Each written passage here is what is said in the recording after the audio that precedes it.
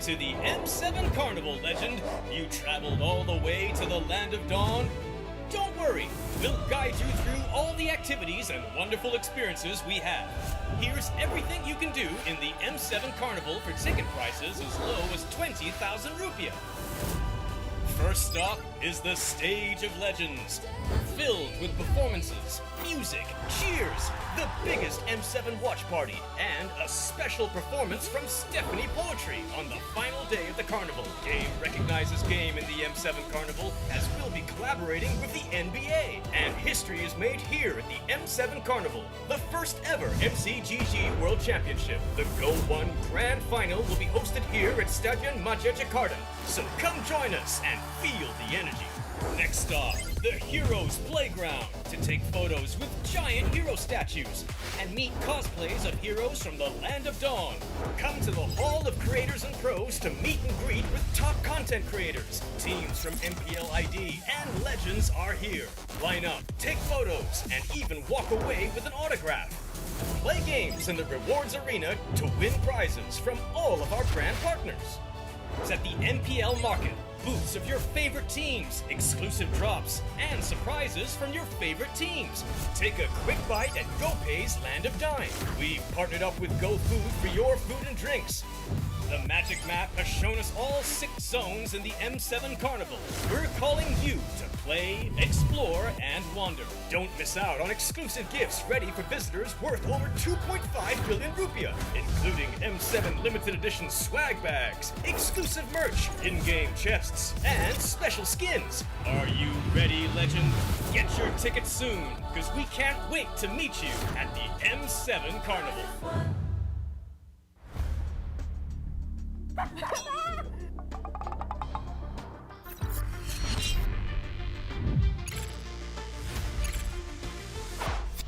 Let's try our first game.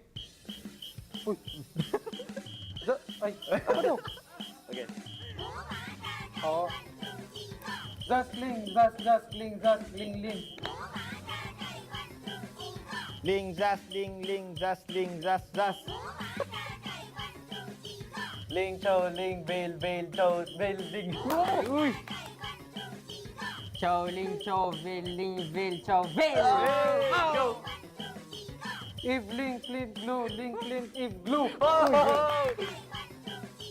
Glue, clint, ling, zas. Glue, gourd. Chick, clean, veil, ling, if, zas, guard, go. Oh! Gato, test me. Ayaw mo sabi. Ay, balik. Ganda tayo sa kaya ba yan? Bali pa naman. That's it? Bali mo yan.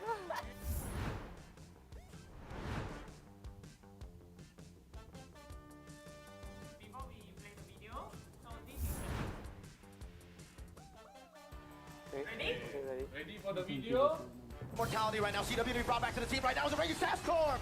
Will be hours away from by Kyrie. CW pops in with an nature, able to shot some damage. Kill the base is wide open, but it's going to be cleared out. Sans in the back doing some damage. Mortality's falling left and right. AP Brent losing members. Now teams with the patient by break.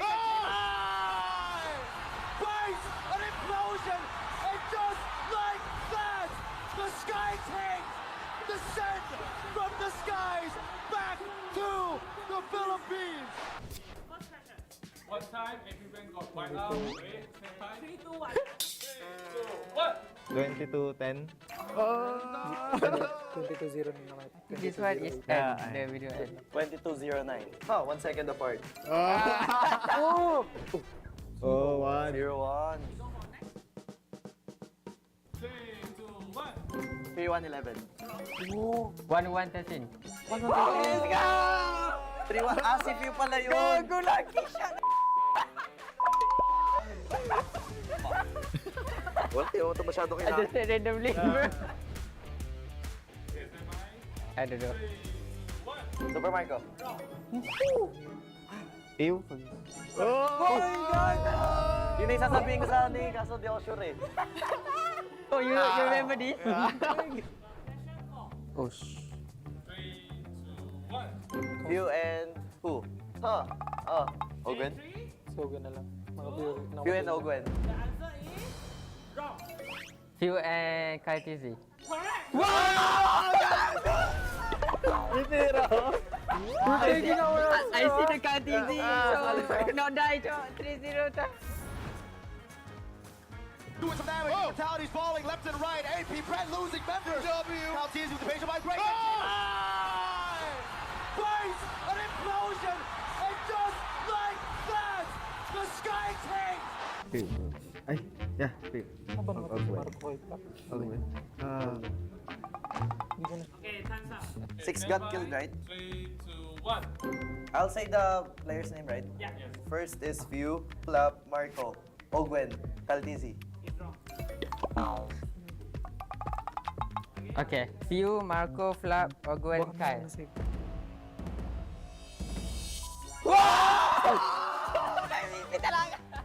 Nice, bro. Tama sila. Hey, Poke! You Use your brain, right? You mark of lap. You didn't have.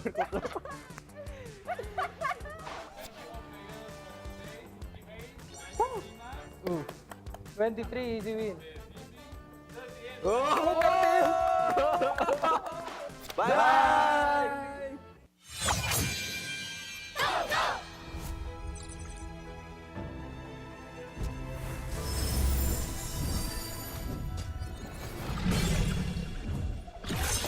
Rise beyond greatness and reignite the star. Come then, embrace the struggle.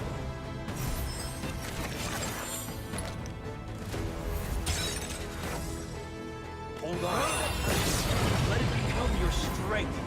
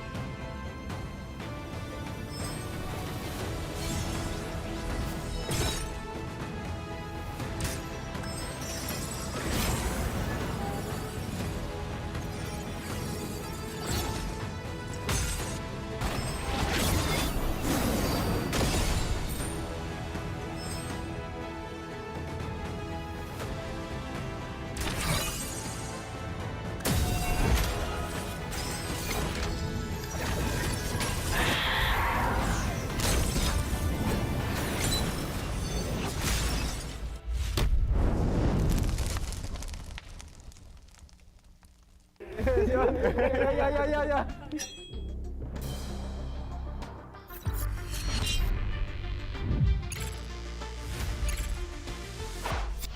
Let's try our first game.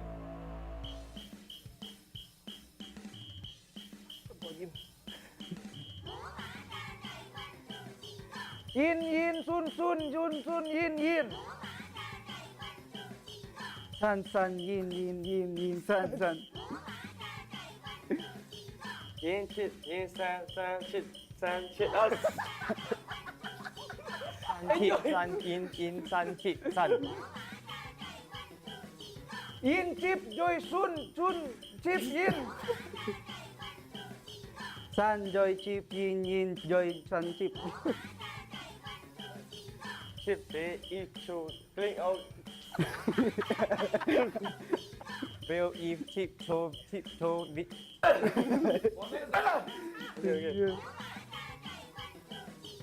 Gatot, Esme, gatot. Palen. Gatot, Esme, haya, Valen, gatot, haya. Uy! Gogil! So good, you So good.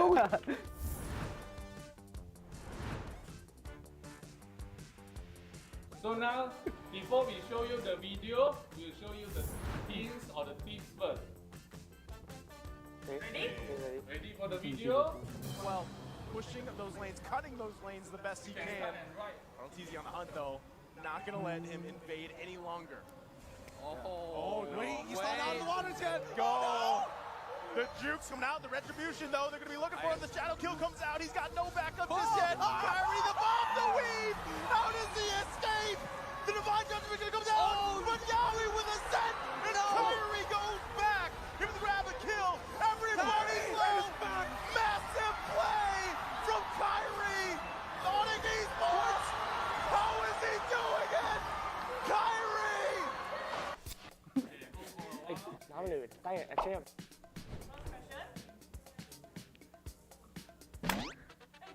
Ay, not yet. Ready for the buzzer? 3, 2, 1. Total 3. Our 5.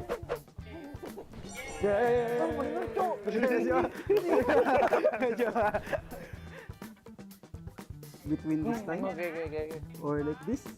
I'm not sure. 3, 2, 1. How many seconds? I think.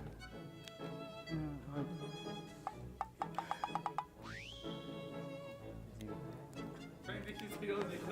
Yeah. Answer is wrong. We open the choice. Stand by. 3, 2, 1. P. B.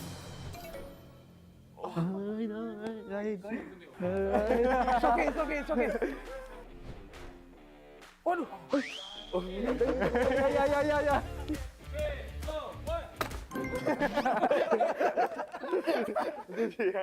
Kill, death. Can I just say it or? Yeah, should I? you can Okay. write down. Kill, death, assist. Oh, part 2, 14. So close was the 14. Ah.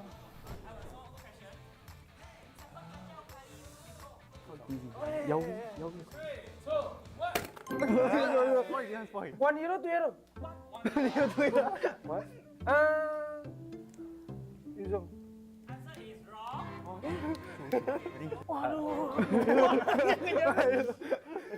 Answer is Cho. Also wrong.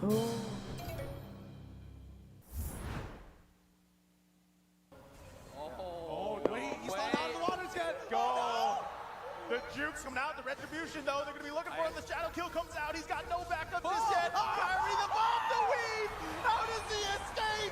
The divine judgment going to come down. But Yowie with a set. And Kyrie goes back.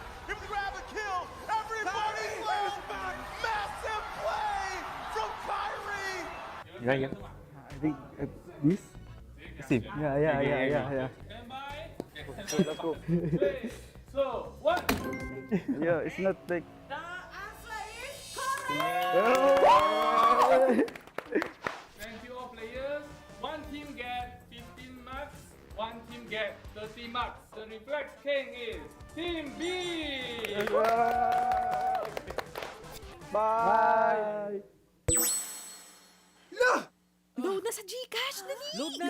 Para kuha agad ang load. Anytime, anywhere. Pwede with all networks.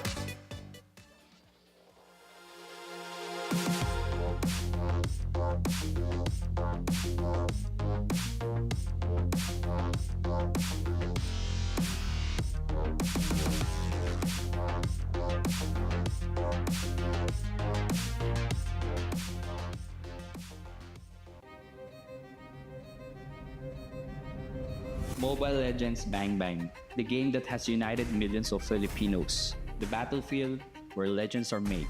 For 5 consecutive years, the Philippine has stood tall as the undisputed champion of the M Series. Brad Esports, ang inyong World Champion! At alam nyo naman pagdating sa M3, ang Pilipinas, champion lang ulit! Blacklist International! Ang bagong kampiyon sa buong mundo ay ang kampiyon ng M5 AB Brand! Ito ang lakas ng Pinas! Fanatic on Philippines! 5 pit winners carrying the flag with pride and passion. And now, as Team Aurora Gaming Philippines and Team Liquid prepare for M7 Indonesia, we celebrate their journey with a mural that embodies our spirit, our pride, and our legacy. Behind this masterpiece is a team who transforms walls into living stories. Through art, we capture not just the face of our champions, but the heart of a nation that believes in them. I am Melvin Rodas, illustrator, designer. Took it straight out of the campaign slogan. I wanted to showcase yung festive and dominance, and also taking pride of that we have 2 of the best teams in the Philippines competing in the world stage to showcase yung lakas ng Pinas. I wanted to capture yung festive chaos and yung energy of Mobile Legends Bang Bang. Gusto ko lang malagay lahat ng mga elements and also characters without having them to compete with each other. And then at the same time, I wanted to infuse Filipino colors, magkakaroon ng resemblance of the flag without having to be too prominent itself and to seamlessly be on the artwork itself. I really wanted to make sure na all of the characters is better showed yung mga details nila in a way kasi they'll be painted on the mural and at the same time hindi magko-compete yung each element, so I wanted to have each one of them their spotlight of their own. I wanted na from afar, pagpasok ng mga tao dito sa event, I wanted them to see na it resembles the flag itself. With the long history of teams here in the Philippines winning sa competition, I wanted to use art, so I wanted them to feel yung na-feel ko na I've contributed something with the history of winning. I wanted them to feel na they're part of it as well, yung winning ways ng how we dominate yung competition. I think it would be both Team Liquid and Team Aurora on a perspective view na when you see it in the middle, para silang charging forward sa'yo. Yung sa akin talaga, tumata kasi they represent yung full lakas ng Pinas na slogan and also at the same time, yun yung meron sa Filipino athletes natin eh. They wanted to win, they wanted to charge forward. So yun yung nag-resonate and at the same time ang ganda niyang key element dun sa overall ng pagiging balance nung and the center din yung mga skins na Edith and Granger. I wanted people when they would first see the artwork, I wanted to show an impression na with all the details, colors and time put in it, I wanted them to feel yung sense of pride and unang kita pa lang nila sa artwork is para na siyang set ng tone for our teams na uy, panalo tong artwork ah. Ma-feel pa lang nila going there na panalo tayo. Both teams proved their resilience during their MPL Season 16 run against different teams. Their journeys are filled with challenges, grueling screams, countless strategies, and the weight of expectation. But every sacrifice is for one goal: to bring glory to the Philippines, to continue the legacy of champions. This mural is more than a paint on a wall. It is a symbol of unity, of resilience, of pride. It reminds us that every victory is not just for the players, but for every Filipino who believes in the power of esports. From M2 to M6, we have conquered. And now, with M7, we march forward, stronger, prouder, united. As Team Aurora Gaming Philippines and Team Liquid steps onto the world stage, they carry with them the hopes of a nation. This mural stands as a testament to their journey and to the unbreakable spirit of Philippine esports. Along with this, during the M7 series, Granger Cosmic Finality, Edith Verdant Knight, and Novara skins will be also unveiled. Mabuhay ang Pilipinas! Mabuhay ang Mobile Legends Bang Bang! Mabuhay ang ating mga kampiyon!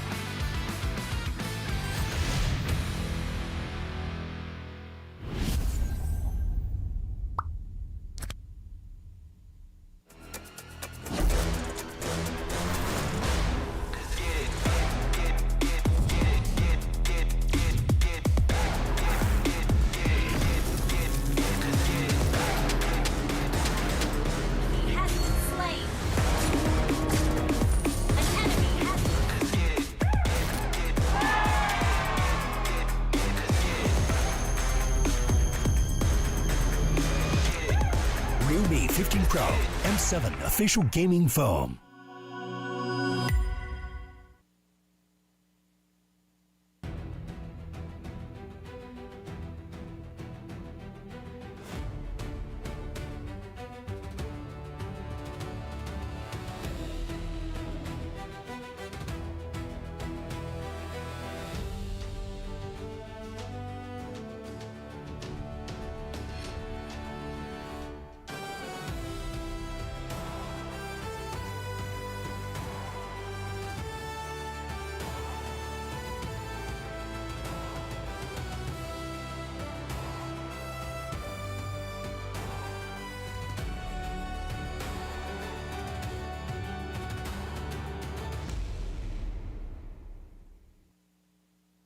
Nice, bro. Magic chest user ada.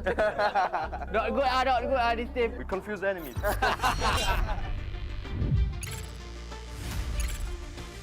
Welcome players to today's game, Strongest Brain. Let's get ready for our first game. Okay.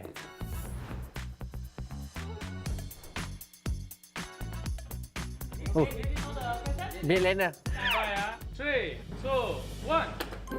Okay, team A. Okay, Tak apa. team A. Salah dia jawab. Bagi. I trust you, bro. I trust you. Yeah, what's your answer? C. C. Tak bisa cowok. No Dah jawab point. juga ya. Don't worry. Sorry. I mean, I was sorry. Just guess. Okay. Stand by. 3, 2, 1. Team B. C. Kalau gua main Magic chest, betul-betul itu Aurora. Yes. C. C. Okay, we show the answer. Yes. Magic chest. Sia-sia. Ya. Sia-sia ya. Gak sia-sia main Magic chest. Stand by. Easy. 3, 2, 1. Team A. Hey. Yeah. Hey. Correct. Easy. Aduh. Lu main, lu try main. Oke. 3, 2, 1. Lu main Magic chest kan? Lu gua enggak main Magic chest. Okay. Based on Magic chest ha, C. User Magic chest. Magic chest user ada. Kalau based on Magic chest ha, tak ada.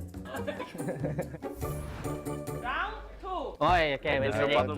Remember the position. Be ready to click. Weh, Meg, lu tahu harga tu kat Meg? Start counting. Aduh. Okay, stand by, ha. Lu jawab, gua enggak tahu harga. Kalau physical gua tahu. Team A. It's either A or C. Okay, bro. Let's go, man. Yeah, what did you Sama. A. Wrong. Okay, Meg, round 2. siapa Meg? Dia jawab second. B. B. Correct. Enggak sia-sia, cok. Kau ambil ladder. Oh, tu. Okay, gua tahu. Okay. 3, 2, 1. Team A. Let them. 5. I already know the answer. Yeah, I think so. 5. The answer B. 5. The answer B. B. D. B. 5. 5. Boy. Boy. Wait, you say 5? So they have different answer. Oh, not good this team. Answer 3. Okay. We confuse enemies. Okay. So the answer is B. I know. The answer is B. Yeah. 3 Nice, bro. Yeah. So good. If it was wrong, they would go with 5, bro. Okay, so the next one. Gua enggak faham itu 5-4. Gua bentil. 3, Lu ini ya. 2, Gua enggak tahu 1. ajaran. Team B. C. Enggak tahu betul ke tak? 5, C. 4, D. So the answer 3, right? Ever Okay, and bro. Pangu. Let's go with D. Okay. Correct. Nice, bro. I'm a wrong player. Yeah. 3, 2, 1. What do you think? I don't know. I don't know. Lu selalu monteng kan? Gua enggak tahu. Let's try again normally, but A or B. 3. Okay, let's try your time. A. Wrong. Wrong. Meg, lu Meg. B ya. Go Meg. B. Correct. I got pressured by them.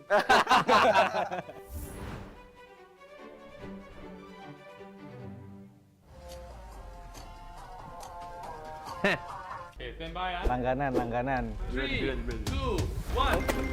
Team B. Can one more. Hey, no. Okay, gua rasa Meg. Apa? Gua enggak pernah main series masalahnya.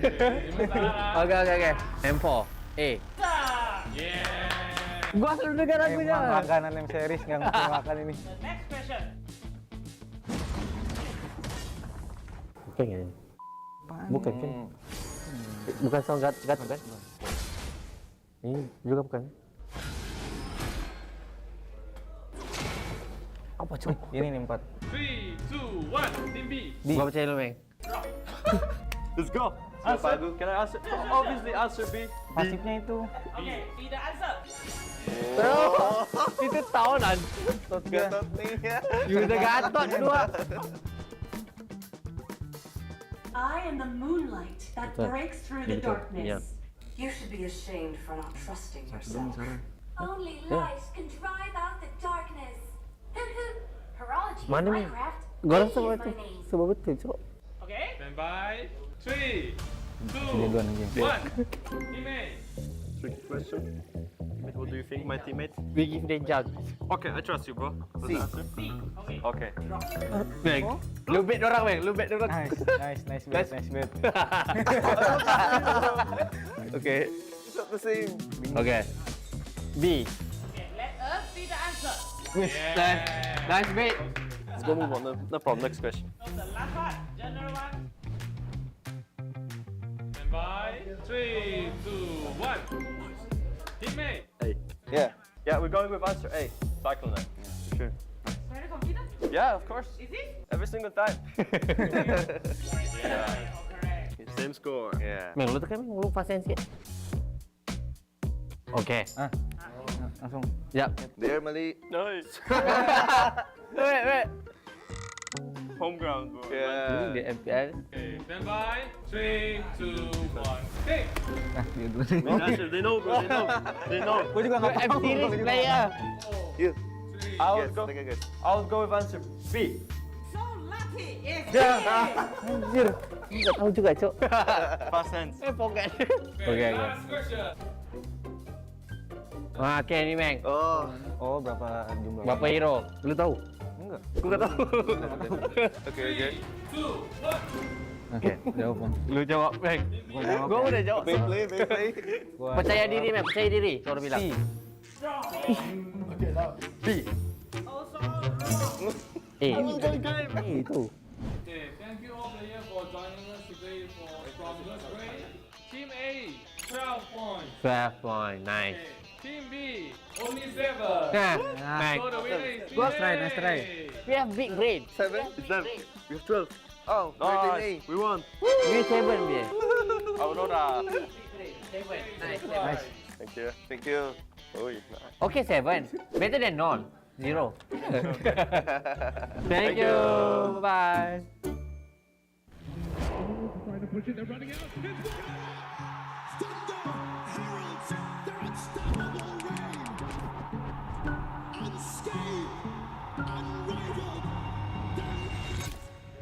A trophy, a symbol, a legacy, a champion. We begin our story with the pioneers, forged in gold, Fairy's champion ring and medal, relics to be worn with pride. Among champions, one legend outshines all. You play, we carry. Realme M7 official gaming phone, forged for those who create miracles, the ultimate artifact of mastery. Every cheer from an army of believers shapes the determination of a champion. The Visa champion journey is reserved for those who never stop believing. When united, they become something greater. The legacy of the M-Series, a home for every champion to stand eternal. This is the Hall of Champions.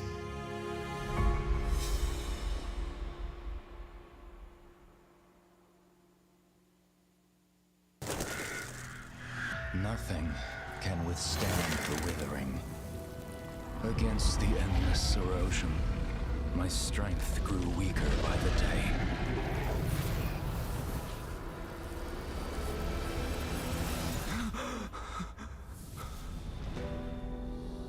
True power dwells within the spirit. Try to embrace all that you are.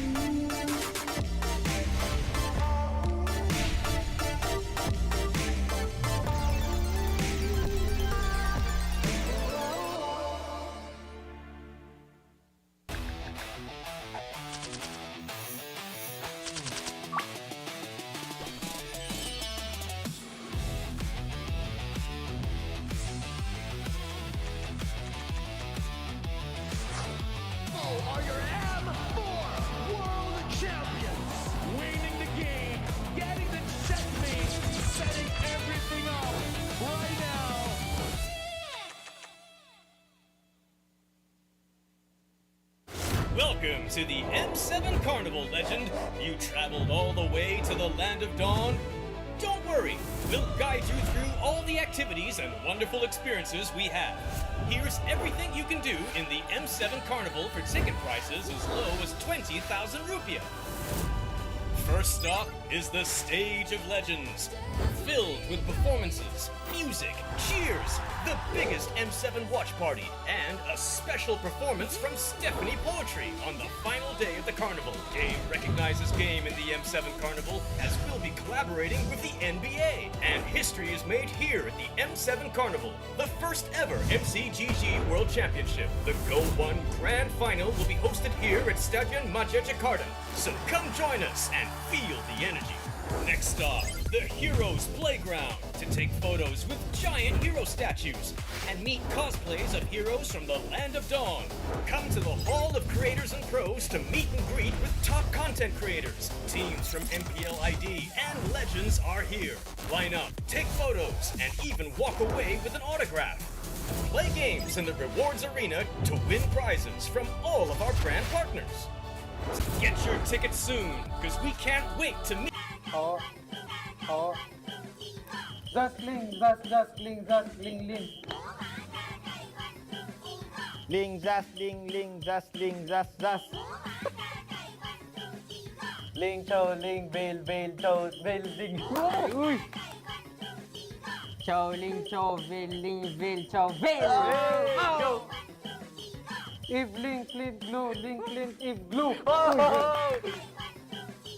Glue, ling, just. Glue, gourd. Chick, clean, ling, if just guard. Glue. Gato, test me. Ayaw mo sabi. Ay, balik. Ganda tayo sa ayaw ba yan? Bali pa naman. That's it? Bali mo yan.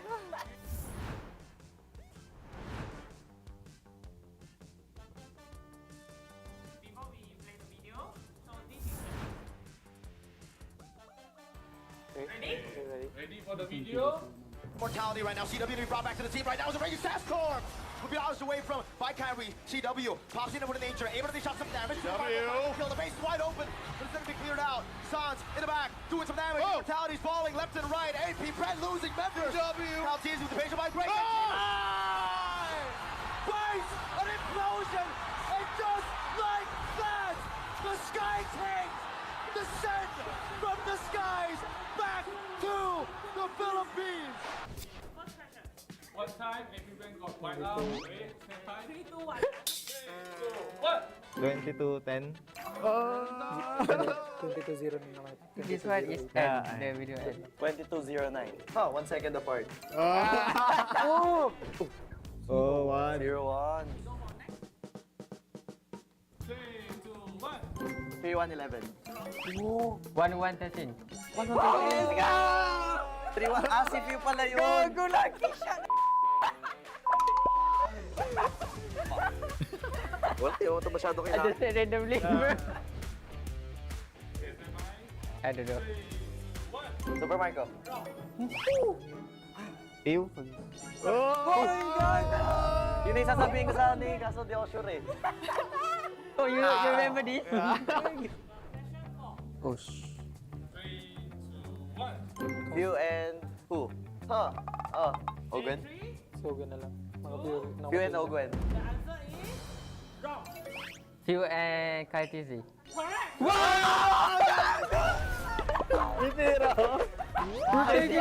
I see the KTZ, so not die, 3-0. Doing some damage. Mortality's falling left and right. AP Brent losing members. Now teasing with the patient by break. Base an implosion. And just like that, the sky tank. Ay, yeah.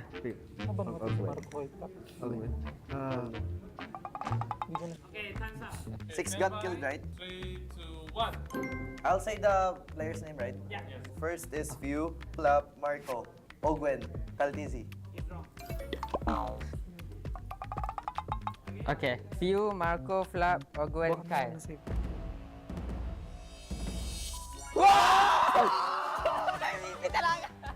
Nice, bro. Tama sila. Hey, Poke! You Use your brain, right? You mark of lap? You didn't have, huh?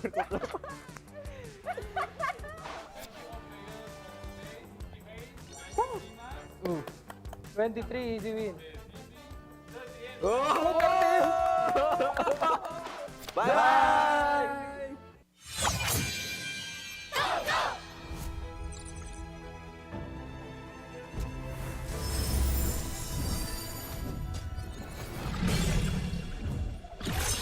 Rise beyond greatness and reignite your star.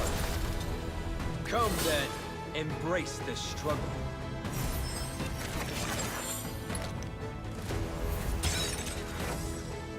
Hold on. Let it become your strength.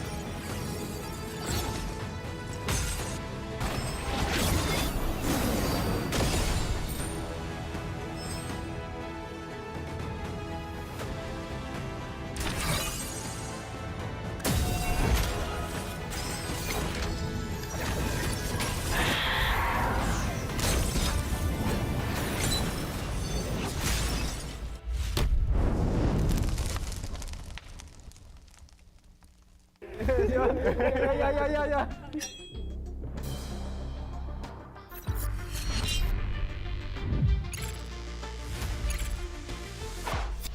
Let's try our first game.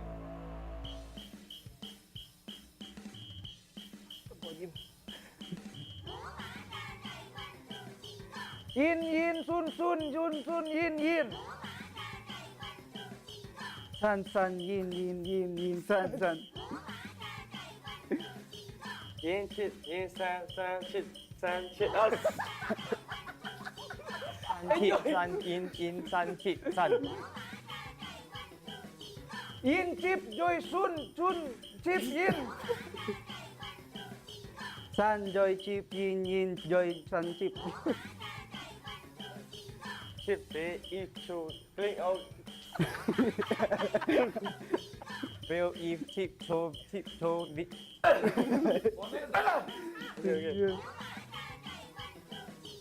Gatot, Esme, Gatot. Palen. Gatot, Esme, Haya, Valen, Esme, Valen, Gatot, Haya. Uy! Go kill! So good, you So good.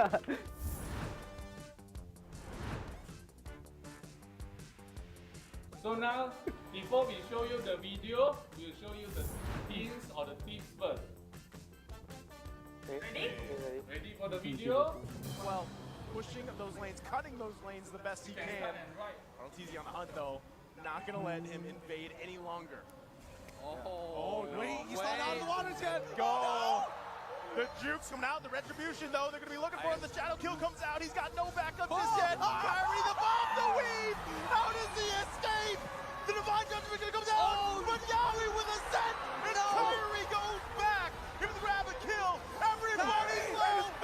Massive play from Kyrie. Sonic Esports, how is he doing it? Kyrie! Nói được, tay xem.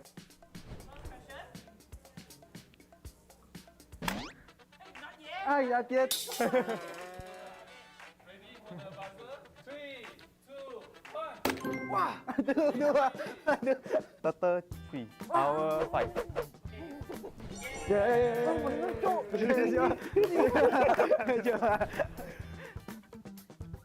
Between this time? Okay. Or like this? I'm not sure. 3, 2, 1. Andy, How many seconds? I think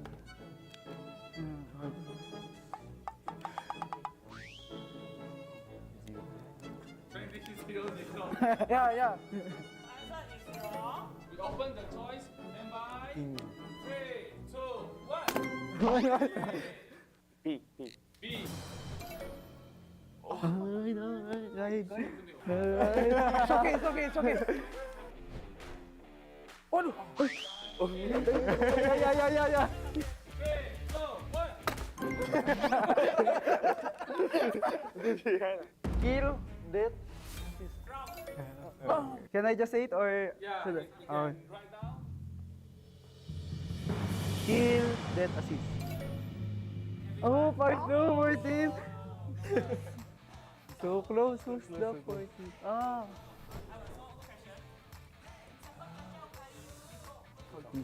Yo. 3, 2, 1. Spoil. 1 euro, 2 euro. 1 euro, 2 euro. What? Isang. Answer is wrong. Answer is Cho. Also wrong.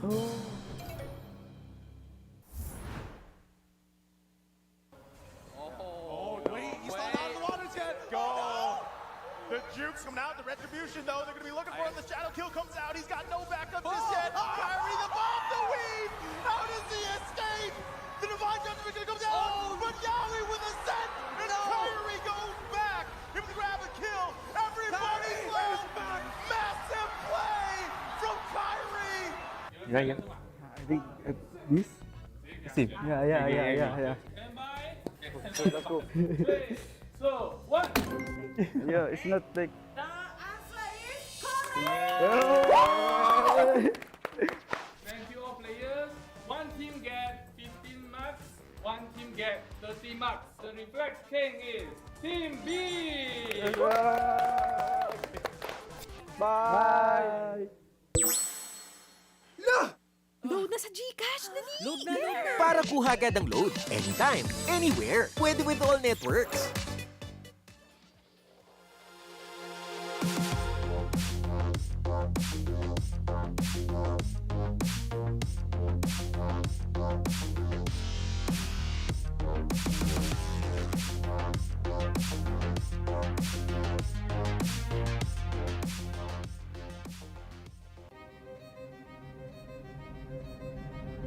Mobile Legends Bang Bang, the game that has united millions of Filipinos. The battlefield where legends are made.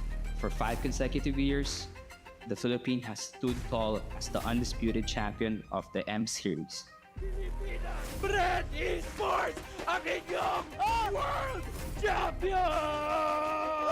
At alam nyo naman pagdating sa M3, ang Pilipinas, champion lang ulit! Blacklist International!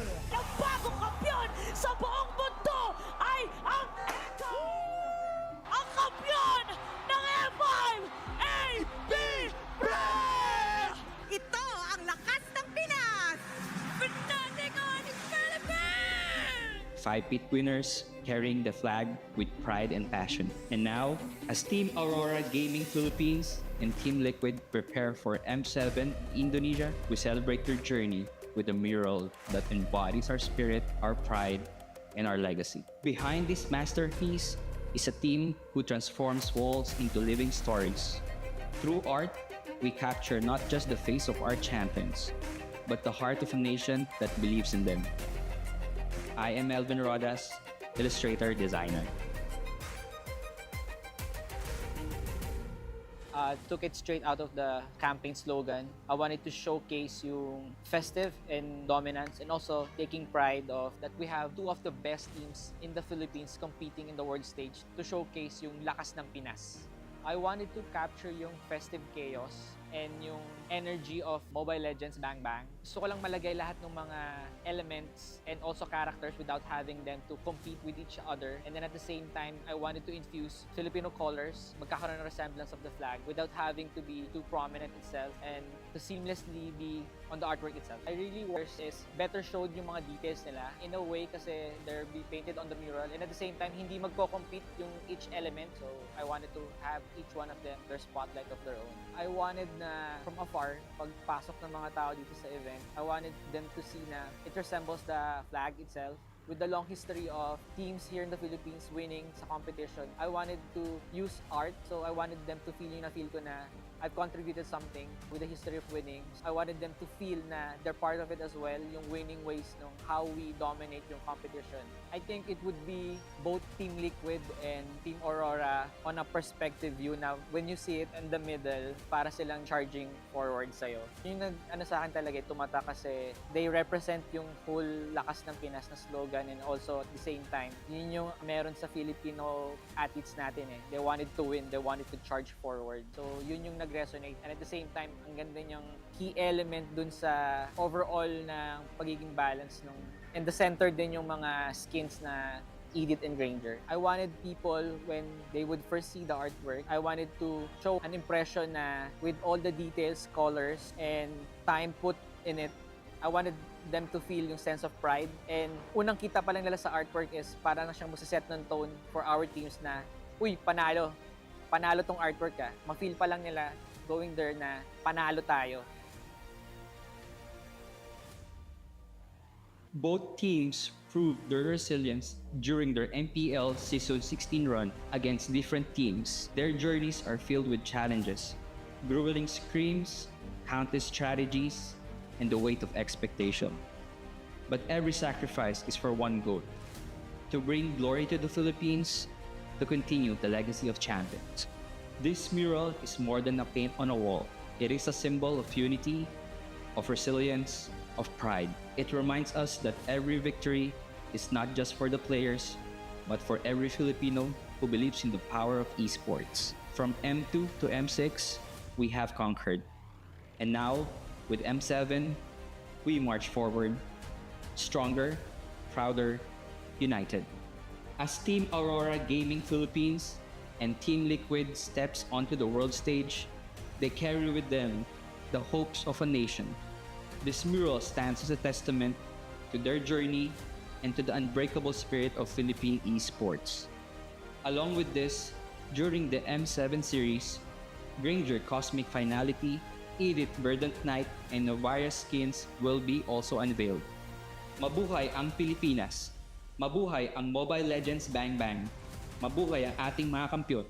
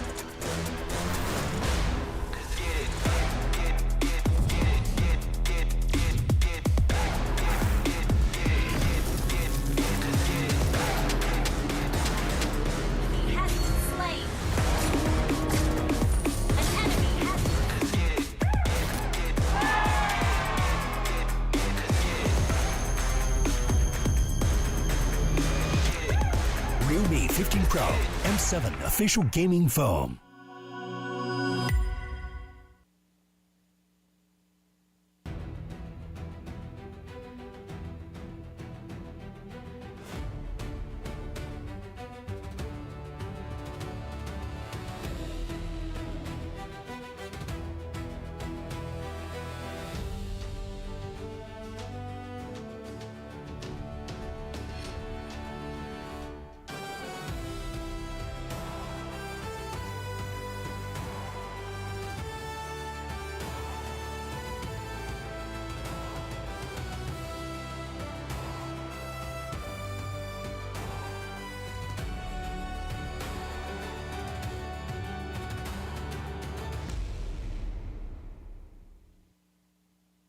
Nice, bro. Magic chest user ada.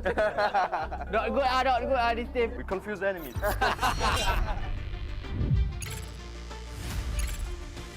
Welcome players to today's game, Strongest Brain. Let's get ready for our first game. Okay.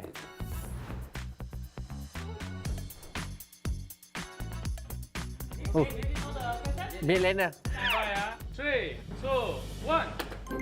Okay, team A. Okay, Tak apa. Salah dia jawab. Bagi. I trust you, bro. I trust you. Yeah, what's your answer? C. C. Dah bisa cowok. No Dah jawab point. juga ya. I don't worry. Sorry. I mean, I was sorry. Just guess. Okay. Stand by. 3, 2, 1. Team B.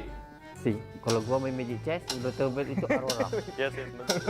C. C. Okay, we show the answer. Yeah. Magic chest. Sia-sia. Ya. Sia-sia ya. Gak sia-sia main magic chest. Stand by. Easy. 3, 2, 1. Team A. Hey. Yeah. Hey. Correct. Easy. Kurang pas. Aduh. Lu main, lu try main. Oke. 3, 2, 1. Lu main magic chest kan? Lu gua nggak main magic chest. Okay. Based on magic chest ha, C. User magic chest. Magic chest user ada. Kalau based on magic chest ha, tak ada. Round 2. Oh, okay. Remember the position. Be ready to click. Weh, Mek, lu tahu harga tu kat Mek? Start counting. Aduh. Okay, stand by ha. Sekejap, 3, gua enggak tahu harga. 2, 1. Kalau physical gua tahu. Team A. It's either A or C. Okay, bro. Let's go, man. Yeah, what do you think? Sama. A. Wrong. Okay. Meng. Round 2. Sekarang Mek. Dia jawab second. B. B. Correct. Enggak sia-sia, Cok. Kau ambil ladder. Oh, tu. Okay, gua tahu. 3, 2, 1. Team A. Let them. 5. I already know the answer. Yeah, I think so. 5. The answer B. 5. The answer B. B. D. B. 5. 5. Boy. Boy. Wait, you say 5? So they have different answer. Oh, not good this team. Answer 3. Okay. We confuse the enemies. Okay. So the answer is B, I know. The answer is B. Yeah. 3 Nice, bro. Yeah. So good. If it was wrong, they would go with 5, bro. Okay, so the next one. Gua enggak faham itu 5-4. Gua bentuk. 3, Lu ini ya. 2, Gua enggak tahu untuk 1. jawapan. Team B. C. Enggak tahu betul ke tak? 5, 4, C. So the answer is C, right? Ever Okay, and bro. Pangu. Go with D. Okay. Correct. Nice, bro. I'm a wrong player. Yeah. 3, 2, 1. What do you think? I don't know. Lu selalu monteng kan? Gua enggak tahu. Fun this time again normally, but A or B. 3, Okay, I'll trust you. Your time. A. Wrong. wrong. Dek, lu Mek. B ya. Go back. B. Correct. I got pressured by them.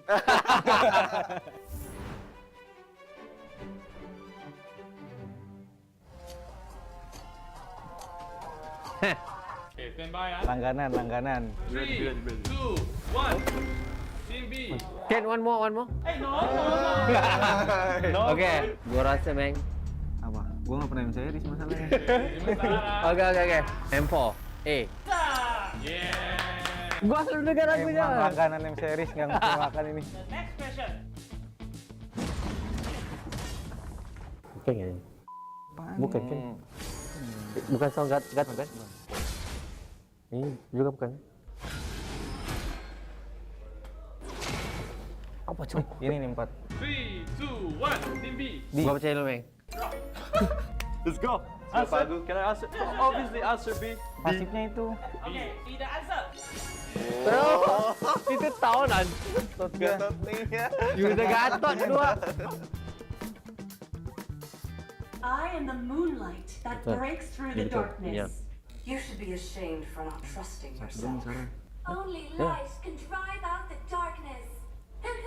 Horology is Mana my ni? craft. Gua rasa Beauty is betul. my name. Sebab betul, Cok. Okay. Stand by. 3, 2, Duluan aja. 1. Team A. Tricky question. What do you think, my teammates? We give them judge. Okay, I trust you, bro. What's the answer? Okay. Meng. Lu bet orang, Meng. Lu bet orang. Nice bet. Okay. It's not the same. Okay. B. Okay, let us see the answer. Nice bet. Let's go move on. No problem. Next question. So the last one, general one. Stand by. 3, 2, 1. Team A. A. Yeah. Yeah, we're going with answer A. Cycle net. For sure. Very confident? Yeah, of course. Is it? Every single time. Yeah. Correct. Same score. Yeah. Meng, lu tekan, Meng. Lu pasen sikit. Okay. Langsung. Ya. There, Mali. Nice. Wait. Home ground, bro. Yeah. Di MPL. Okay, stand by. 3, 2, 1. Take. Dia dulu. They know, bro. They know. Gua juga nggak tahu. MPL player. You. I'll Yes, go. take a guess. I'll go with answer B. So lucky. Yes. Anjir. Enggak tahu juga, Cok. Fast hands. Forget. Okay, last question. Wah, okay ni, Meng. Oh, berapa jumlah? Berapa hero? Lu tahu? Enggak. Aku enggak tahu. Okay. 3, 2, 1. Oke, jawab, Bang. Lu jawab, Meng. Gua udah jawab. Play. Percaya diri, Meng. Percaya diri. Suara bilang. C. B. Also wrong. Itu. Okay, thank you all players for joining us today from this grade. Team A, 12 points. 12 point. Nice. Okay. Team B, only 7. Nah, So the winner is Team Nice try, A. nice try. we have big brain. 7? It's 7. We have 12. Oh, We won.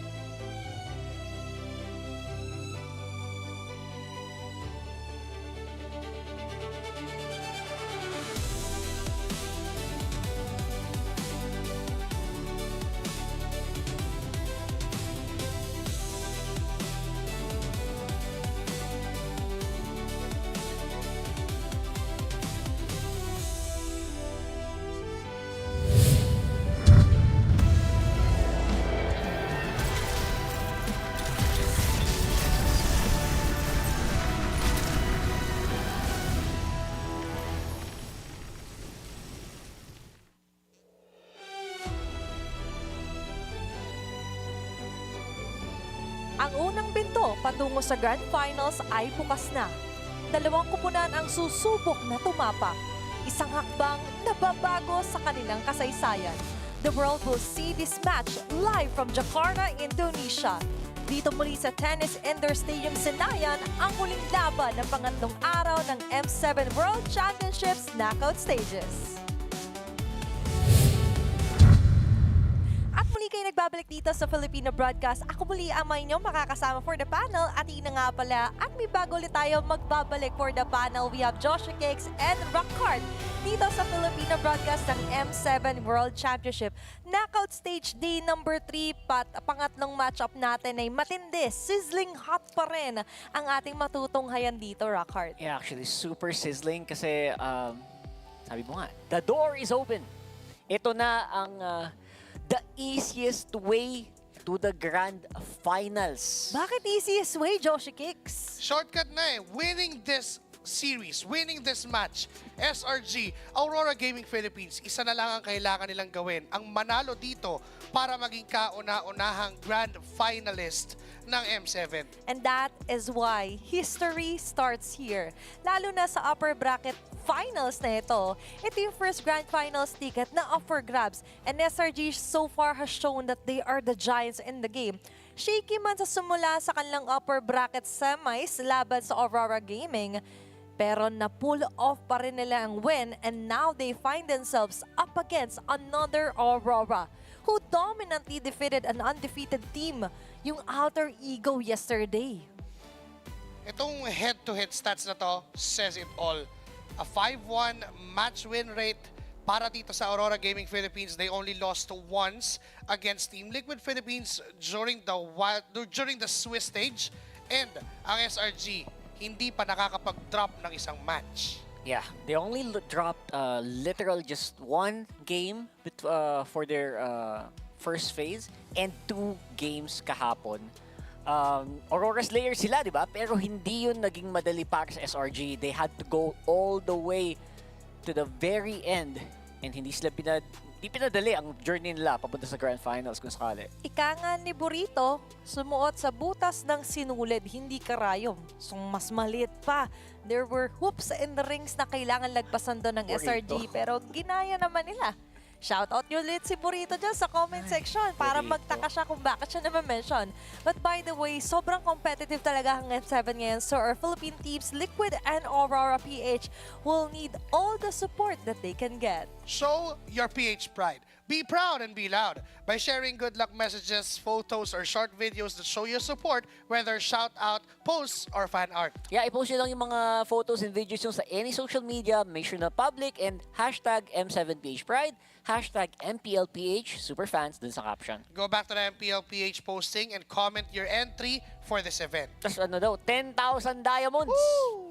Plus MLB skin codes. Ang dami niya na. Kaya ano pang hinihintay mo? Oo, ikaw, make your voice known. Support ang Philippine teams ngayong M7. At marami pa tayo actually pwedeng masabihin about dito sa M7. Katulad nga kanina, 2 heartbreaking matches. Pero ngayon, very heartwarming. The shortest way, diba, na makaapak sa Grand Finals. Pero ito muna makakaapak on our screens are M7 Superfans message po. Sabi nga ni Rex Yang, laban, Team Aurora and Team Liquid. Win for us and for the country. Show them the power of Filipino gamers. We're here to support and be with you always. Good luck from Proud Pinoys. Sabi ni Tuna Karichishi, go, go! Team Aurora and Team Liquid. Always here to support you guys. Bring the trophy home. Si Ichigo Sailor daw, pakita nyo bitaw. Ayan, let's go. Simple pero may... Let's go Philippines! You can do it! May dati, bagay kay Rockart, ganun din yung mga one-liner niya in real life. At may iba rin talagang naging bitaw earlier ng ating first 2 matches. But we had to say goodbye for 2 of them and now we're down to the top 6 Joshua Cakes. Na maalam tayo sa Yangon Galacticos and Onyx Indonesia after those 2 matches. And after witnessing 2 elimination matches, we are now on the upper bracket finals. After witnessing our PH representative win for their life, kanina, Team Liquid Philippines, ngayon Aurora Gaming Philippines naman, we have to watch them win for glory. Yes, walang laglagan ngayon. Pero again, ang mananalo dito, Grand Finals na. Ticket to Grand Finals, di ba? Magigil. Grab those ticket to the Grand Finals. Yun ang atake dito ng Aurora, pati na rin ng SRG. Nakita naman natin na hindi biro ang mga nag-aabang kung sakaling may bababa. May bababa naman talaga after this matchup doon sa lower bracket. where the Sharks, the final bosses of our league, are waiting na eventually makagapang pabalik dito. Paangat sa Grand Finals. Yeah, this feels like the most brutal lower bracket in series history. +1. TLPH! Oh my God, doon pa lang eh. Doon pa lang sa TLPH matchup na yun.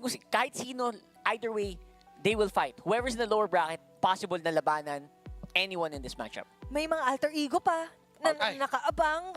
Diba, even Team Spirit. The top teams of almost every region. Napakatindi kasi from Aurora, Turkey din na pinakita kung gaano kalakas ang Turkish MLBB right now. And even, yun nga, ang Team Spirit. And now we're looking at SRG.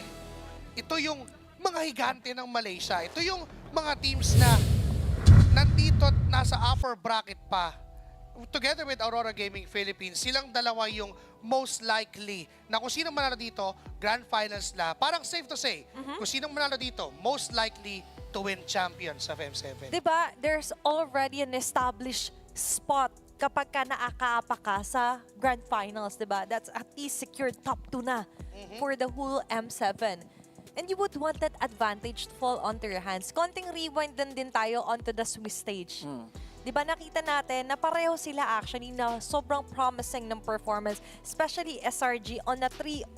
Sa bracket ng 3-0 siya nakaapak. Yeah, tsaka kagaling lang din SRG sa 4-0 sa reunion nila. So, literally, SRG has been winning no matter what. And for Aurora, ganun din naman eh. Parang siguro nadapa ang Aurora nung Swiss round 1. TLPH ang tumalo sa kanila. Pero na-overcome na nila yon. They put Team Liquid down to the lower bracket on knockouts day 1. Biro yun, achievement na yun. Oo, yun pa lang sa point na. Yun pa lang eh. Yun yung dumurog sa inyo, by the way, no MPL Season 16. That is a sweet revenge. Kasi sila ngayon yung somehow sitting more comfortably. May pahinga, may tulog talaga. Dahil sabi nga, si Oheb na mismo nag-acknowledge, iba yung nagiging toll sa mental health ng mga players natin kapag gumagapang ka sa lower bracket. Diba sabi niya nga? Maniniwala ako dun kasi nagawa na niya yun. Oo nga pala. Experience na nga pala ni Oheb yan. From the heart din niya sinasabi yon. At of course, sabi niya nga dahil nandito na to, tuloy na natin to. Laban lang. At ngayon sa laban nga sa upper bracket finals, this is going to be SRG and Aurora PH. SRG has a history of winning Filipino teams. Falcons AP Brand in MSC 2024 and Onyx PH in MSC 2025. But they won't beat Aurora in M7. Against Aurora Turkey, it reminded me of our first MSC, right? Where we actually had the same tough situation against the very same team. And at the time we went 3-2, and then we learned a lot from the game. After defeating one Aurora, we're going to face against another Aurora, but we will make sure to turn off their light. In the past, I would have said Aurora Gaming, a Philippines team, would have been able to take it. But SRG has been the most dominant thing we've seen this coming M7. So for me, they have to be the favorite here. Yes, I would like to get revenge on SRG because they beat Aurora and Liquid. In PH, I was in RSG, not in Aurora. We were called like Kingslayers, you know. So we took down some champions and also someone who has winning streaks in MPLs. So it's normal for me to be called a favorite slayer. I think being able to go to the grand final is going to mean a lot to me and my team because last year we did not manage to achieve it. We broke down in our hometown, but this time we want to make sure that we are in the grand final and we want to win it all. For the Monka, I hope you don't play jungler tank. Better we just play assassin so we can have a good match and have some fun. This is the first time that we meet each other in international tournaments. So good luck and maybe pick more YSS and your chance will even be higher. Everything comes down to this. Our first M7 grand finalist will be decided here.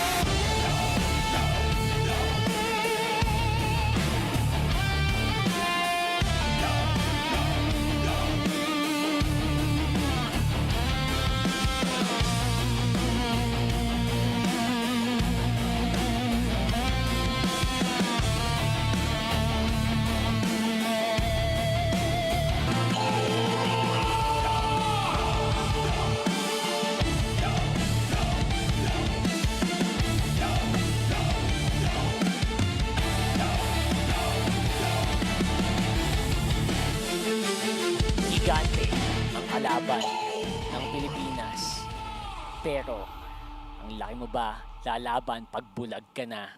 Yun ang tanong ng Aurora. Gagamitin lang ang liwanag nila para manalo. This is the same team that took down Alter Ego to the lower bracket. And now, they're going to be facing one of the fan favorites. This is SRG.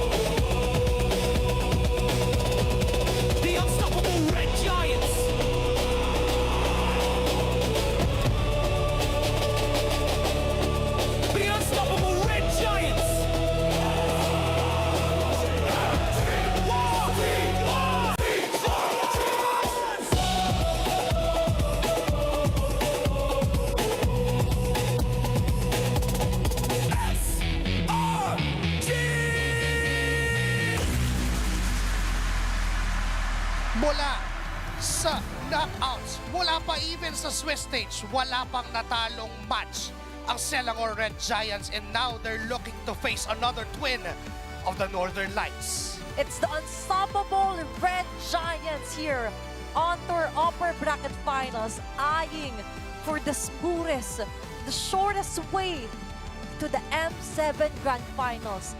Isa sa kanila, ang makakaapak, will punch in their ticket sa inaasam-asam na Grand Finals.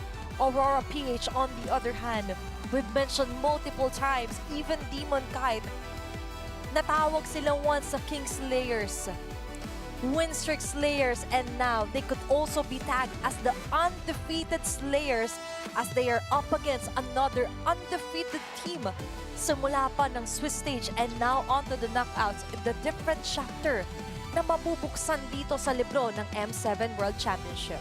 Nakakatakot ang magiging katapat nila dito. Minado naman sila, pero si Demon kahit na mismo nagsabi, yan talaga ang ginagawa namin. We take down the favorites.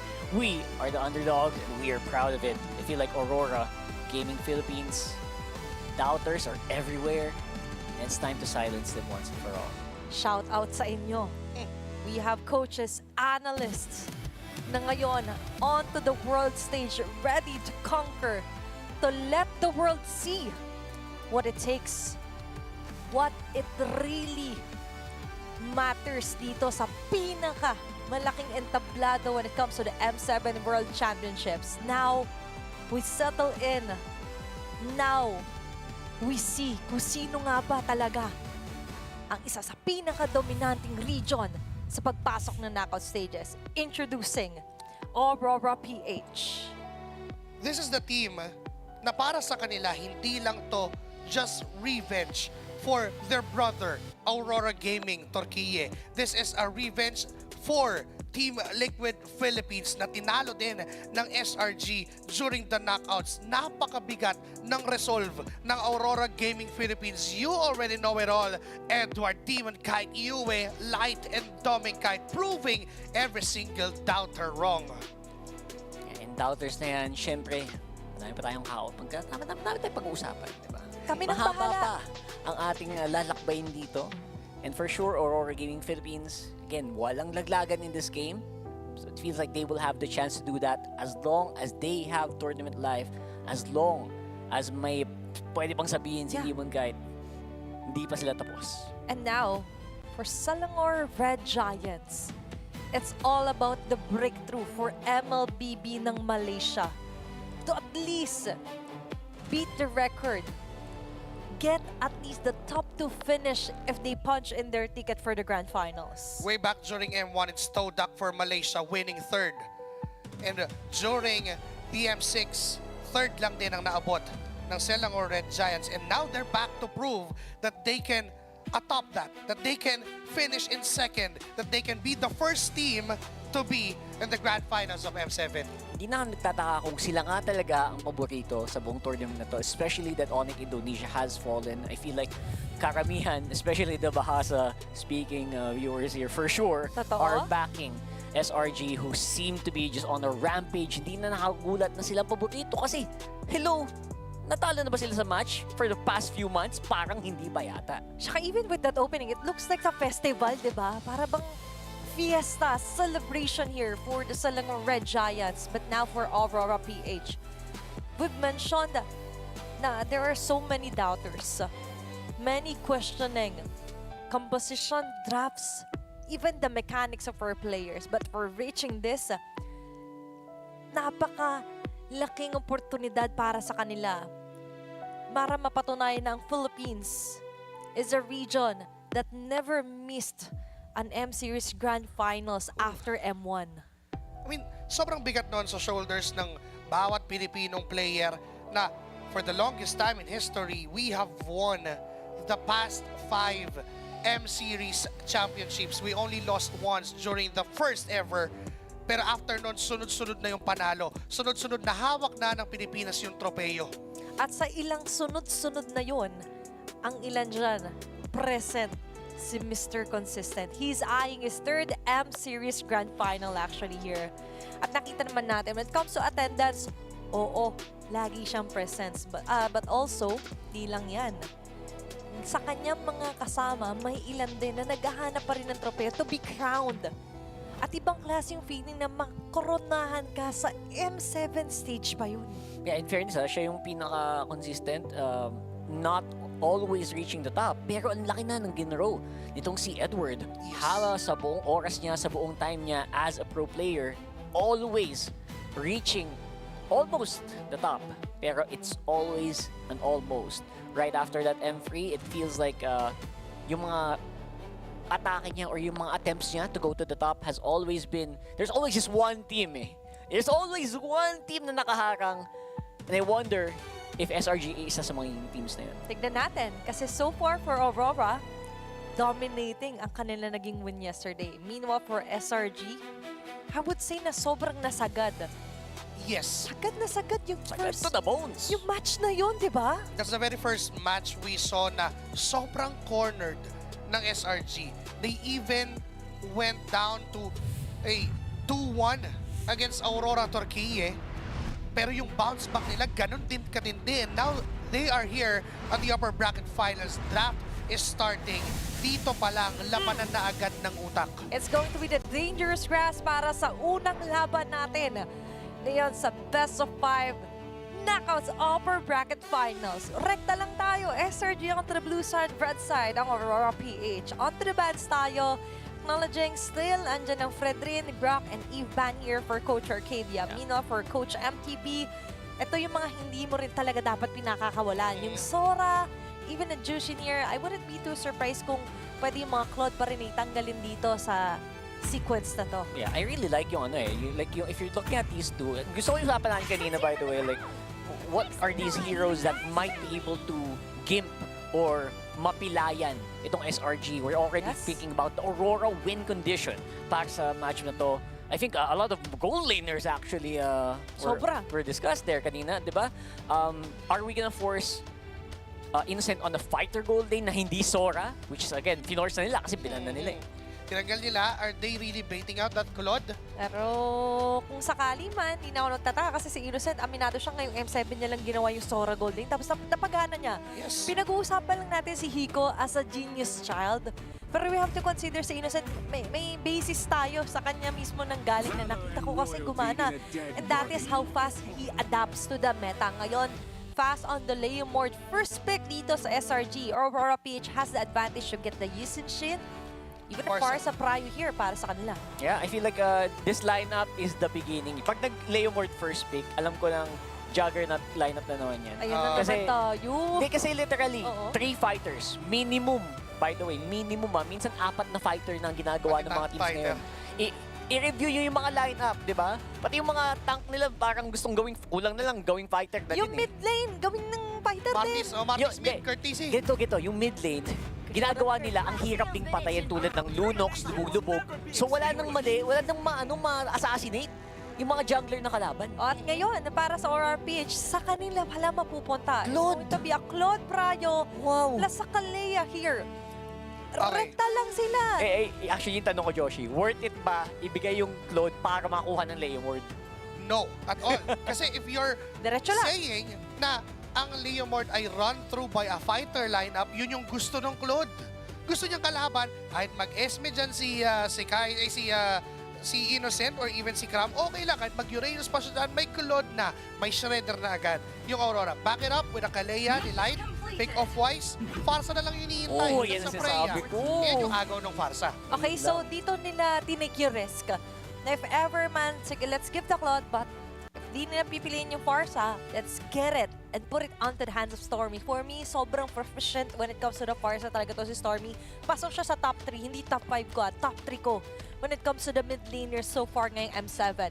Now, going back for Aurora PH, I think it's the time for them to get a jungler. Pwedeng maya-maya na si Yue. Kasi you still have the Lunox, still have Valentina here if ever.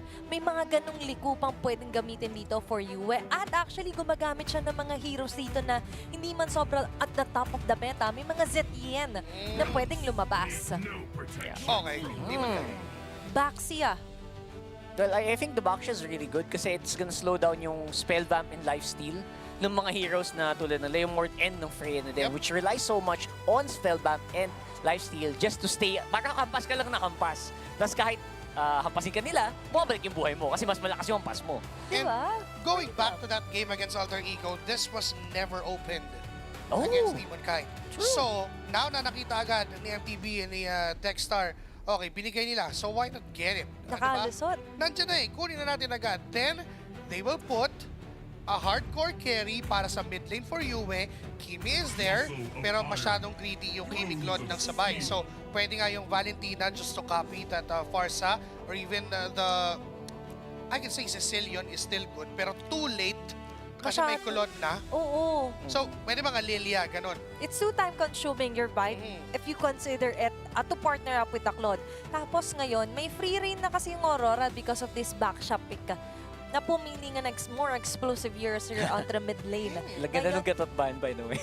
Yes. Gandang see-through noon dahil yun yung niisip ko na pwedeng pang double down do sa pagwawala ng Valkyrie here para kay Freya. Now, the Kimi, sabi nila, hindi natin nititake yung road na yan. Don't risk it. So, just ban it out here against MTV. Sabi nila, Yeah, for SRG though, it feels like ang dami pa rin nilang options. Yums, Badang is still a very good possibility. It's a really scary pick na lumalabas lagi pa ulit-ulit from SRG. And they get good results. And I remember parang sabi nga ni Joshi, successful pag napupunta sa kamay ni Yums tong Badang. Parang may mga times pa nga na kung titignan mo in theory, hindi gagana yung Badang doon. Pero because it's Yums, napapagana niya. Lewis banned out by Coach Master The Basics and Coach Dexstar. So, XP lane ng isang tatanggalan nila. Although there is still a Lapu-Lapu possibility. Lapu yan. Actually, nakita ko na nga. Fifth pick, Lapu. Number 5. Lista mo sa balota. Wow! Or if not, kung hindi ko kunin ng SRG, that could be Lapu-Lapu for Edward. Pero ngayon yung boto ng Madla, by the way, ay nakakati So, 50-50 interchangeable nung fandom war natin ngayon. Kasi nga, both of these teams, crowd favorites. The crown jewel here for SRG from Malaysia. Ngayon, one of Philippines' finest yet again on the upper bracket finals. And you're right there on the Lapu na kinoconsider natin na pwede ma-open at pwedeng i-deny. Pero it's an attack on the mid lane. US Louis, hindi natin makikita para dito sa game 1 nila. Lalim nun, actually, yung Louis ban. Kasi nga naman, nandun yung presence ng Claude Louis, yung pinakamadayang combo ever invented in the Philippines. Sa farm combo yun eh. Unliklik eh. So, I guess the safest hero right now for Aurora, the safest pick rather, would be a mid lane that could possibly go with a synergy with the Scalea. So, Lunox is there. Valentina is also good. Pwedeng last pick eh. Pwede last pick Lunox. Kasi pwede rin. agawan muna nila. You go aga, okay. Right away. I don't mind. Okay, that just means They want to make the XP super special. Yep. Okay.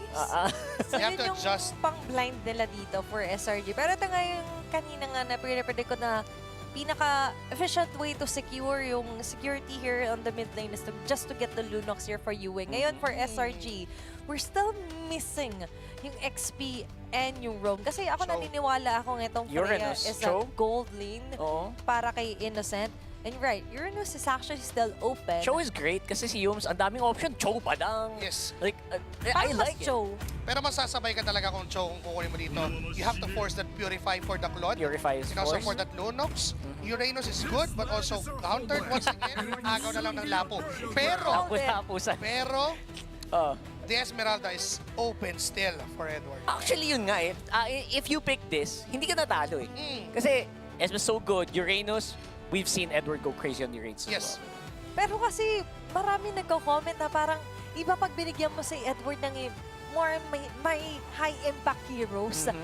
It's more than just na pagbabad, but also more on the mechanics na kulang sa kanya yung tatlong skills. Kailangan mga 5 yung pinipin. Arlot! I love it! Kailangan high impact. Sige, bigyan mo ng Arlot si Edward. Perfect. Sobrang nakalaylay ng Esme, counter sa Freya, counter sa Lapu, but then Edward chose to be an Arlot. In a world full of mag-Esmeralda sa ganitong lineup, mas pinili ni Edward na mag-Arlot because they want to be the aggressors for this game number 1. And with this traffic index, actually nakikita natin stability more on to the side of SRG kasi nga ito yung kadalasan na nakikita natin when it comes to the Freya trend dahil nga sobrang agile niya sa mapa. You have the instant burst effect, the combinations that you could create, and especially with the Farsa pick here for SRG. Pero lahat ng yan malalaman natin will it equate to a W for SRG or Aurora PH magtutuloy-tuloy na maging undefeated slayers dito sa M7 World Championships. Here we go! Game 1 of a best of 5. The winner goes to the grand finals of M7. It's Rora versus SRG. And I hate to say I said it, but it's 4 fighters for SRG right now. Hindi lang 3, 4. Well, yun naman yung gusto ng lineup ng side ng Aurora. They have the Lunox, they have the Claude. Lahat ng shredders na pwede out there ay hawak nila. So, it will really rely on how would they execute this kind of lineup. Kasi again, they want to be, this lineup needs to be na sila yung maging aggressor. Na sila dapat yung mas umiikot sa mapa. Knowing na nakabaksa si Demon Kite, rotation is not a question for Aurora Gaming PH. Ay, napakabilis pa rin yan, obviously. And syempre din for Aurora, again, Edward just does crazy stuff, especially on high mechanical heroes. Yes! High mechanics ceiling na heroes tulad ng isang Arlot na gagawin niyang malalaan si Lot ang galawan yan mamaya for sure. Lahat kasi, even yung bunggo ng Baksha considered na kaya mag-proc ng Demon Gaze ng isang Arlot and even yung setup ni Light. So, nagkaroon bigla ng balance when it comes to pick-off and team fight dahil dun sa pick ng Arlot mula kay Edward. And here comes Innocent trying to dominate Doming Kite. This is what to be expected. This is a fighter versus a gold lane. Siyempre, medyo matagal pa yun. Mamaya, obviously, for Innocent, you're trying to survive, kaya nga purify ka.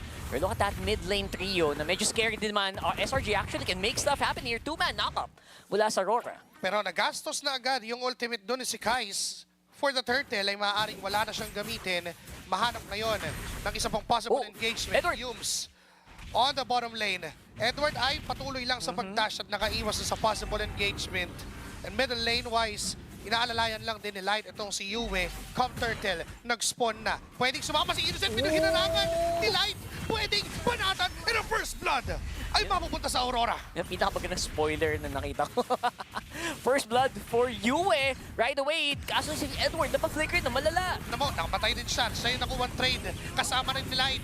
Tuloy-tuloy lang sa pagsugod ang SRG. And si Yums, low on HP. Tinamaan lang din ni Demon Kite. Buhay pa rin siya sa gitna ng laban. Kasama ng buhay ni si Kais. Bago man siya, mapunta sa hukay ay magbibit-bit ng isa. Grabe naman. Napakadugo ng laban. 3 kills each agad. Wala pang 3 minuto ang game na to. That is brutal and bloody, and that's exactly what you want kung ikaw ang SRG. Well, wala kang pumansin doon sa turtle eh. Talagang nakipaglaban lang na nakipaglaban ni walang nag-objective sa dalawang koponan, and that would give the advantage to SRG. Tulad na nga ng sinabi mo, Rakart, ito yung gusto ng SRG, makipaglaban na makipaglaban. Kasi alam nilang may ticking time bomb may kulod na nagsiscale pa for Aurora Gaming. Or you know what, flip the coin. Meron din naman silang super late game na walang kayang control, which is the Freya for SRG. So either way, which one will go online first? I guess yun na lang na tanong. Pero one thing's for sure, Aurora still getting ahead. Doon sa turtle, wait lang, camera going on the bottom.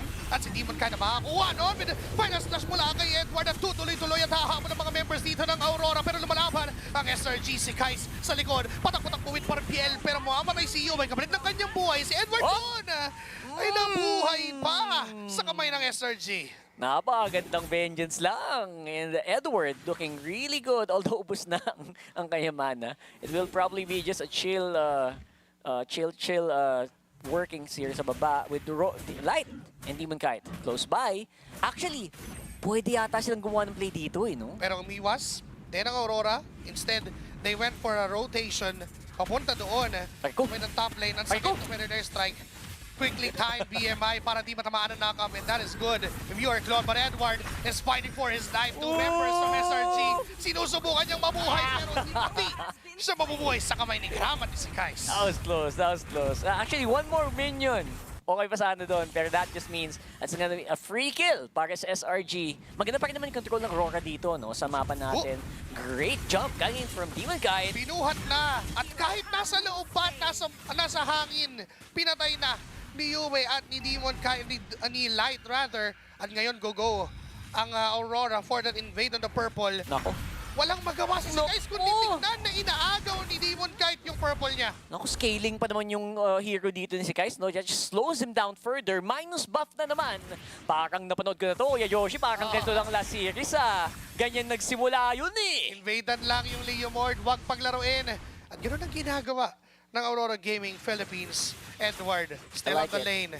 Gabang si Kram ng possible. Kaya niyang laban ng 1v1. Pero nandyan si Yue, nandyan si Demon Kite and Light, nag-aabang lang. Abangan game muna tayo dito. Again, both teams, yung super carry nila. Not yet, wait lang! May sipa mula kay Yums at ganun kabilis na mamamatay si Edward sa kamay ng tatlong miyembro ng SRG. Ngayon si Demon Kite papasok at gugulong. Tuloy lang yung bravest fighter ni Kram. Si Light na pumasok and medyo na delikado. Nandun din si Innocent. Pinuhat niya. Mapunta doon si Yums. Low on HP. Mabubuhay ba? No, sir, si Yue. Makakuha ng kill. Kapalit lang ng turtle for SRG. Gantihan lang naman, and the gold is actually very, very even for both of these teams. Literal na double digits ang differential nila. Pero look at that, SRG makakalibre pa ng Torre sa baba. It's gonna be a big problem here, especially since problema na si Edward is having a hard time surviving yung mga team fight na to. Siya rin kasi yung pinupuhunanan ng SRG. Yung body lagi, no? Yums, laging may kasama itong si Kram para lang kunin ang buhay ni Edward. Order of Brilliance mula kay Yue. Makakatakas siya doon kay Kram. Pero may Landshaker Flicker. Inabot pa rin sa second phase ng bravest fighter. Pero kapalit lang din naman ang buhay. Anay for Anay. Pero si Doming Kite, pinahabol ni Yums. Binabada niya ni Demon Kite sa Torre. And that's gonna be a pretty good trade, I would say. Kasi ngayon, sila naman yung pwedeng pumush dito sa Torre sa gitna. Unless Stormy is gonna be in a bit of a pickle here, not even using the feathered airstrike. So I think with this, pwede nila ma-secure ulit yung buff nila. Okay. Pero ngayon may failed engagement doon dahil sa Purify ni Innocent. Naipit si Demon Kite for HP, but final slash mula kay Edward. Pero si Innocent ay nandyan pa rin para tumalon. Pero sinasaktan! Ayan na! Damage shot po ng Aurora Gaming. Demon Kite will die into the hands of si Kais. Pero kapalit naman yun ng buhay niya. So that's two men. Kapalit lang ng buhay ni Demon Kite. And that feels like it might be worth it, especially pag natanggal itong Torre sa gitna. Lanshaker gagamitin ni The Gram, pero I think they will be forced to back off for the meantime. It's gonna be a free tower for Aurora Gaming and solid na gold na napunta sa ating mga PH players. Napagandang conversion nun. After getting the win on that clash, they slid through that middle lane turret. At pwede pang isunod agad yung top lane, courtesy of Doming Kite. Pero hindi na nga niya pinuntahan. Hinayaan niya na nga yung catapult na yun na yung bumasag. Sa dami nang nangyari doon, lamang na lamang pala si Ohib, no? Yes. Libreng-libre lang doon sa taas. Parang, nakakuha lang siya ng space, ng farm na gusto niya. Yun naman talaga yung gusto ng isang Claude. Now for the turtle, Demon Kite and Yums fighting per possession. Nandyan din naman itong sila si Kais, Stormy, And even itong si Cram na nag-aabang lang doon sa mga bushes, pero may ibang plano si Light at si Yue.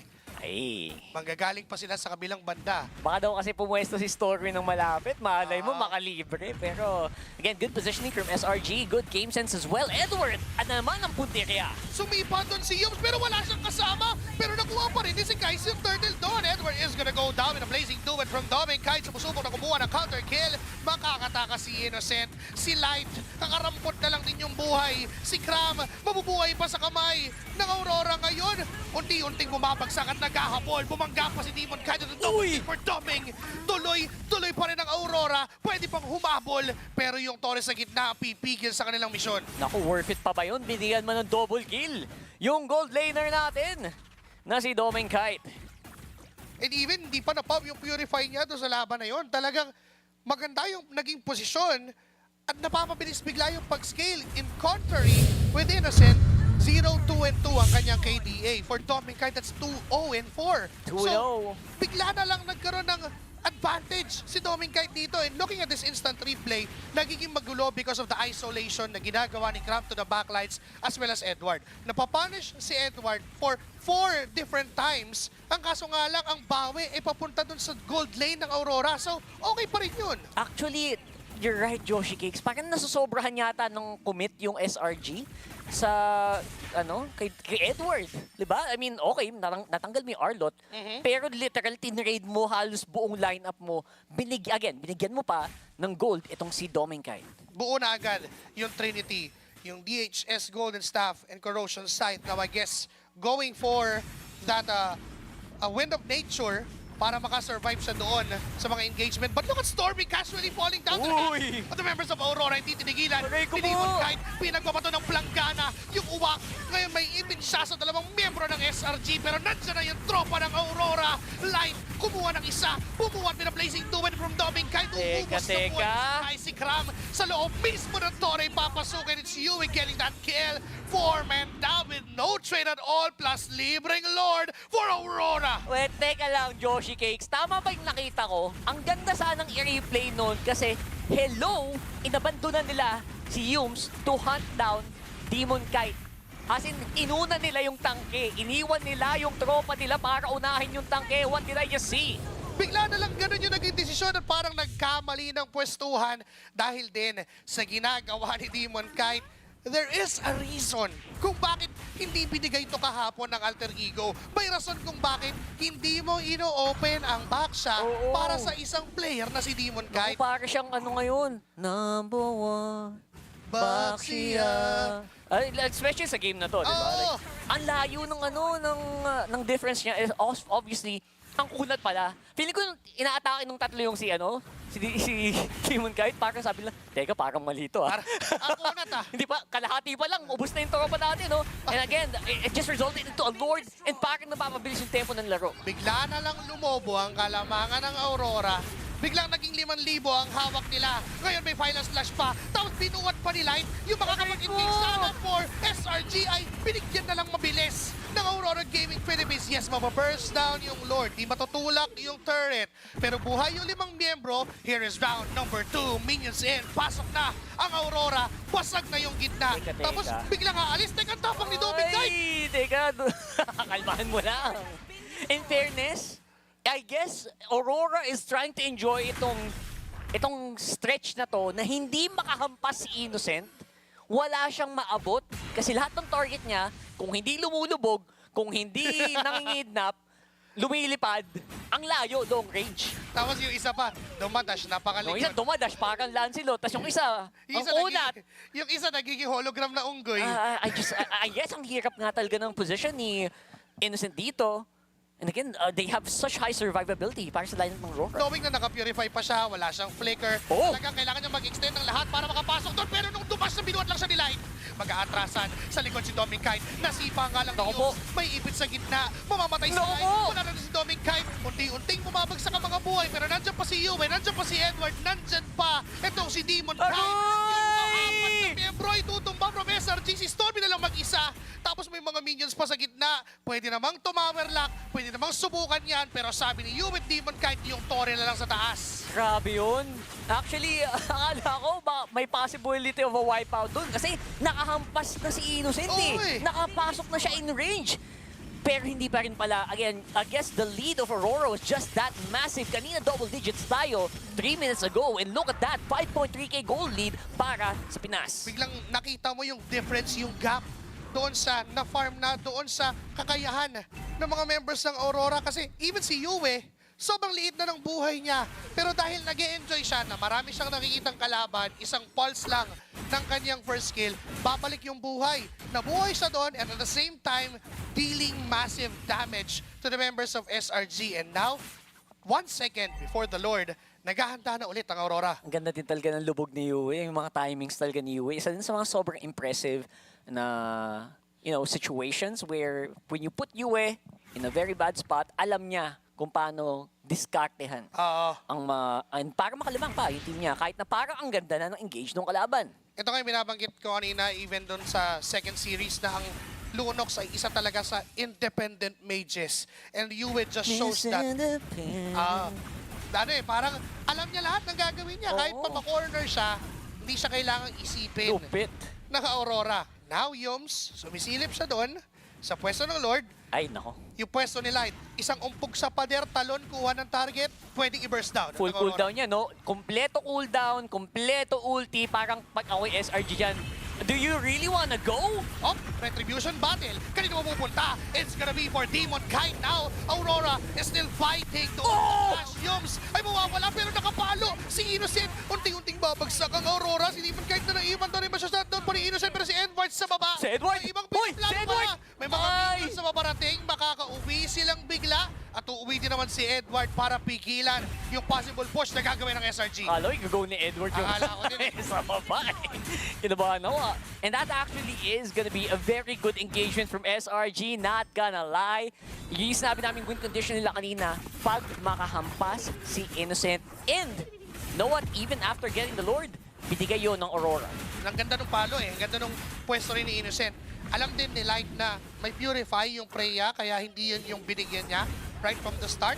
And now SRG is trying to hold off that lead na meron ng Aurora Gaming Philippines down from 5k down to just 1k right now. So kahit papano ay nakakahanap ng mga magagandang decisions ang Selangor Red Giants up against Aurora Gaming Philippines. Looking at the item choices, parehas ng mga papunta sa lock item eh. Nabawi na yung gold lead eh. And now for SRG, they have better chances of fighting back against Aurora Gaming Philippines. May item na si Stormy, even si Kais, and even itong si Innocent.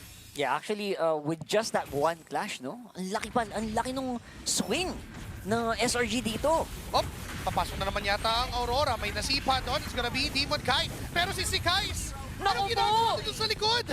Na-burst down siya ng mga members ng Aurora. Ngayon si Innocent susubok na pumalo, pero pinipigilan lang ng Aurora. Blazing Dominant at knock-up na magbubula dito sa Aurora Gaming Philippines. Low on HP ang mga tropa nan sa Aurora. Buhay pa naman si Stormy at si Cram. Medyo delikado kung pupwesto pero bumalik na yung buhay ni Doming Kite. Aatas muna ng bahagya. Pumasok si Cram with the bravest fighter. Lalabanan siya ni Edward. May immortality si Line.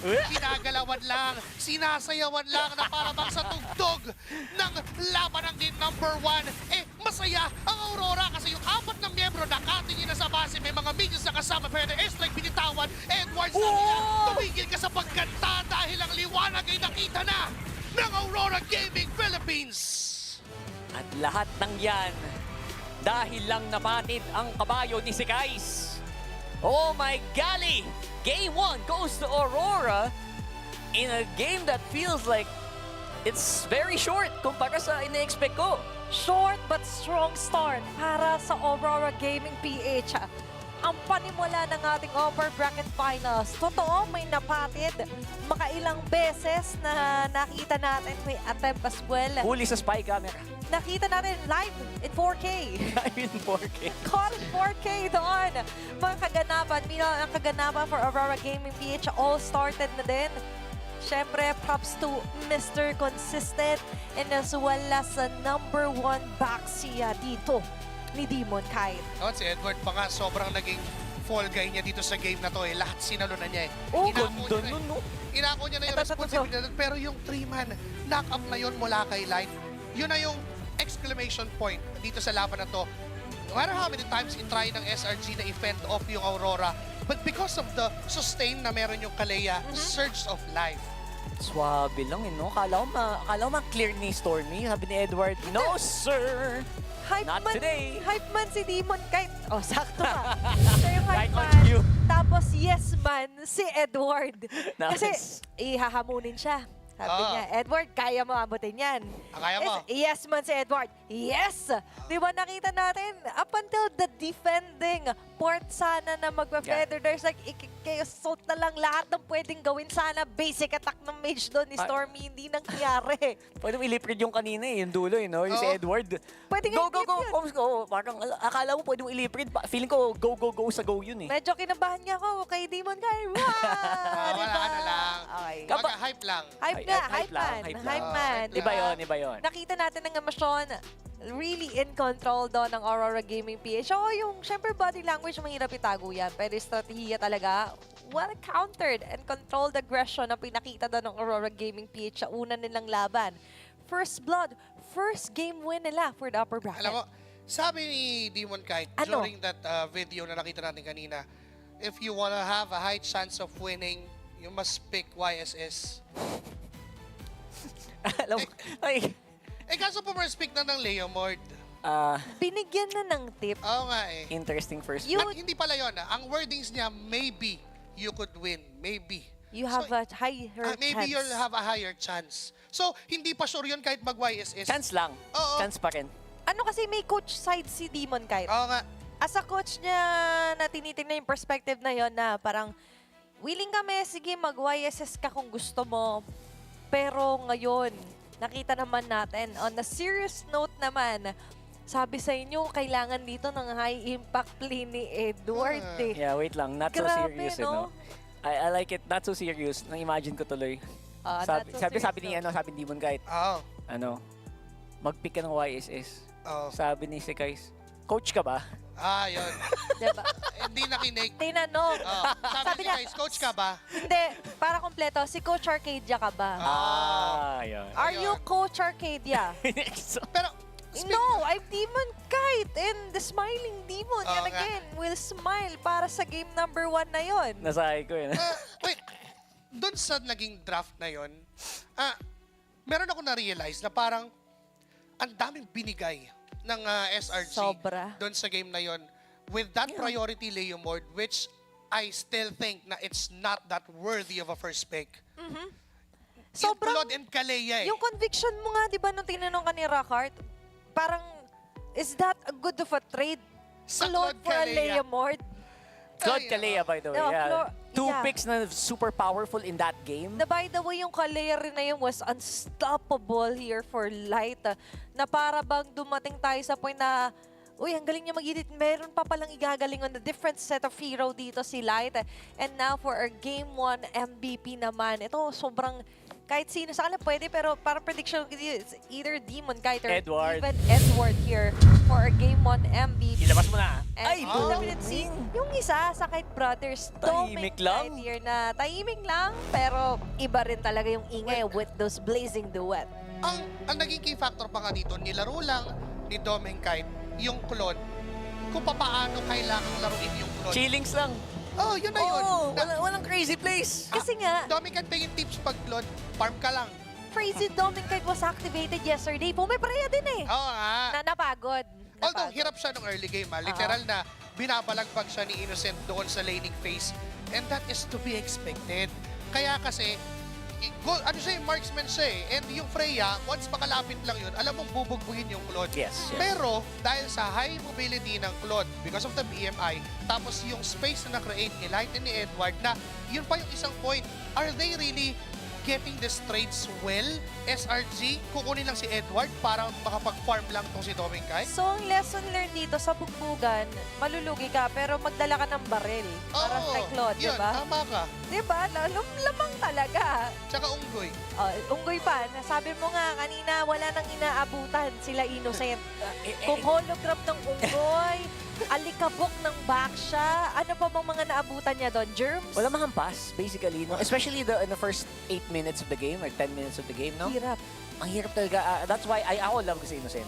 He's one of my idols talaga in the gold lane. Pero we were already talking kanina before the show started. Yung pa narinig to, guys. We're talking about Innocent's hero pool.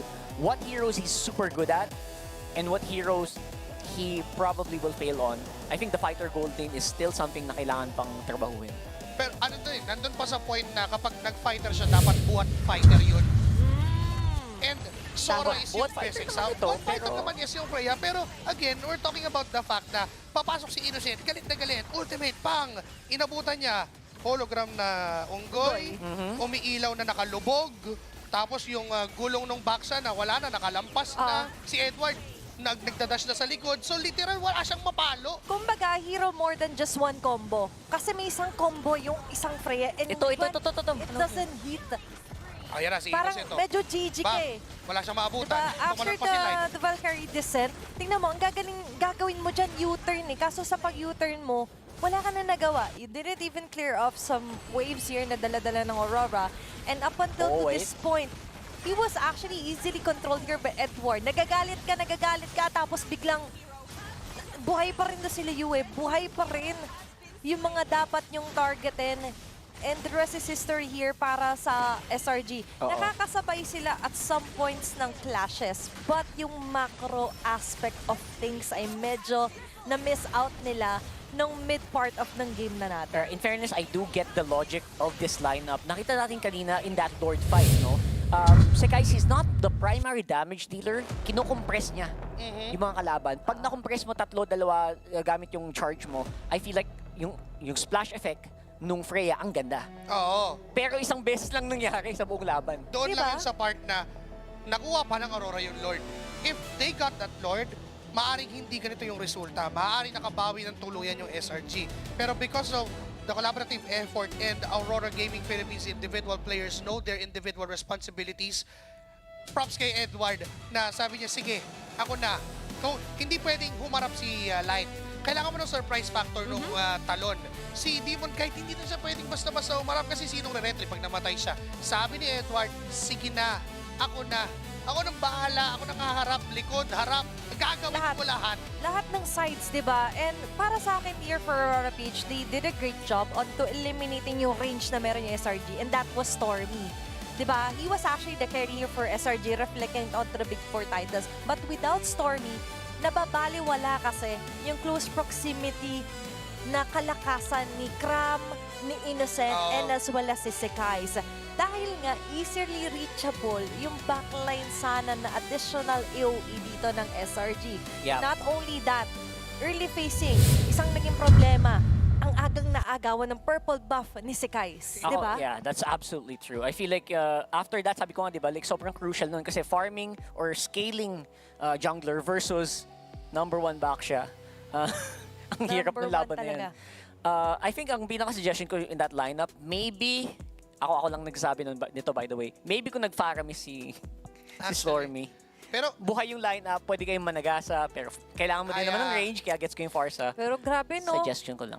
Pwede naman yun, yung alternate universe na pwede lang tinahak. Pero grabe na mga labanan talaga dito sa M7 World Championships. Ramdam yung intensity ng mga student gamers natin dito sa Pilipinas. So if you want to join a watch party, we have an M7 Watch Party Campus Edition. These are on-site campus M7 watch parties, complete with live match viewing, on-site activities like minigames, show matches, booths with prizes, even guest KOL appearances. Grabe naman. Siyempre, that's happening on January 23 to 25 for college or senior high school students. May mga campus gaming orgs yan, esports club members all across Visayas, Luzon, and Mindanao. So, kasama ba ang school nyo dito? Go ahead, sali na kayo. Diba? And makisaya at makicheer na rin kayo kasama ng buong Pilipinas. Bring the M7 experience closer to your second home with M7 Watch Party Campus Edition. Screenshot nyo na. Ang dami niya, no? Nakita ko parang may Cebu din earlier. 23, bali bukas ng simula niya na hanggang 25, hindi kayo mabibitin sa M7 Watch Party experience. Nakakatuwa naman sa school kayo mag-watch party ng ano. All across the Philippines. Ako kung naabutan ko siguro yung time na yan, sobrang saya ko siguro na Ano, by Wala the nung way. dati. Wala nung dati. Daya, ano ba yan? Kung may ganyan lang dati, ay nako, pro player siguro ako. Ay, oo. Ay, Kung oo. nakikita nyo malapit sa mid. Oo. Wala, intrams lang tayo dati. Baka ako nagparamis dyan. Oh, diba? College week lang din ako, tapos talo pa kami. Yun Diba? Pero yun yung nakita natin na pwede nating mabago. Pero ito hindi mababago. It's the history. As Aurora took down, di ba, Alter Ego, a previously undefeated team. Kaya nga sabi ko kanina pwedeng undefeated Slayers naman, yung maging tag nila, this M7. And now, they're one up against SRG, another undefeated during the Swiss stage. At sa pagpasok ng knockouts, tila ba ibang version ng Aurora nakita natin. Ayoko sanang makita, ayoko sanang makita muna to kasi baka maya sabihin na naman, binati na naman natin. Kailangan Kailangan. Sabihin na naman. Alam ko na yung script nyo sa comment section, mga Kana naman casters. Malas kayo. Ay, nako. Binati Masyadong nyo. overproud kayo. Eh, paano hindi ka ba magiging overproud dyan? Nakita mo na yung galaw. Saka nasa pitch broadcast tayo, hindi pa ba enough na pruweba ito? Pasensya na. Sobrang bias nyo casters sa Aurora. Halos hawakan yung jersey. Pasensya na kung nasa Filipino broadcast kayo. Hello! Very legit lang. It just feels like the level of support that we always give, wag na kayo magtaka. Kasi yung mga player dyan, tropa din namin yun. Tsaka ito nga, katulad kanina sa TLPH, mag-focus lang kayo sa game. Kami nang bahala. Kami nang bahala sa mga coaches natin dyan, sa mga analysts natin dyan, sa supporters nyo. Kami nang bahala mag-shoutout. Fini-feature natin yan sa community shoutout. Yung mga nagsiselfie din dun sa M7 mural, sa pop-up. Gusto ko makita yun in person eh. Ganda. Hindi ka pa kasi pupuntahan ko yan. Diba? I-interview nga namin yung iba eh, di ba? So, kami na bahala. May mga tumatawag. Ayan. Mga tumatawag biglaan eh. Kami na magyayabang. Ay, hindi, babe. Hindi. May part kasi sa atin na nababackup kasi ng mga players din, especially sa nagiging performance nila. Plus, syempre tayo din magsusuportahan. Syempre mga naman. kababayan natin, di ba? Yeah. Kung support lang din ang pag-uusapan, lalo yung suporta kanina ni Light, by the way, Kalea play na yon. Sobrang deadly. I can say na magbabago yung takbo ng draft, they have to remove one or at least deny that yung Kalea o yung Claude. Pero bago tayo magpatuloy for the next game, konting hinga muna tayo at panoorin natin ang video na to together with Bentings. Kasama natin si Edward, fresh pa galing panalo sa Team Liquid. Edward, alamin lang natin kung ano bang standing ngayon ng mga XP laner player. Unahin natin, Lunar o Lutpi? Lunar. Lunar o Ying? Ying. Ying or Kid Bomba? Kid Bomba. Kid Bomba or Sanford? Sanford. Ito ang malupit. Sanford o Edward? Ay, Sanford. Sanford pa rin talaga, Edward. We? Last na tanong Sanford o Edward? Sanford. Guys, kasama natin ngayon si Light. Siyempre, may paparate ako sa'yo na mga roamer, matira matibay ito. Ready? Ready. Okay, umpisahan natin. Alec or Yums? Yums or Blink? Yums or Pagu? Yums or Sawo? Yums or Kiboy?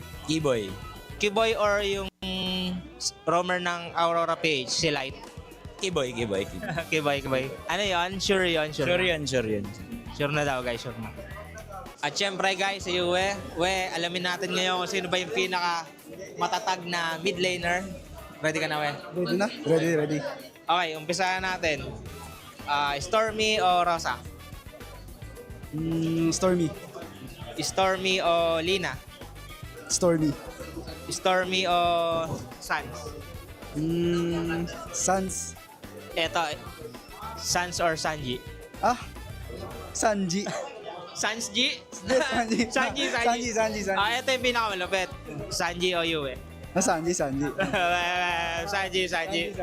Kaya alam ko na yan, kabaligtaran. Thank you. Kasama natin si Edward. That's a very fun interaction, no? Na nakikita natin Saya ulit si naman Bentings. Nakakasama niya yung mga former teammates na rin. Ah. He was once part of Aurora. Plus, way back TNC days, may nakakampi din siya na ngayon ay kalaban ng Aurora. Innocent, di ba? Actually, it's fun to see yung ganyan klase. O, sakto pala. Ayan, di-discuss ko rin pala talaga.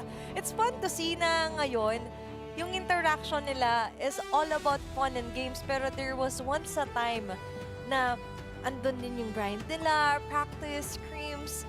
And nakita naman natin na ngayon tuloy-tuloy pa rin. Kung may pagkakataon na tanong si Benteng sa anong team dito sinusuporta. Kasi he has rich history with both SRGs, Innocent, and Crab. Tapos sa Aurora, na naging part siya noong season 14. Alam mo, may isang content si Bentings, si Innocent kasama niya. Sabi niya, kasama ko ngayon ang top gold laner ng M7. Tapos sabi ni Innocent, uy, gano'n siya. Tapos sabi, pakilala ka. Ako po si Innocent, yung dating kasama ni Bentings, laging top 8. Gumanong pa siya. Reiko. Diba? Parang siya mismo nagsabi na nagsimula din naman ako noong mga time na yan. But now, Innocent is standing just one step away to become an M World Champion. Yeah, I love that era. Kasi yung time na despite losing consistently week after week, TNC, wala kang masabi sa laro ni Innocent. Tsaka respect kasi talagang taas noo pa rin sila na we just have to try our best lagi. And for me, yun yung pinaka-started at acknowledging yung naging pass mo rin kasi it made you who you are. Hindi ko si Innocent ngayon na sobrang lupit. Pasok sa top 3, pasok sa top 1 when it comes to the gold lane sa buong mundo without that history. And we like to see na ito na yung naging growth niya. We're proud to see na ngayon, even if it's representing a different region, nakikita natin yung kababayan natin reaching his dream. Pero ngayon, there's Aurora stopping him onto stepping foot doon sa Grand Finals. Ngayon, may ilan akong nabasa na tila ba alam ng Aurora yung kiliti ni Innocent when it comes to the fighter gold lane meta na CC at Sora yung kanyang mga specialty picks. Would you think na ito yung malaking epekto rin, Josh Kicks, when it comes to the draft? Well, technically, yes. Because Coach Master the Basics will not let that CZ go to the hands of Innocent. Might as well be again the next ban ng Aurora. Pero yung Baksa na ang tinanggal. Alam na nila, nirespeto na ng SRG. Oo nga, di nga pwedeng ibigay basta-basta yung mga ganitong hero kay Demon Kite. Oo, ayaw na nilang kumain ng alikabok kasi gulong na lang gulong sa mga Gulong eh. Diba? YSS open do. Wala siyang baka sa YSS. Suggestion ni Coach Demon Kite? Hindi na ibaban yan. Kung baban pa pa din. Hindi!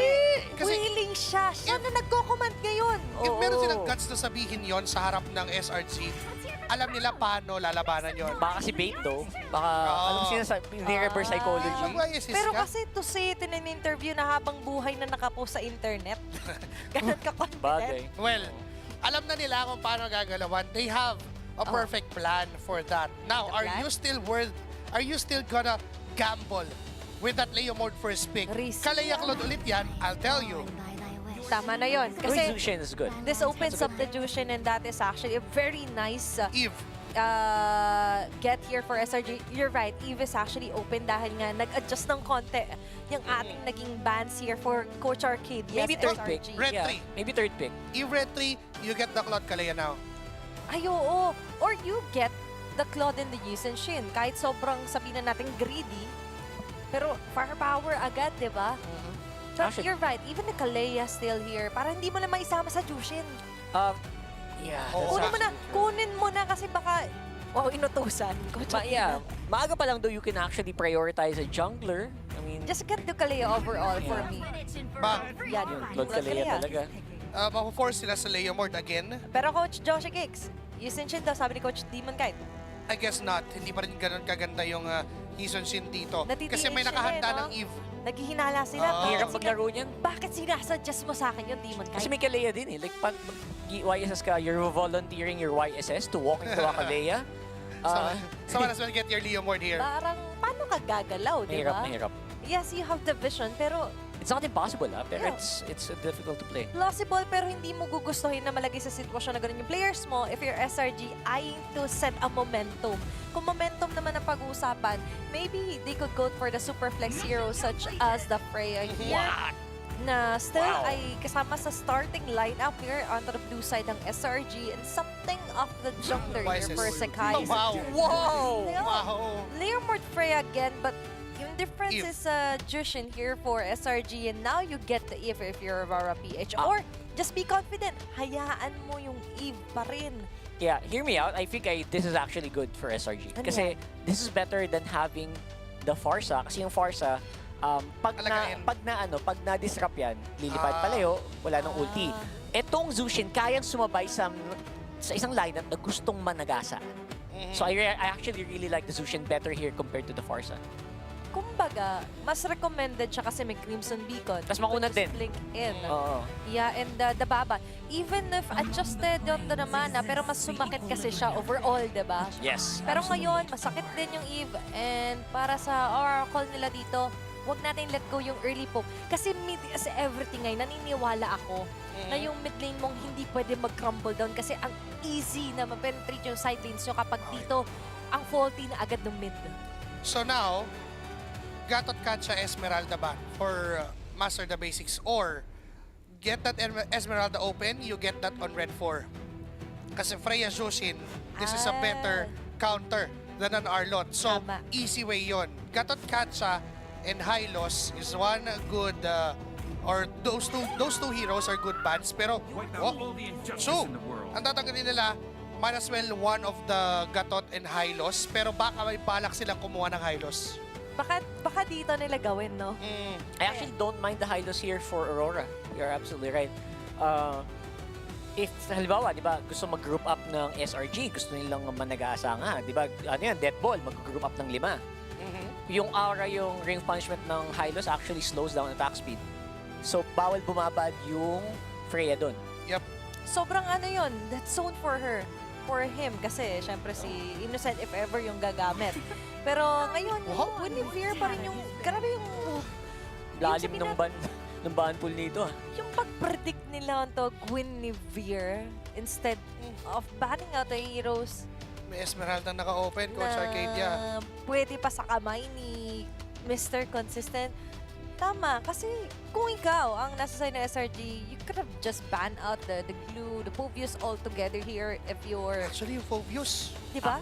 Well, it's nice that you guys brought it up. Pero ang problema dito, you have so many things to ban, but only have one ban slot. I think Esmeralda is high prior to get banned here. Kasi yun yung pipigil sa ano nyo eh. Yun yung pipigil sa offensa nyo eh. And yung Gatot Katsa ban. Gatot's ban, by the way. We're talking about it kanina. Esmeralda is the best ban, Coach Arcadia. Kung gusto mong ikunin yung panalo for this game number 2, I am telling you. Or a jungle ban.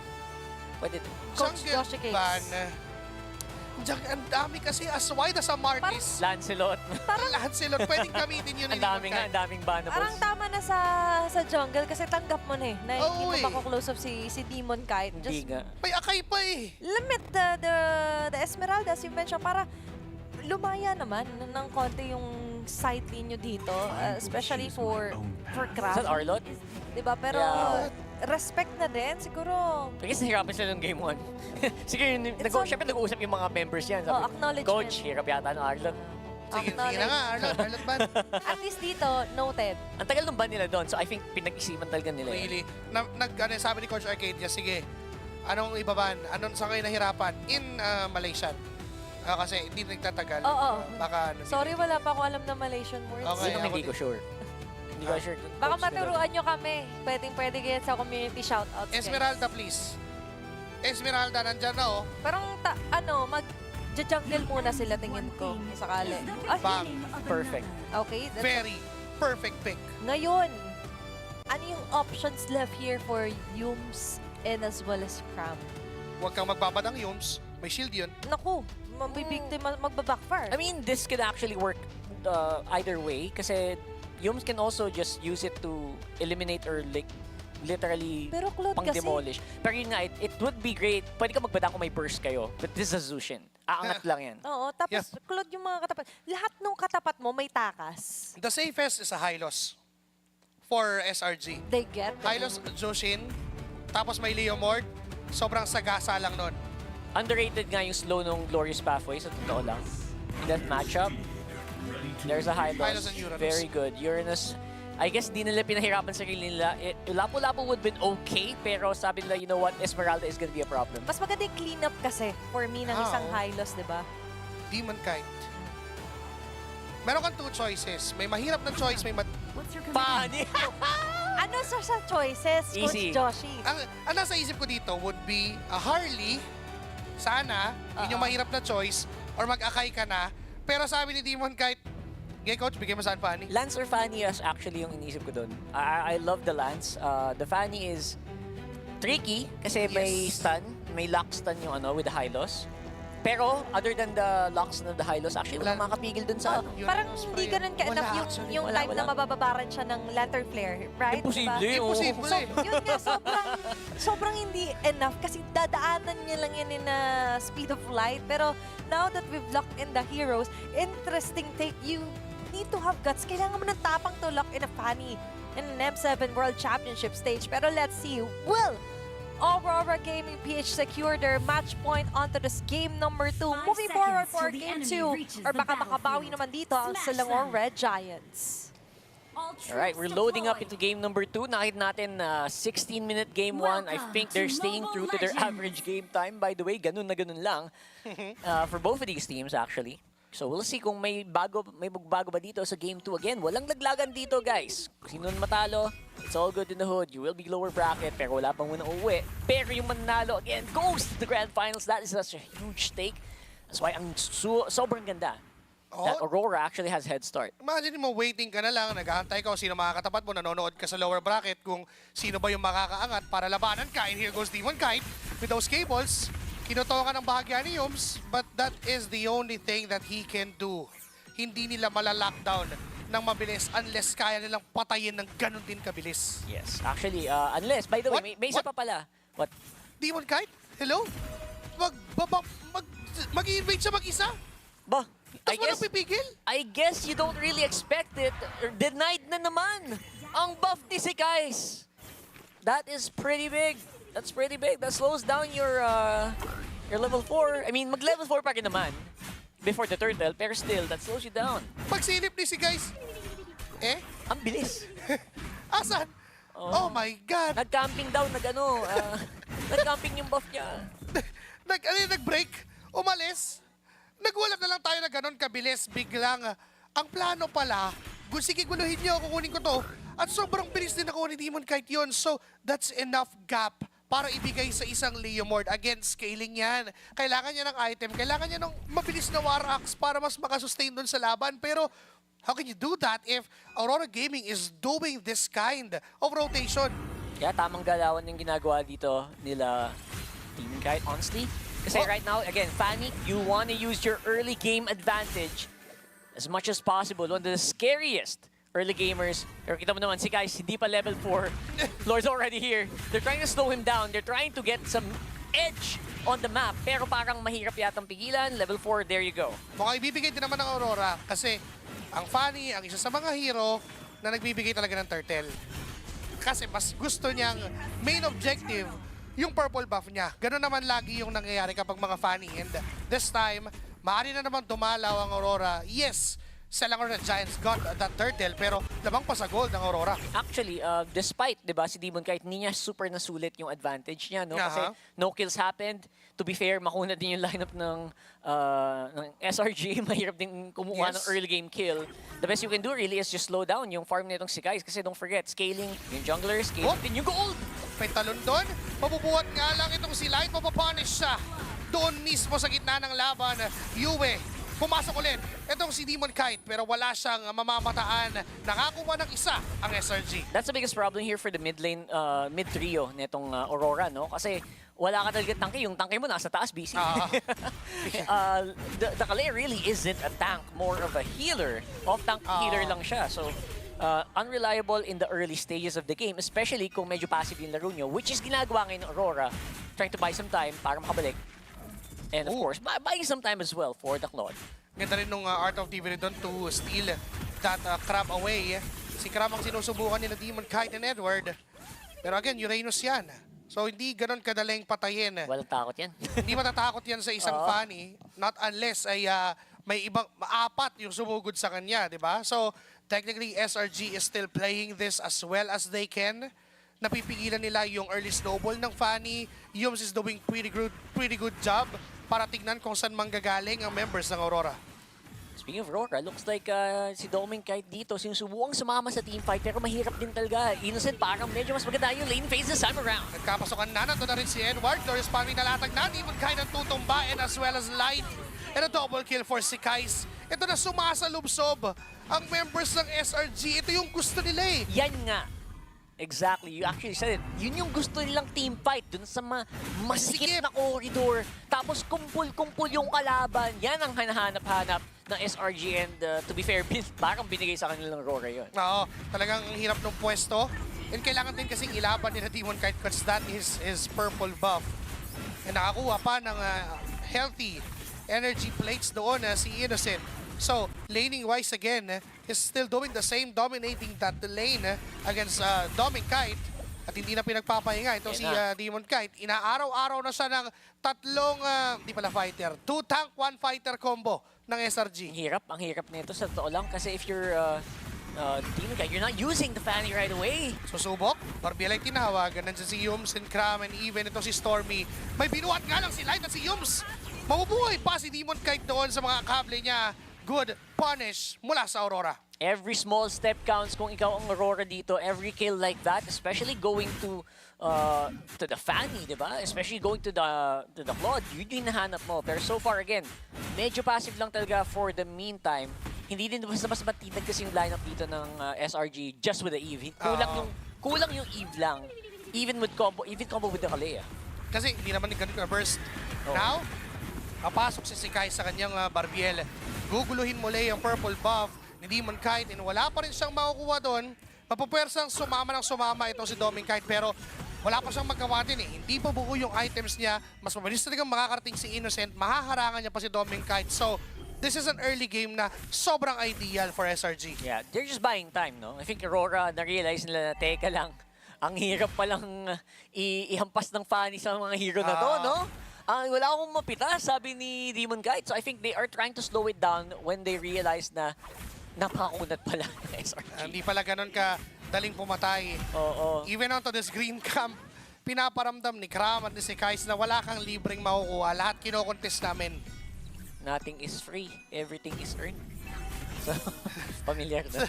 Sobrang hard-earned pa kung tutuusin. Kasi imagine, pag mga ganyang Fanny na, ang dapat mo nang ginagawa, even the orange buff men, ni-retry na ni si Kai. So no retry for this turtle, pero hindi naman ganun kadali for Aurora na kunin to basta-basta. Medyo magandang ganti yun I mean, it's not purple, pero it's still a buff and it's still a big chunk of experience na deny mo sa isang Fanny na naiiwan na sa level. By the way, level 10 for Sekais and level 8 for Demon Kite. Kaka-9 lang niya. Diba? So sobrang taas ng gap. Binigay na nga yung side lane doon sa Fanny. Yun na yung the least that he can do right now dahil na-shutdown na-shut off na yung power spike ng Fanny during the early. And this turtle, even without the retribution from si Kaisei, nakuha na rin. Glorious pathway, biglang lalaban pa lang yung SRG. Nandiyan yung RWM para pigilan yung engagement pero nakatakas at nakalabas na mga members ng SRG doon. Tinatambayan lang ni Kram. Pumasok sa iskinita itong si Demon Kite pero wala siyang damage. May ipit. Itong si Edward flickering out. Walang namatay pero nag-uumapaw ang dominance ng mga Giants. Isang gahampas, lagpas kalahati yung natapyas dito kay Edward. And by the way, Esmeralda na yan. May shield pa yan. So honestly, medyo nanunuot na yung damage output dito ng SRG, especially for Innocent. Looking very, very good on the Freya despite not having no kills yet. Well, although maganda rin naman yung nagiging run ni Doming Kite. Hindi pa naman siya namamatay. Consistent pa yung kanyang farming. Although, hindi lang ganon kataas kasi nandun yung mga threat. And now Edward facing Sekais. Naramdaman din si guys na okay, hindi ko pala kaya mag-isa to. So medyo makunat, masakit din yung damage. So tinigilan din niya yung engagement. Now, look at Demon Kai! Pinagsasayawan itong si Kais, kaso nakutongan lang sa bahagya. It could have been a kill, but Edward says, let me be the man completing this mission. Kaso nga lang nabuhat siya pabalik.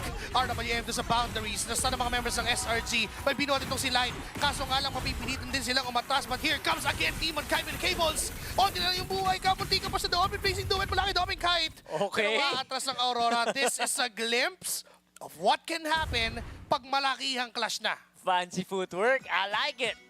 I like it. Maganda galawan. Pinapakita sa atin na itong Demon Kite and Doming Kite combination. The brothers, the Kite brothers, showing up strong despite sobrang behind na behind sila. They're showing na kaya pa nilang DPS. Doon yung damage eh. Kaya pang galawan. And for this turtle, for this purple rather, ay makukuha yan ni Demon Kite. Hindi enough yung presence ni Kram at ni Yums para agawin yon. It's just that the threat is there. For this Lord, walang retribution itong si Demon Kite.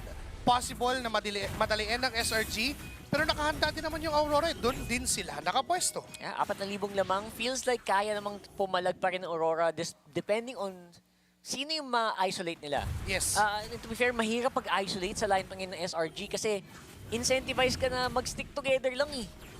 Parang lugi ka talaga pag naghiwa-hiwalay ka ngayon. They're gonna try to stick together as 4 here around the left bush mid. Nilalaro. Buhay si Demon Kite. Paparamdam lang na kaya niyang kumable-kable dahil wala naman pang lockdown ang mga members ng SRG. Hinabol pa hanggang dulo. RWM, pumapalagang Aurora. Si Light sa likod, si Innocent bumabakbak din. Nandyan yung blazing duet. Pero naiiwanan yung Lord sa kamay ng SRG. Patay si Innocent. Babagsak si Light. May Lord na 6k yung HP pero mukhang libre na makukuha ito ng SRG. Nice try from Edward going for that Lord Steal. Mini Lord Steal without the red ray. Pero I guess that's all you can do. 5,000. Para sa SRG so far. Plus pwede pa yatang bonus ng mga Torre. I think mauubos yung Torre dito ng Aurora until the maybe second inhib. Pwedeng makakuha na yan ng SRG. Lord is down on the bottom lane. Defendable? May purple pa na aagawin pero makukuha pa rin naman to ni Demon Kite. Depensa ang plano ng Aurora Gaming Philippines. They have the damage, they have the squad. Pabuo pa lang yung kaniyang Trinity. Wala pa siyang corrosion site at this point. So yun ang iniintay na power spike ng Aurora Gaming Philippines. Meanwhile, para naman sa SRG, si Sekais ay wala ng problema sa kanyang sustainability pero nagkakaroon na pala ng gulo. Blazing naman yung ginamit ng PMI out. Atras sa mga members ng Aurora. May glorious pathway pang nilatag. Etong si Yums. Dediretso, kakable, susubok, titingin, sasawsaw. Pero hindi bababad ang mga members ng Aurora. I think they don't really have a choice. Pwede lang gamitin yung Holy Defense pero Aurora trying to save it. I think you just leave that at this point, waiting for the next wave, I guess. And yeah, they're gonna try to go for something here. Ito na naman. May binuhat itong si Light. Kaso na pa Crimson, bigon lang, papalayo. Ito si Stormy. Nandun na rin si Barbiel. Tinawag na ni si Kais. Basag yung Torres sa gitna. Dinedepensahan lang ng Aurora yung kanilang mga inhibitor turrets. And now, Demon Kite trying to steal a kill. Pero wala pa siyang magawa. Hindi niya masaktan na members ng SRG. Yeah, umulti na papalapit.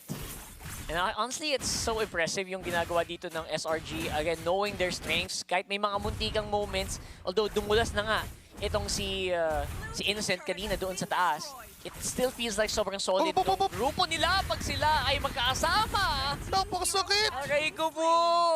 Enough na pala yung isang kotong plus tawag ng kabayong si Barbiel para patayin itong si Demon Kite. Na wala ngayon yung jungler ng Aurora Gaming Philippines. The rest of the members trying to still defend that inhibitor turret on the middle lane. Malayo itong si Doming Kite. Alam to ng mga members ng SRG, kaya pasukan na. RWM ay ginamit. Glorious pathway in and dyan. Talunan pa atras si UA ay naipit na. Mawawala agad yung mid lane ng Aurora Gaming Philippines. Edward, Light, and Doming Kite doing it all to defend their inhib turrets. Pero kakayanin pa naman makapag-clear ng wave, but then they can't manage yung sustainability ng SRG. Again, medyo gets ko yung ginawa ni Yue doon. Is na lang niya yung sakit. Alam niya dive in siya kahit nasa base siya kasi needed to clear the minions. Yes. Kailangan niya maklear and then okay lang mamatay siya doon, mission success. Pero again, you're giving so much gold to SRG na magdidikit-dikit lang naman. So far with a 7k gold lead, I would say siguro tig isang items na lamang nila. No? Halos ganun na. Halos 2.5 BOD. Mga ganun na. Sakit niyan. Ang item lead. Kasi guys, nambubutas na si guys. Sakit nung isang katusok. combo, no? Yung barbiel, tapos may kasamang tusok, and I doubt Aurora Gaming Philippines will try and steal this Lord away. Nah, they can see Demon Kite sa baba. Malayo at ibibigay na rin talaga yung possession. Aurora Gaming Philippines, ang kanilang gustong gawin ay mag-defend na lang muna ng base. The Sea Halberd, I guess that's gonna help. Pero again, yung efficiency ng Fanny, no? Yung efficiency ng Fanny, yung value niya, yung power spike niya, I think medyo lumagpas na. Hahantingin ka niyan. Uy! And this is Stormy. Again. Okay, makakataka siya. Ay, wait lang! Apat na miyembro yung nag-abang. Hindi na kinaya ng mga kable para mabuhay pa. Demon Kite is down. Isang barangay yung sumalubong. Sa unang kanto, nandun si Kais. Pangalawa, nandun si Stormy. Pangatlong kanto, dalawa na si Yums. And even itong si Cram, sila yung nag-aabang, nag-charge na yung Lord. Down middle lane. Apat na miyembro ng Aurora ang dumidepensa ngayon at sumusubok na depensahan ng base. Pero may mga nakap na magbumula. Kaya place in duet mula kay Dominic, kind of Man of Nature. Flicker papapalayo. Hindi makatower lang ang buong tropa ng SRG. Pero sinisimulan na ngayon pa isa-isa. Yums is gonna go down. Depensang Marino. Nagawa ng Pilipinas. Kaya ang Aurora, sino naman ang maghahabol? Susubukan nilang habulin pabalik ng Malaysia. Here we go! Selang Orange Giants, buhay na ang lahat. Nandiyan din si Demon Kite. Yung may mawawala sa kamay ni Innocent. May mga shield pa, makakatalon, makaka-atras. Pero sabi ni Edward, ako na. Double kill ka, pero masya-shutdown ka. Buhay pa rin ang Aurora. Semi-wipe out Cram. All alone to defend. Pero again, wala nang makuha yung Aurora doon. Nagulat lang ako na kaya naman palang ganun. Kaya palang sabayan. Ngayon si Cram. Okay. Sinilip niya. Akala mo meron, Demon Kite? It's a prank. It's a prank. Si Cram alam niya, oops, anong ginagawa mo dyan? Wala kang bumps dyan, boy. Tinira talaga yung maliit na butete. Magaling. SRG talaga. Alam nila. They know the drill. Nanood to ng TV, ng history. Nakita na natin yung ginawa ni Wise. Napaulit-ulit niyang iniiwan yung bulati lang. Well, high-level MLBB na may Fanny, expect mo nang gagawin talaga yan, I guess. Pero, again, it's just so good to see here. Nakuha, hindi man kahit. Pero lalaban, ngayon ang mga members ng SRG, may ipin sila sa loob ng RWM, pero papapagsakin agad itong si Yume. Unti-unti na ang nawawala ang Aurora. Dominican is down. Line, mawawala ang immortality. Si Edward ay solong kinukuha lahat ng damage ng mga members ng SRG. Now, here goes Demon Kite. Susubok na tumulong, pero wala siyang magawa. Tumingin lang siya at sumilip at nakita niyang nawala si Edward. Kumable, umisa, dalawa, tatlo, pauwi ng pase. Pero may mga minions na kasama ang SRG. We will have a series. The Giants took down Aurora in Game 2. That was just pure mechanics coming in. And pure macro, by the way. SRG, sabi ko, pinatunayan nila na kaya nilang paganahin ang comp na yan. Selangor Red Giants showing us how it's done. Kung paano mang-apak, kung paano mag-dominate. They're not called the Giants for no reason. What a giant move here para sa SRG, securing an all-1 score sa best of 5 series nila sa Aurora Gaming PH. Now, we're back to best of 3. Dahil sa nangyari na yan. That might be enough. Yeah, tablado na naman. I guess, are we actually expecting anything different? Parang may iba ba tayong expectations sa matchup na to? Ako, in-expect ko lang. Ganito talaga pagka-action. Mas nakita natin yung execution here for SRG na mas mapapagana agad. Dahil instante. In the snap. And it's all about the sustainability meron dito si Cram. All in all, he was deathless. Kung di ako nagkakamali, that was before 17 being marked as 3-0-12. Yata yung total KDA niya. And for me, that somehow changes the whole perspective here for the side of Aurora PH. And we have to acknowledge then yung Fanny last pick kind of took me off guard doon for Aurora Gaming. Nagets mo yung idea na wala namang major lockdown ang kumara ng SRG. Yes, sir. It could go the other way around. They could have dominated the early game. but it's just that they are too tanky enough para tangkihin yung damage output ng isang Fanny, and not just that. It's Fanny alone na pinoproblema nila, not Fanny with 4 members na nakakatulong sa kanya. Kasi definitely, yung Kalea and yung Eve, hindi naman yan ganun makakatulong sa isang Fanny.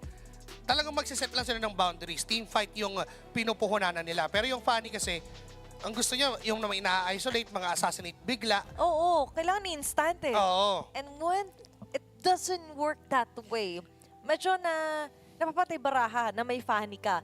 And all SRG had to do was just survive all throughout. Pag nakasurvive ka, nang gagawin doon ni Demon Kite, maglalakad, clear off the lanes, and alam mo na yun, predict mo as a Fanny na dito to promise pre. And naaabangan na nga nila, di ba? To the point that even Kram alone was enough Sanay na sanay, to deal that much damage onto Demon Kite alone. And ngayon, na-appreciate din natin talaga yung presence din nung magagandang catch sa likod, lalo dun sa last team fight nila Yums. Diba? Marunong naman si Demon kahit mag-Fanny. Actually, magaling. Magaling siya mag-Fanny. Grabe yun. Hindi ko kayang gawin yun. 5K balls, hanggang 1 nga lang ako. Pero that's the thing. I was gonna go to that. Usually, you don't have to expand too much. Nakakapag-cable kayo? I know, right? Sorry. Makakapag-cable ka nga. You're really good at cabling. Pero usually, yung 3 lang yung kailangan mo ngayon mag-exert ng isa pang extra or 2 para lang makabawas. That's too much Kasi pag of an 2 effort. kable lang, ganun lang. Like, daplis. Daplis diba, lang. daplis lang na parang pinagpagan mo lang doon yung coat or jersey. Kailangan at least 2-3 balik eh, di ba? Bago siya makakita. Sabi niya, di niya kaya 5. Ikaw, di mo kaya 3. Ako, nakakapag-kable kayo. Pero sa sitwasyon na yon na hindi naging ideal talaga, that was a very promising start. Noong nakaagaw siya ng purple buff, right? Sobrang surprising nun. Sumalubong siya eh. Hello, it's a prank. Wala ka ng purple agad. And tinake note agad yun nila si Kai. So the moment that the second buff for the purple na yung nag-respawn, grabe na yung opensa na meron dun para sa SRG. They waited, they bided their time, and then innocent with the Freya. Ngayon, may na-regain siya. Nabawi niya naman yung nangyari ng Game 1. Nakita natin kung yung reason bakit nga siya nag-Freya. Kasi the result here is just overwhelming. Parang literal na nagtutulak yung Aurora ng bato paakyat ng bundok. Ganong kahirap yung climb na ginagawa nila. That's what it felt like. Kasi you're pushing against a composition na napakahirap tibagin. Diba? Like, parang pushing stone sa isang flat ground, mahirap na. What more kapag uphill? Pero ito, uphill battle para naman sa side ng SRG. Racing onto that 3-0-12 KDA. As I told you, ito trabaho lang. Is our K2 MVP. Trabaho lang. No flashy moves. He just needs to be there as always. Every time, anywhere, nandun si Kram. Ito yung catch kapag Uranus player ka. Yes, mechanically, wala kang iisipin. Pwede kang isang kamay lang gagamitin mo, okay ka dyan. Pero, what comes to it, kapag gumagamit ka ng Uranus, kailangan yung utak mo matindi. Kasi it's working twice as much as you need kapag gumagamit ka ng ibang mga heroes. Kasi, paano ka magiging impactful sa ganyang klaseng hero? You're right. Kumbaga, balance lang din. Yung isip na iba more pindot, nakakangawit yan. Kram, 2 lang pipindutin mo. Tapos eventually, ulti kapag medyo naiipit ka na. No, kasi it's all about the timing as well. Yung catch niya dito, yung baba niya kay La Demon Kite, na buong akala ng iba ay sobrang parang big deal ba yun? Oo, kasi he was able to remove them from a situation na mag-i-spike, magkakakambak si Demon Kite dahil nga, nako-corner niya. He forces out the BMI, which in this situation ay malaking bagay sana for clutch na mga blazing duet na catch dito ng Aurora Gaming. Plus, the moment na dito, he took so much of their time para hindi mapakinabangan yung glimpse of comeback sana na ina-attempt ng Aurora, di ba? Nakita natin, halos siya na lang yung natira. And then ito'y sabi ko nga, dasalubong of Yums and even si Kais na umikot pa sa kabilang kanto. Sabi mo nga, bawat kanto may checkpoint. Nakakaasal. Lalabas mo lagi yung lisensya mo, yung ORCR mo, para lang mapakita na I deserve to be here. Pero sabi lang, hindi, coding ka, sir. Coding dito ang Aurora. Nahirapan talaga dito si Demon Kite Unang-una, paano siya gagalaw? Pangalawa, paano siya da-damage? Pangatlo, nasan yung purple buff niya? Pang-apat, paano siya magiging useful for the team? Lagyan natin ng isa pa. Kanino siya? Ta-target kung ikaw o si Demon Kite. Diba? Parang ang dami niyang iisipin dito to a point na ginawa siyang useless ng SRG because of just one invade. Ano na eh, parang ang nangyari na for Demon Kite, maghanap ka na ng ibang gagawin mo kasi hindi mo na maawakan purple mo, hindi mo na kami mababawasan. Nabuli sa mid, di ba? And he did. Gumawa siya ng plano na maging useful, nakapag-push siya ng mga lanes on the side lane, binigay na ni Edward yung XP lane sa kanya. Pero after that, still, nasan pa yung value ng Fanny? Kasi hindi ginagawa ng SRG na sobrang ganda ng Fanny pick na yun because of what they're doing. Sama-sama sila lagi. Pinaparamdam nila na Fanny ka, okay. Hindi natin nakita na na-make moves out of it nila, lalo sa objective game. Kaya doon lumobo ng gusto eh. From minute 6 onwards, grabe yung established list ng RSRG. Hindi na pababa yun ng Aurora Gaming. That's 3 straight turtles na in-expect sana natin na kayang stay yung Demon Guide. Pero hindi nangyari. Even onto the Lord, hindi siya halos makalapit. There wasn't any chance for him at all na makasilip man lang doon sa objectives na yon. For that game, medyo, ang hirap talaga. Hindi medyo eh. Ang hirap talaga ng nangyaring setup for Aurora Gaming Philippines, and they have to really bounce back. They have to adjust kung ano man yung execution and gameplay that they want to do. Diba? Pinag-uusapan pa lang natin during the draft na there are two ways, the risky way. There are always two ways, the risky way and the safer way. Rockart is thinking of that Fanny and the Lance. I was thinking of one Harley and an Akai. Diba? They could have done the easy way, pero they risk it. And alam nila na, okay, hindi gagana. So might as well, ano muna tayo, alis muna tayo dun sa mga risky path. Pero alis muna tayo dun sa recent game na yun. Balikan muna natin itong nangyari actually where SRG took down Aurora Gaming. Ito naman yung Turkey guys yesterday. Na tila ba nakita nila parang, bakit parang nanibago tayo dito sa game 1 natin? Reset tayo ng matindi. Remember, we took down their brother org din kahapon lamang. Slight adjustments here. Kailangan i-feature din natin para quits kasi mamaya masisi na naman tayo ng nanonood. Nabati na din sila. Ayan na. Hello, Yums. Nabati na. Happy birthday! Okay na ba? Happy birthday! Iba palang bati Shout yun. out! Oo, iba yun. Alam mo naman yung mga MLBB players natin, karamihan sa kanila superstitious. Kaya para quits. Para quits lang. Ayan na-feature din natin yung history doon ng SRG. On to their match yesterday nga, kung saan pababa nila sa lower bracket ang Aurora Turkey. Moving forward, sabi ko kanina, balik tayo sa best of 3 dahil nga tabla, all one naging score natin. Clean slate muna, magiging start dito ng SRG, pati na ng Aurora. But before all of that, kailangan natin i-reiterate ano ba yung stake dito. Bakit ba ganito ka-intense? Ano ba ulit yung pinaglalabanan?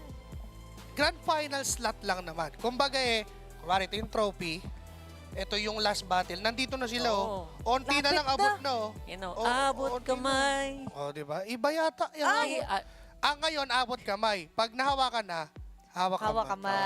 Okay. Abot kamay na pangarap na. Tama. Kung sakali man na manalo ang kung sino mang team dito sa upper bracket finals. Kaya ganun din katindi na hindi nagpapadaig. Diba yung SRG? Bakit? Kasi nga, they want to beat their previous record na kung saan last M6, they were on the 3rd place finish.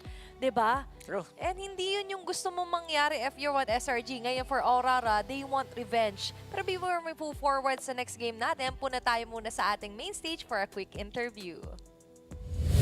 Arena, we have Solos, a former pro player from Malaysia, and of course an MLBB icon from Malaysia. Hi, Solos. Hi. How are you doing? Good. How do you feel in this arena in M7? Dia punya arena punya scene memang shock, fun. Dia bagi saya dia menarik sebab dia world punya ni kan tournament kan. So bagi saya best excited. That everything's exciting, everything ecstatic, and of course because it is a world championship, everything is just Super intense, no, Solos? Now, talking about intensity, how do you feel as a Malaysian seeing that SRG is now playing in the upper bracket finals in M7? Because if we look at it, this is a history in the making. If SRG were to win this match, they are heading to the grand finals. And that's never been done before by a Malaysian team. So bagi saya macam last time SRG, so diorang dapat nombor 3 kan. Jadi apa yang saya nampak daripada day 1 sampai ke hari ni, so saya rasa excited lah sebab saya tengok macam SRG ni boleh break diorang punya record last time. So kemungkinan besar boleh masuk ke grand final, so kita harap SRG boleh buat yang terbaik lah. He said that comparing SRG's journey in the M6 last year, he feels that this time around they have what it takes to enter the grand finals. You know what, Solos, compared to before, especially for you, right? You've been in the MLBB ecosystem since potentially even season 1 of MPL MY, right? How do you think the MLBB Esports in Malaysia has changed and improved over the years?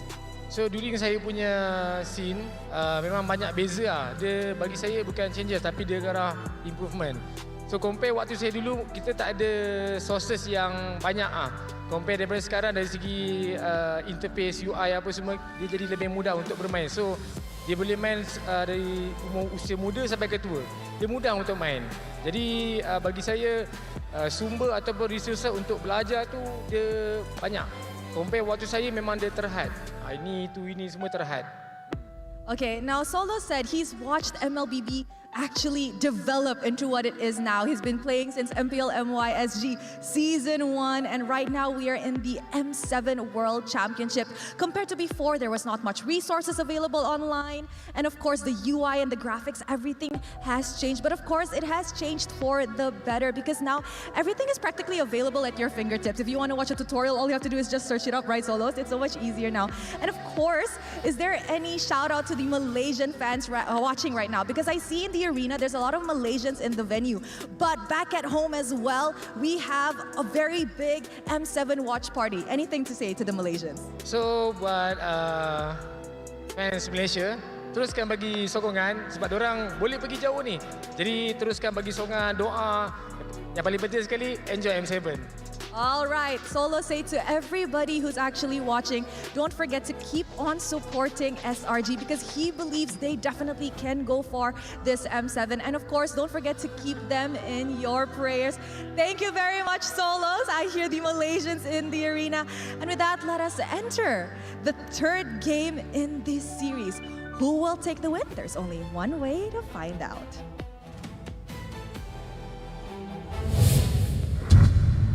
It's always nice to see yung mga pioneer players na nakikita pa rin natin niya sila KOL for MLBB such as Solo sa simula season mga na nga sa Malaysia ng MLBB.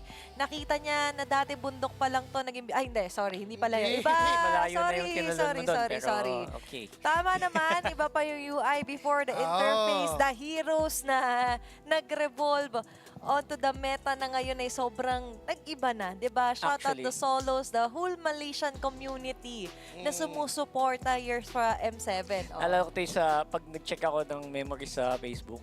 Yung mga, ang tawag doon yung mga dating sinishare mo na BP.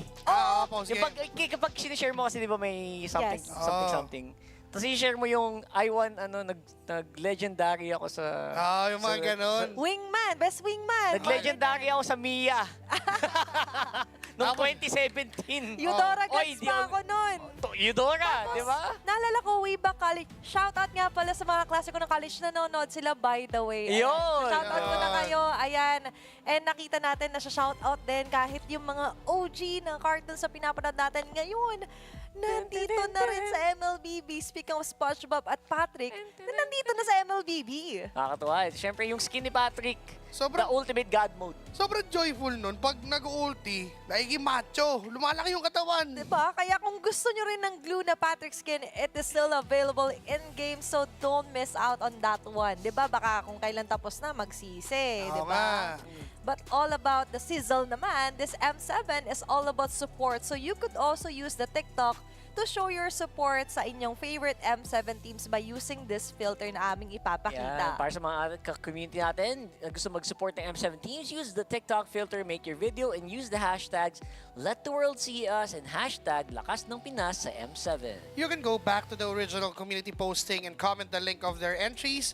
You mentioned 3 friends and get special prizes. Let the world see you with the official M7 Sizzle filter. Yan yung mga nakikita natin sa mga, co-casters natin, nila Qwerty, nila Umi, ni Hans, na by the way, on-site, live via satellite siya doon sa Jakarta, Indonesia, na sumusuporta. Oo, nakita natin kanina si Sir Hans G. Na naka-TL jacket. Na belated happy birthday nga pala ulit. Tama. Batiin nyo na rin. I-message nyo sa lahat ng social media niya. Or ika nga sa Pilipinas, +1. Tama, +1 na may torotot. Other countries, happy birthday! It's my birthday today. Philippines, +1. Kumbaga parang level lang yun eh. +1 level. Tayo lang ba talagang ganun? Tingnan natin. Parang yun lang. Actually, sa ibang Pilipinas. Sa ibang bansa ba? Sa ibang bansa ba? Hindi sila nag-+1? May iba pa ba tayong Pilipinas na di na pag-uusapan dito kung sakali man. Pero nakita naman natin yung mga ibang Pilipino siguro nasa ibang region. Nag+1 na rin dito ang SRG sa ating serye. It's a 1-1 score para sa ating knockout upper bracket finals. Ngayon, babalikan natin ulit. Saan ba nakilala ang Aurora? Especially from yesterday, aggressive, dominant playstyles. Pero hindi nyo nangyari for Game 2. I feel like ba yung naging tugtog? Dapat nga, medyo on the way na sila dun eh. Kasi komportable naman most of them eh. Tingin ko lang talaga, they tested out that Fanny. In theory, kaya naman talaga. Ulitin pa ba ulit? Ba't kaya, pero mataas yung margin of error. Yes, sobra. Yun yung, yun naman talaga yung, sa kapag gumagamit ka ng mga assassins. Di ba? Yung margin of error nga na binabanggit ni Rakart, higher chance na magkamali ka talaga at pumalya. Yun lang, pipindot ka lang ng kable, tapos biglang babalik, ay nako. Anything can happen, di ba? Oo, pag nakita mo na magpa-funny ka, tapos pumindot ka ng kable, nakita mong hindi kumabit.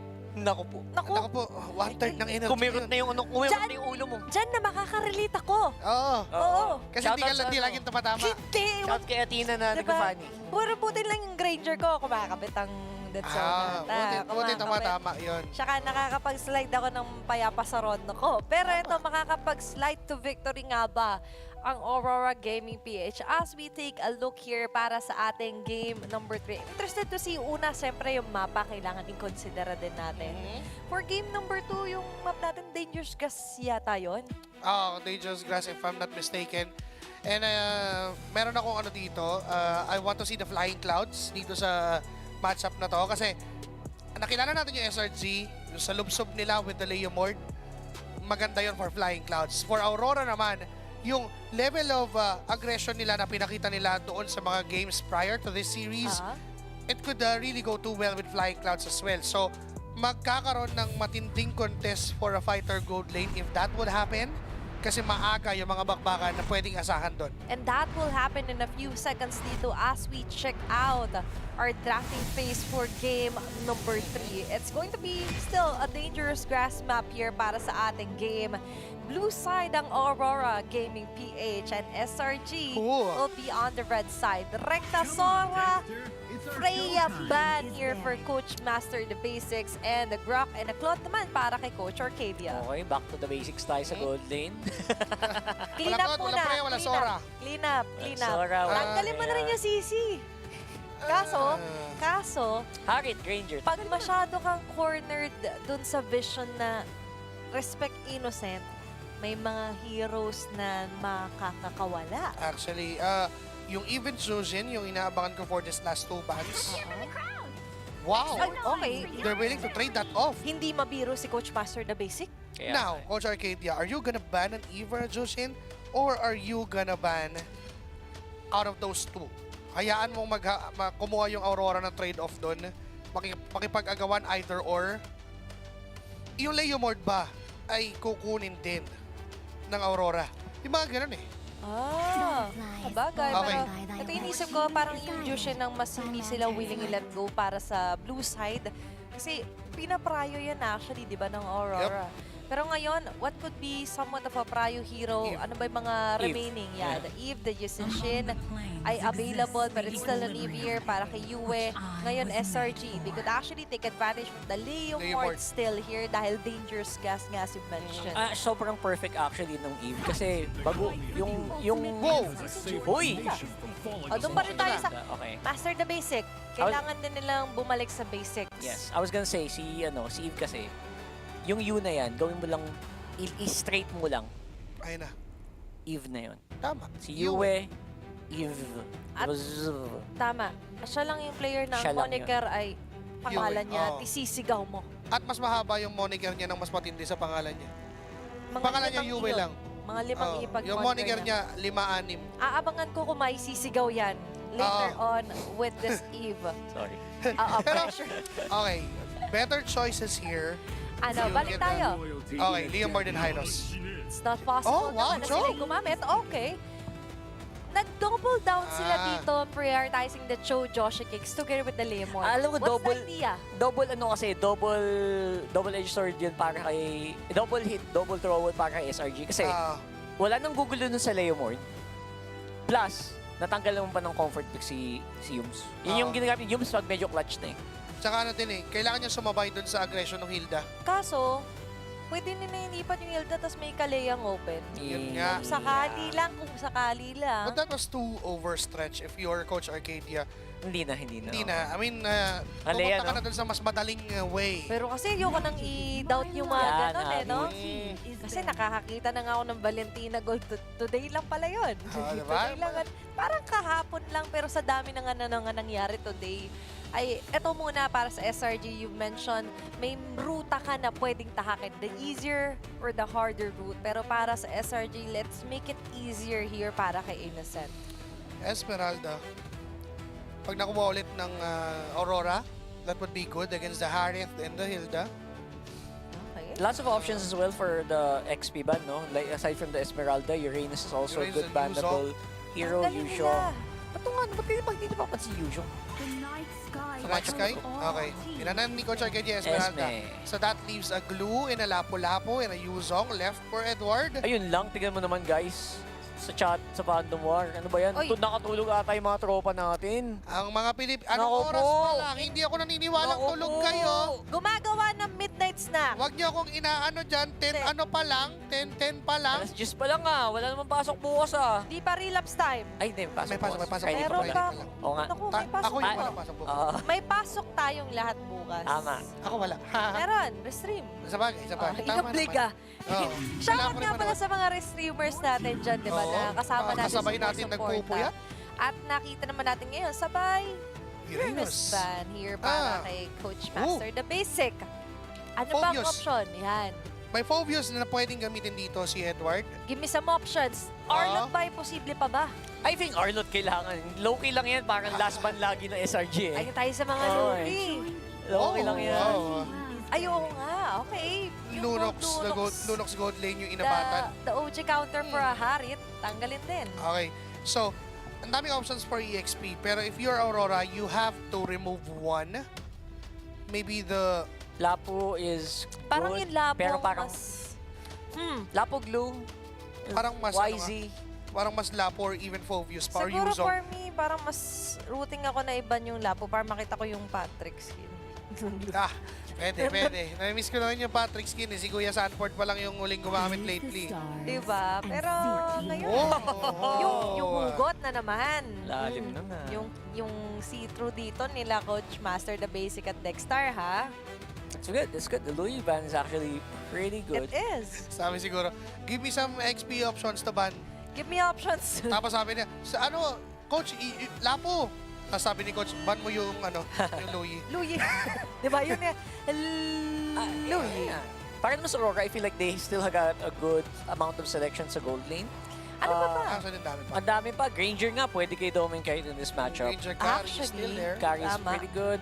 For SRG, more on Granger ako. what works best para mas maging seamless kung sakali. Ito. Not what I expected. Okay, sila. Ang layo niya sa expectations ko. And surprisingly, 100% pa ang win rate. Yeah. 4 times picked here for M-Series. Massive. That's actually big. Isa from, pangalawa pa lang to ng SRG na Zetian. 1 against the LPH. Gumana yung panalo. Si Rosa din gumamit nito. The other 2, parang hinahanap ko pa kung sino yun. Pero again, we're talking about the overall map presence for SRG. Sobrang... Mountain Soccer, Field of the Phoenix. Ang dami nilang vision dito, no? Sinunod niya yung advice ni Demon Kite. Oo nga. Ayun. Kala ko naman, di coach. Di siya susunod kay coach. Naniniwala siya. Kingslayer yung before si Demon Kite. Major Lapu, perfect. And you're right on cue. It's the Lapu and the Granger here para kay Doming Kite. You mentioned, balik tayo dun sa sabangan. Yura. Yura? Ay, Yura ba? Glue? Tinanggal eh. Glue, obvious. Obvious? Baka sila magpo-obvious dito para sa SRG. Sisi, may sisi ba? Wala. Wala. Tinanggal eh. First 3, Sora, Freya, Sisi. Dami ah. Yuzong sobrang hard to face if you're Aurora right now. Solid ah. Yuzong mo na.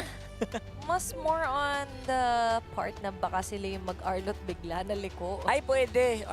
Arlot, Yuzong. Diba? Pero, eto pala, nakaalis sa ating isip. Alis. Kailangan nilang sobrang unat nga. That's true. They need a solid frontliner aside from Hilda. Tsaka yung chase. Oh yeah, the chase is really good. Yeah, yun yung maganda here para sa SRG. Looking at Alice here para sa game number 3 natin. Now, kailangan ng reset. Matinding reset here for Aurora Gaming. But looking at their draft index, grabe. Nag-raise ng sobra yung naging potential for the late game dito with that Alice pick as well here for SRGOG. So this time, yung lineup ng Aurora, gusto nilang pumalag ng pumalag. Consider that they have the lapu-lapu on the hands of Edward.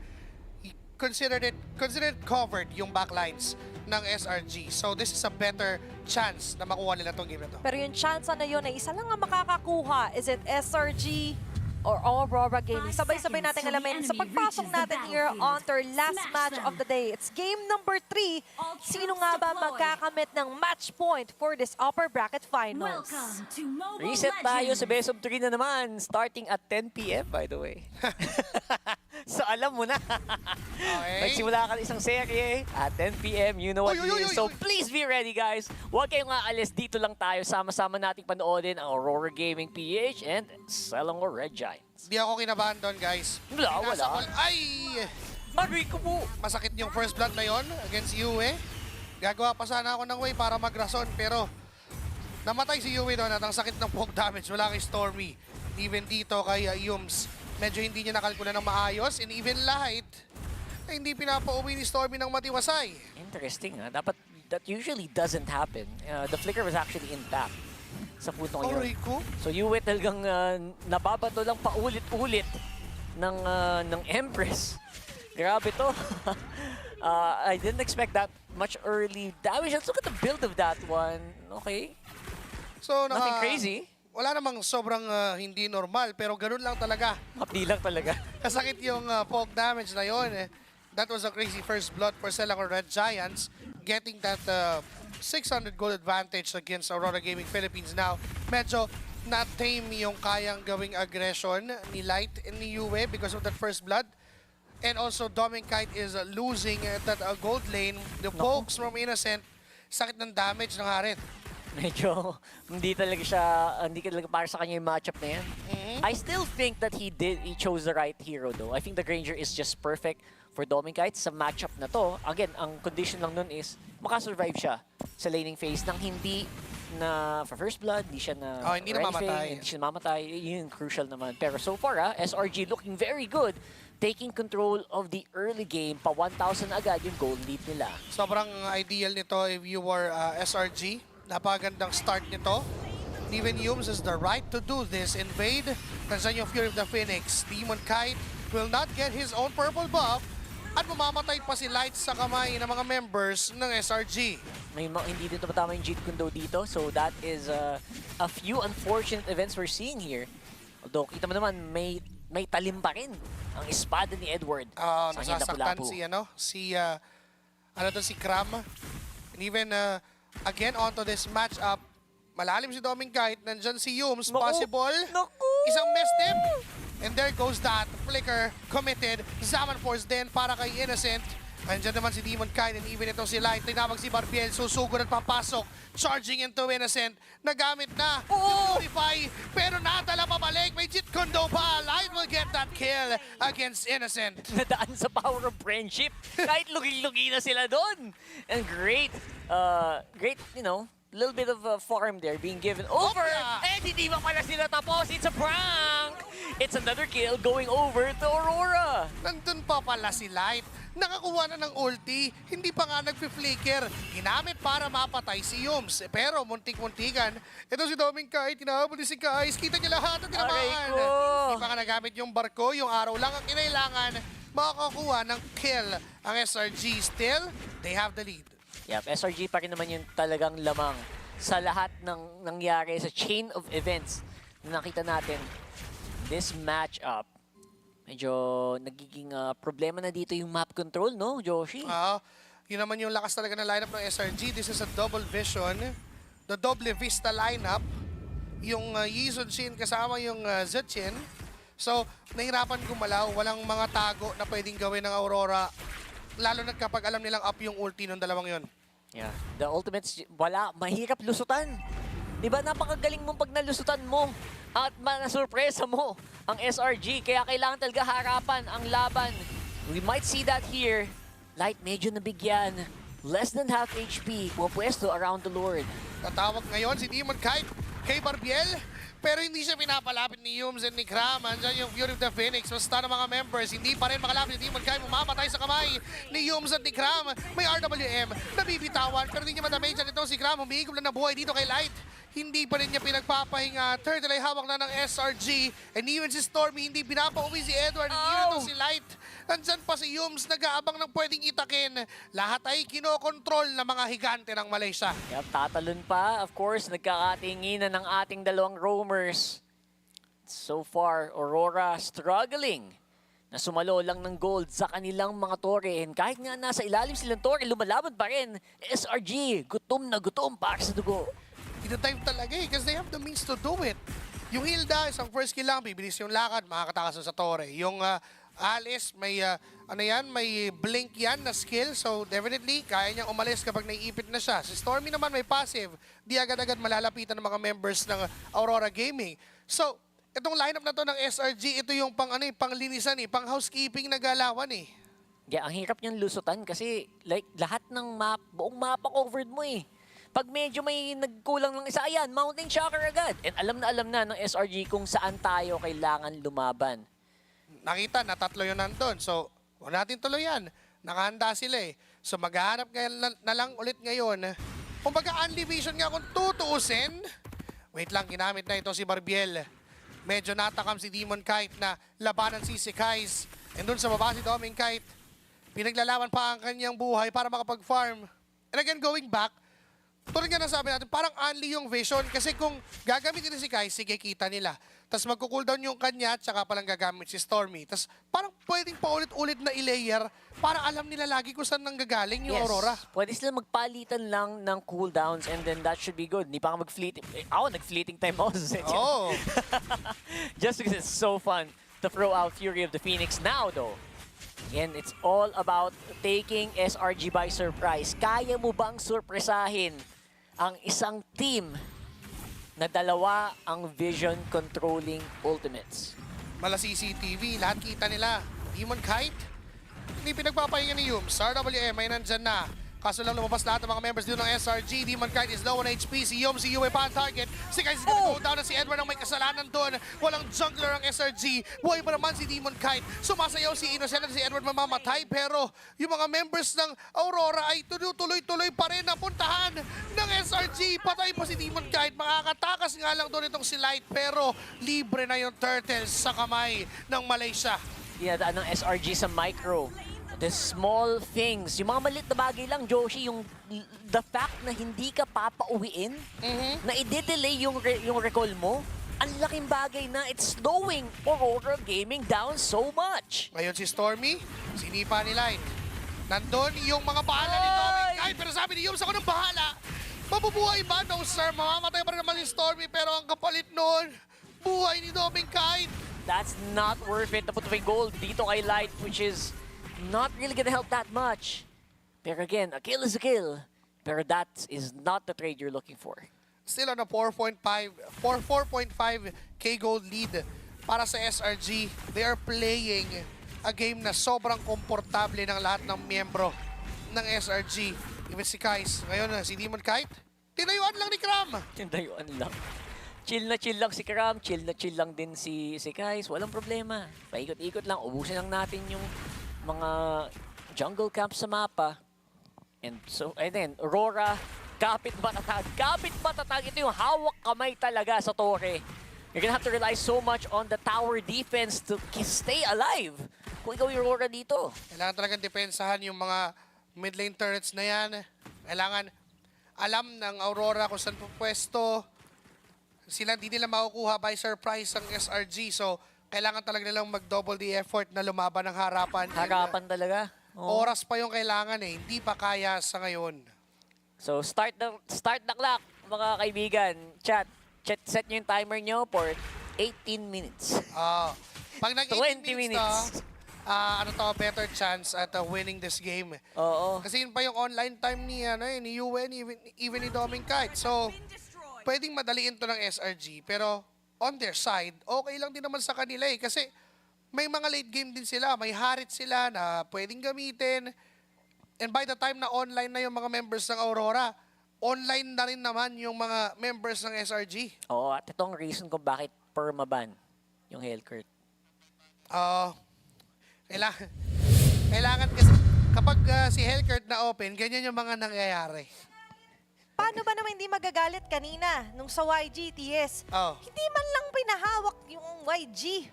Hindi man lang siya pinaalis dun sa bans. Isang game man lang. Nakita natin ngayon, para naman sa side ng Aurora at SRG, baka posible nga yung Hellcurt na ma-open sa mga susunod na laban. Kasi ngayon nakikita natin ang pagpaparamdam. But kidding aside though, there are some instances dito na nagkakaroon ako ng realization. Alice could be considered as a counter for a Leomord. Hindi makagalaw ng maayos dito si Demon Kite. As long as nakadikit si Kram. Oo. As long as nakadikit yung Alice sa Leomord. Buong buhay doon ni Kram ay nakaalay lang para hanapin, i-escort si Demon Kite palayo sa objectives. That also kind of just forces you to build, glowing.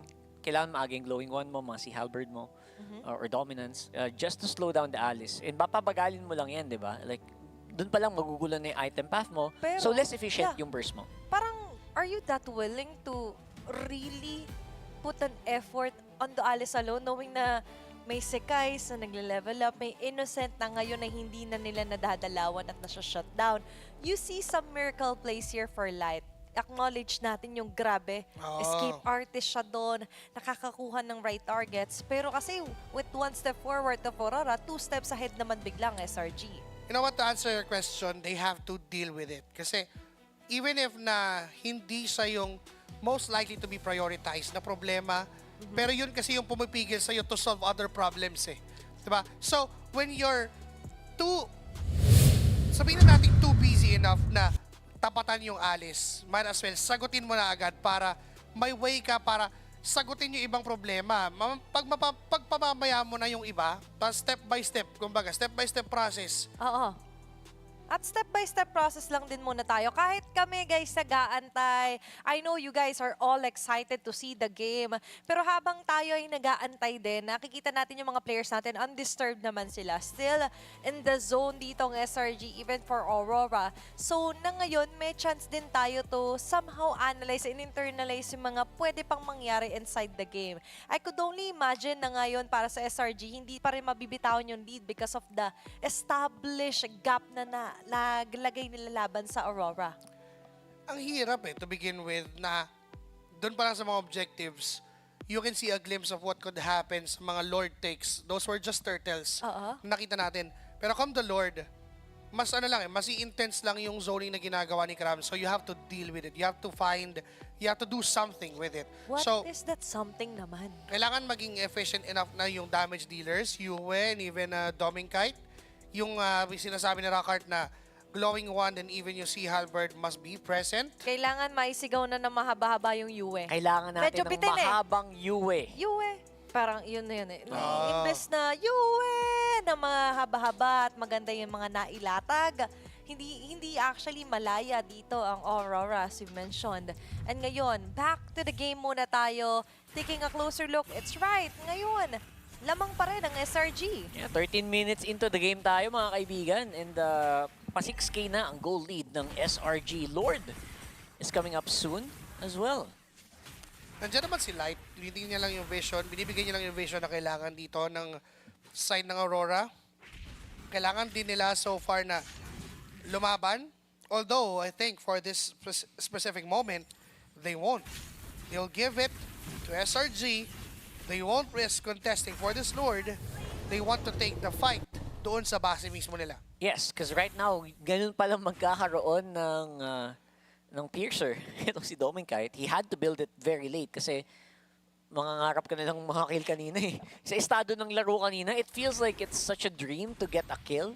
Yep. Just because ang layo na din ng lamang ng SRG. So this is the perfect time actually for him na mag-build ng piercer na yun. So mga nagtataka lang, just in case. Parang timing yan eh. I-check mo din kung worth it ba na magpipiercer ako ngayon o kukuha na muna ako ng mas damage item o yung halberd, diba? So, technically for Domeng, ngayon na yung time na binibigay na lang sa kanila yung mga minion waves eh. Hindi na nila kailangan maghanap because definitely, papasok ang SRG sa base nila. And there you go. You see the damage. Bumabakat ng bahagya. Dito kila Innocent. Lord, charging. Down top lane. Papasok din si Cram. Sinasala lang yung mga damage na magmumula dito sa kupunan ng Aurora. Again, magiging alay nila yung inhibitor turret. Aware naman yata sila na hindi nila ma-full clear yan.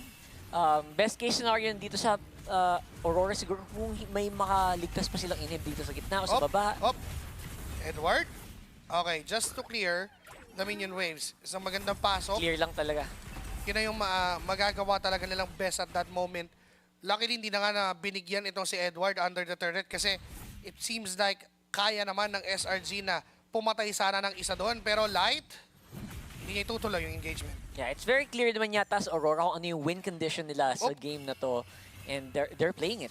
Diba, Josh? They're just playing to not die. Playing to just save the turret para naman pag umabot tayo ng 18 to 20 minutes, medyo may mas palag na. Okay, counter in. 4 minutes and 30 seconds bago pumunta ng 20 minutes. And medyo mas mahapdi na si Dominkite dyan. Again, he won't have the stacks, pero he will have enough firepower, at least from the other items. Demonkite as well, di ba? Si Demonkite, late game scaling din ang isang Leomord.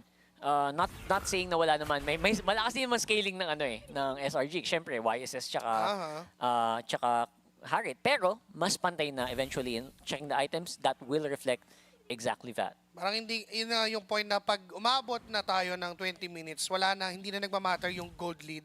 Kasi parehas namang item lock yung dalawang teams. Kumbaga siguro magmamatter kapag buy and sell moment, walang kakabigin ang Aurora. Pero by that time, kung pantayan ng damage output, nandun na kaya nang sumabay. So, Aurora Gaming Philippines, this is the best thing that they can do. Not die.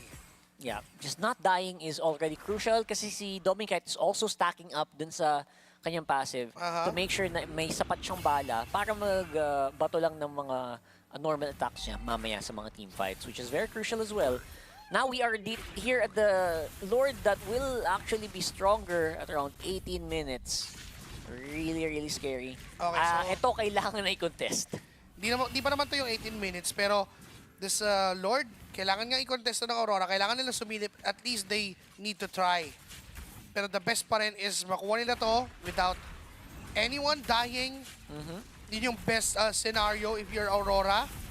Or even get a kill. Yums is from the back. Nakita niyo si Dominkite. And again in the Phoenix. Nandun this is guys.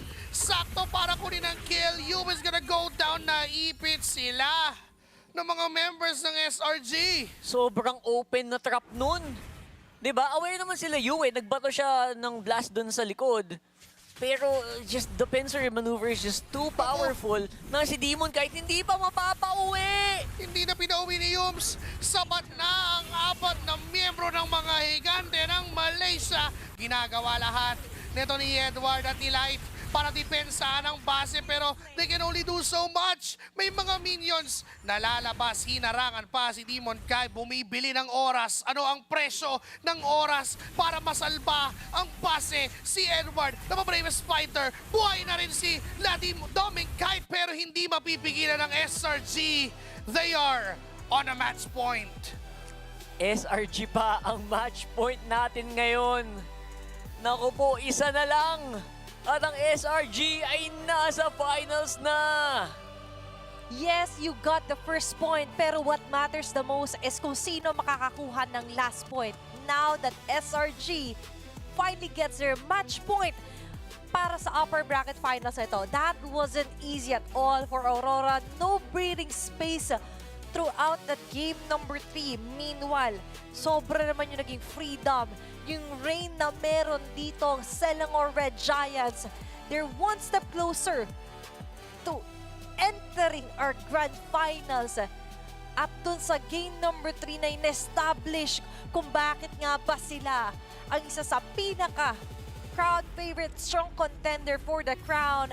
Now looking back dito sa ating naging game highlights, we know na oo nga, tinanggalan nyo ng mga signature, comfort, gold lane fighter heroes sa Innocent. But don't forget that Harit is the one that started it all. Way back TNC pa siya. Way back na bago pa siya naging eventually part ng SRG na namamayagpag for Malaysia. And with that said, SRG had done it again, getting another point laban sa Aurora Gaming. Isa na lang ang kailangan ng SRG. Isang game na lang, isang puntos na lang, and now malalampasan na nila yung kanilang kasaysayan sa buong M-Series. And for Aurora Gaming Philippines, they are fighting for glory. And even Edward says it na gusto niyang bumalik doon sa nagkakampyon, nakikipaglaban para sa championship, hindi lang basta makapasok ng M-Series. And for the other members of Aurora, ganun kabigat yung what's at stake dito sa match na to. Oo. They have to find a way to answer back to Coach Arcadia. Tsaka chain effect to. If ever SRG gets that spot para sa Grand Finals, hindi na posible yung PH Grand Finals. Yes. Plus, na-eliminate niya agad yung ina-attempt ng Aurora na eventually ang PH ay laging may attendance agad for the Grand Finals na meron ng waiting.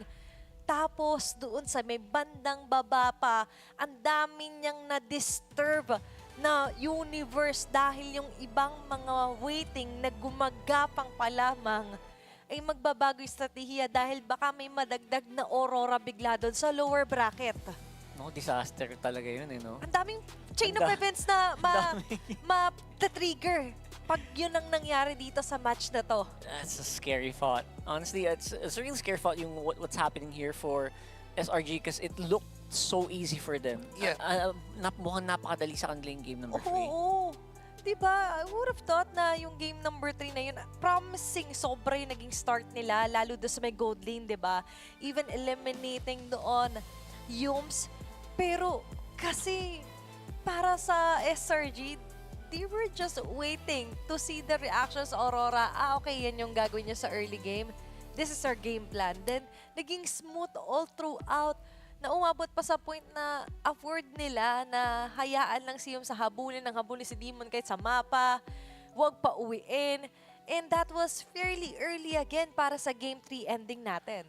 Balik tayo ng onti doon sa nangyari na game. Back to the draft.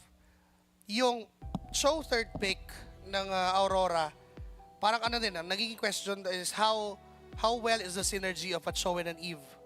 Diba? Kasi we all know a Cho needs a burst mage and an Eve is a DOT type ng mage. So hindi siya ganun ka-burst enough para kumuha ng pick-off na isa.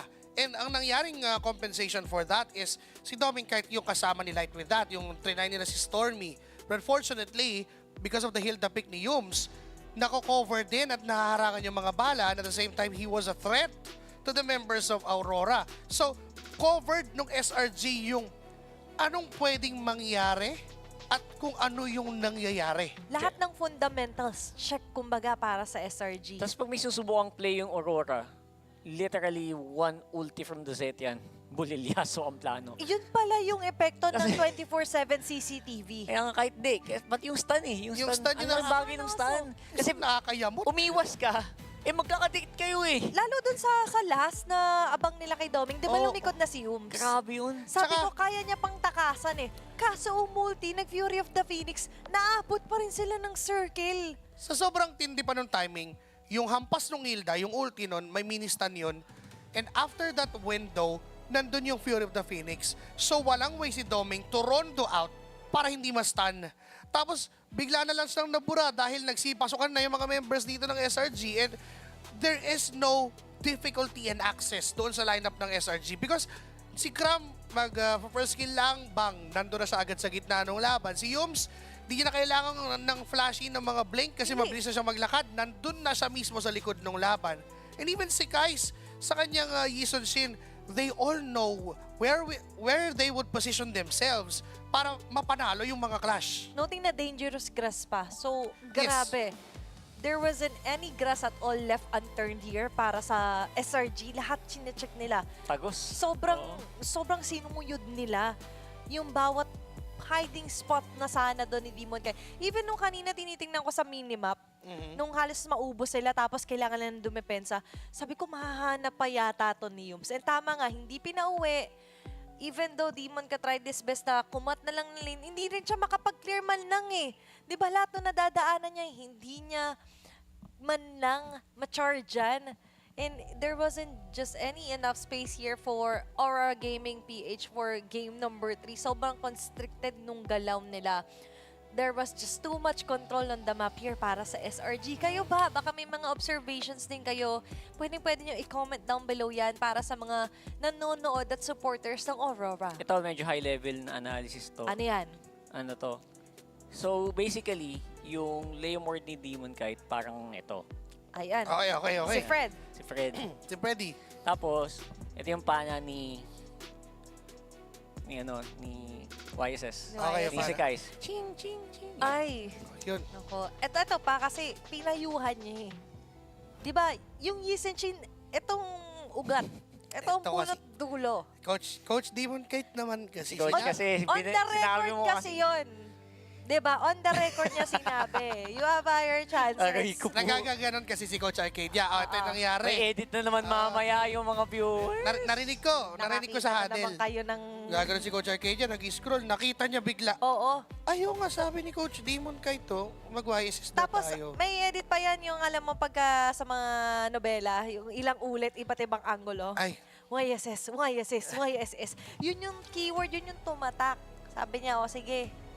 Hindi ko alam kung anong tawag nila sa Malaysian language. Oo nga naman. Lahat yun nangyari in Malaysian. Siyempre, Tagalog tayo dito. Nag-English naman yata sila. Nag-English naman.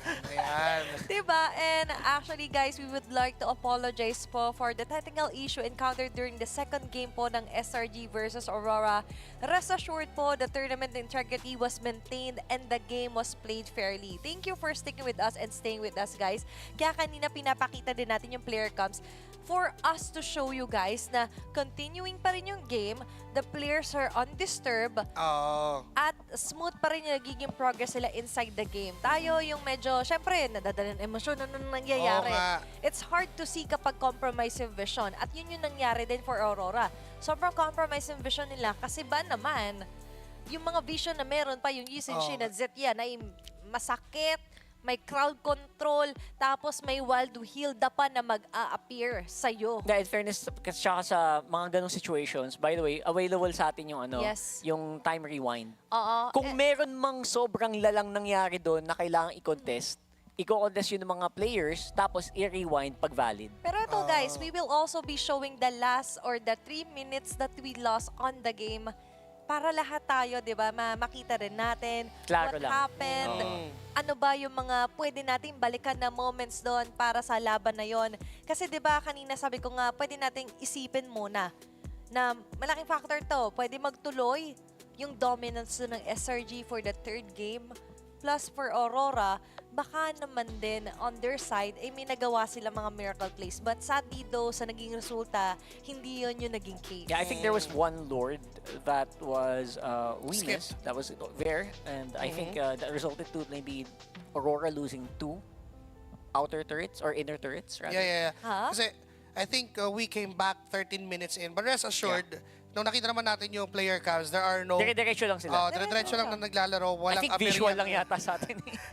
Walang aberyang nangyari doon. Kasi kung meron man... May multiple, dami nilang marshal sa likod Tsaka yung mukha nila doon, galit pa kung may nangyayaring aberya. Or stress. Oo. Tsaka maganda, we acknowledge, di ba? And yung nakita naman natin na this is the real reason na rin kung bakit papakita natin ang mga nangyayari for that last 3 minutes or the 3 minutes that we lost during game number 3 para mas maliwanagan tayo at makita natin baka may mga clippable moments din. Etong Aurora and even SRG, nakakapanginayang din kung may TikTok play ka pala doon tapos hindi natin na-clip. Lalo na kapag kayo, mga nag-RG, kung meron kayong malupit na play tapos hindi nyo na save replay, aray ka. Baka may matututunan pala tayo ng mga pwede nating ma-analyze pa further para sa game number 4. Let's see. Baka may mga galaw pala na malupitan. Ankle breakers yan pala. Game-changing moment dito para sa game number 3. Although, resulta ng game na yun is yun. Still, yun na yung resulta ha. Panoorin natin baka mabago pa yung resulta. Nililinaw lang po namin, ang kaya po natin gawin na ipakita kung ano man yung hindi natin nakita. Bawal baguhin yung resulta. Wala baguhin, yun na yun Di ba pero mga... Hindi tayo, wala tayong time stone. Wala. Hindi ko pwedeng snap lang yung finger ko tapos ayun na yun. Pero balikan natin guys yung 3 minutes replay of the game para dun sa nangyaring game number 3. Ito by the way, nag-start 9 minutes and 19 seconds yon. Very precise tayo Kaya ngayon, samahan nyo kami. Sa mga nagpa-practice maging caster dyan, ito na yung chance nyo na i-play by play yung nangyari dun sa laban na to. Okay ka, parang good yun Okay, partner, ikaw, kamusta? Ikaw yung blue side, ako yung red side. Talaga, partner? Humahabol si Yums? Grabe. Diba? And dito, allowed tayo na makita rin na nasakop pala nila yung whole area ng Lord para sa laban na yon. Diba? Okay, so... I guess it speaks it. We're allowed to comment, pero PvP-wise, syempre nangyari na po ang nangyari. Kaya, practicein nyo na yung PvP nyo. Simulan nyo dito sa pagpasok ni Edward. Mahirap nga din talaga if gano'n yun ang... Okay, full control, again, of the Lord. At hindi nabuhay pa. Si Kais doon, hindi pa siya nahabol. Hindi naabutan. And again, SRG is still on the lead. Parang hindi pa rin talaga makalaban yung Aurora by that time. So, that explains kung bakit gano'n yung itsura nung 13 minutes na nakita natin nung pagbalik natin during that sequence. Ito yung binabanggit ni Rockart na Lord na posibleng nakuha. Yun nga, nakuha nga ng SRG at hindi natin nakita yon. Yeah, they're able to really get a lot of function. They got a lot of towers. So, I guess that's a big problem in that matchup. Pero, again, you can't really blame him. Wala naman. No more, wala nang sobrang 2 extra na nangyari dito.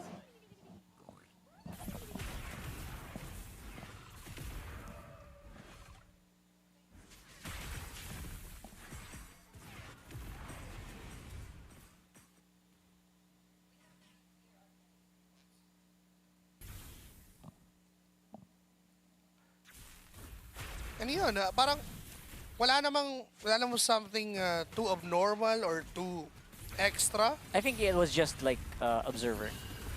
Yeah, it was just observer turned off. Pero I think the game didn't even pause, right? It just got, I think when we went on the pause, it would just went straight. Dire-diretso pa din. Nakita naman natin yung player cams, tuloy-tuloy lang din yung pindot. And again, we're nearly approaching doon sa huli nating nakita ng 13 minutes.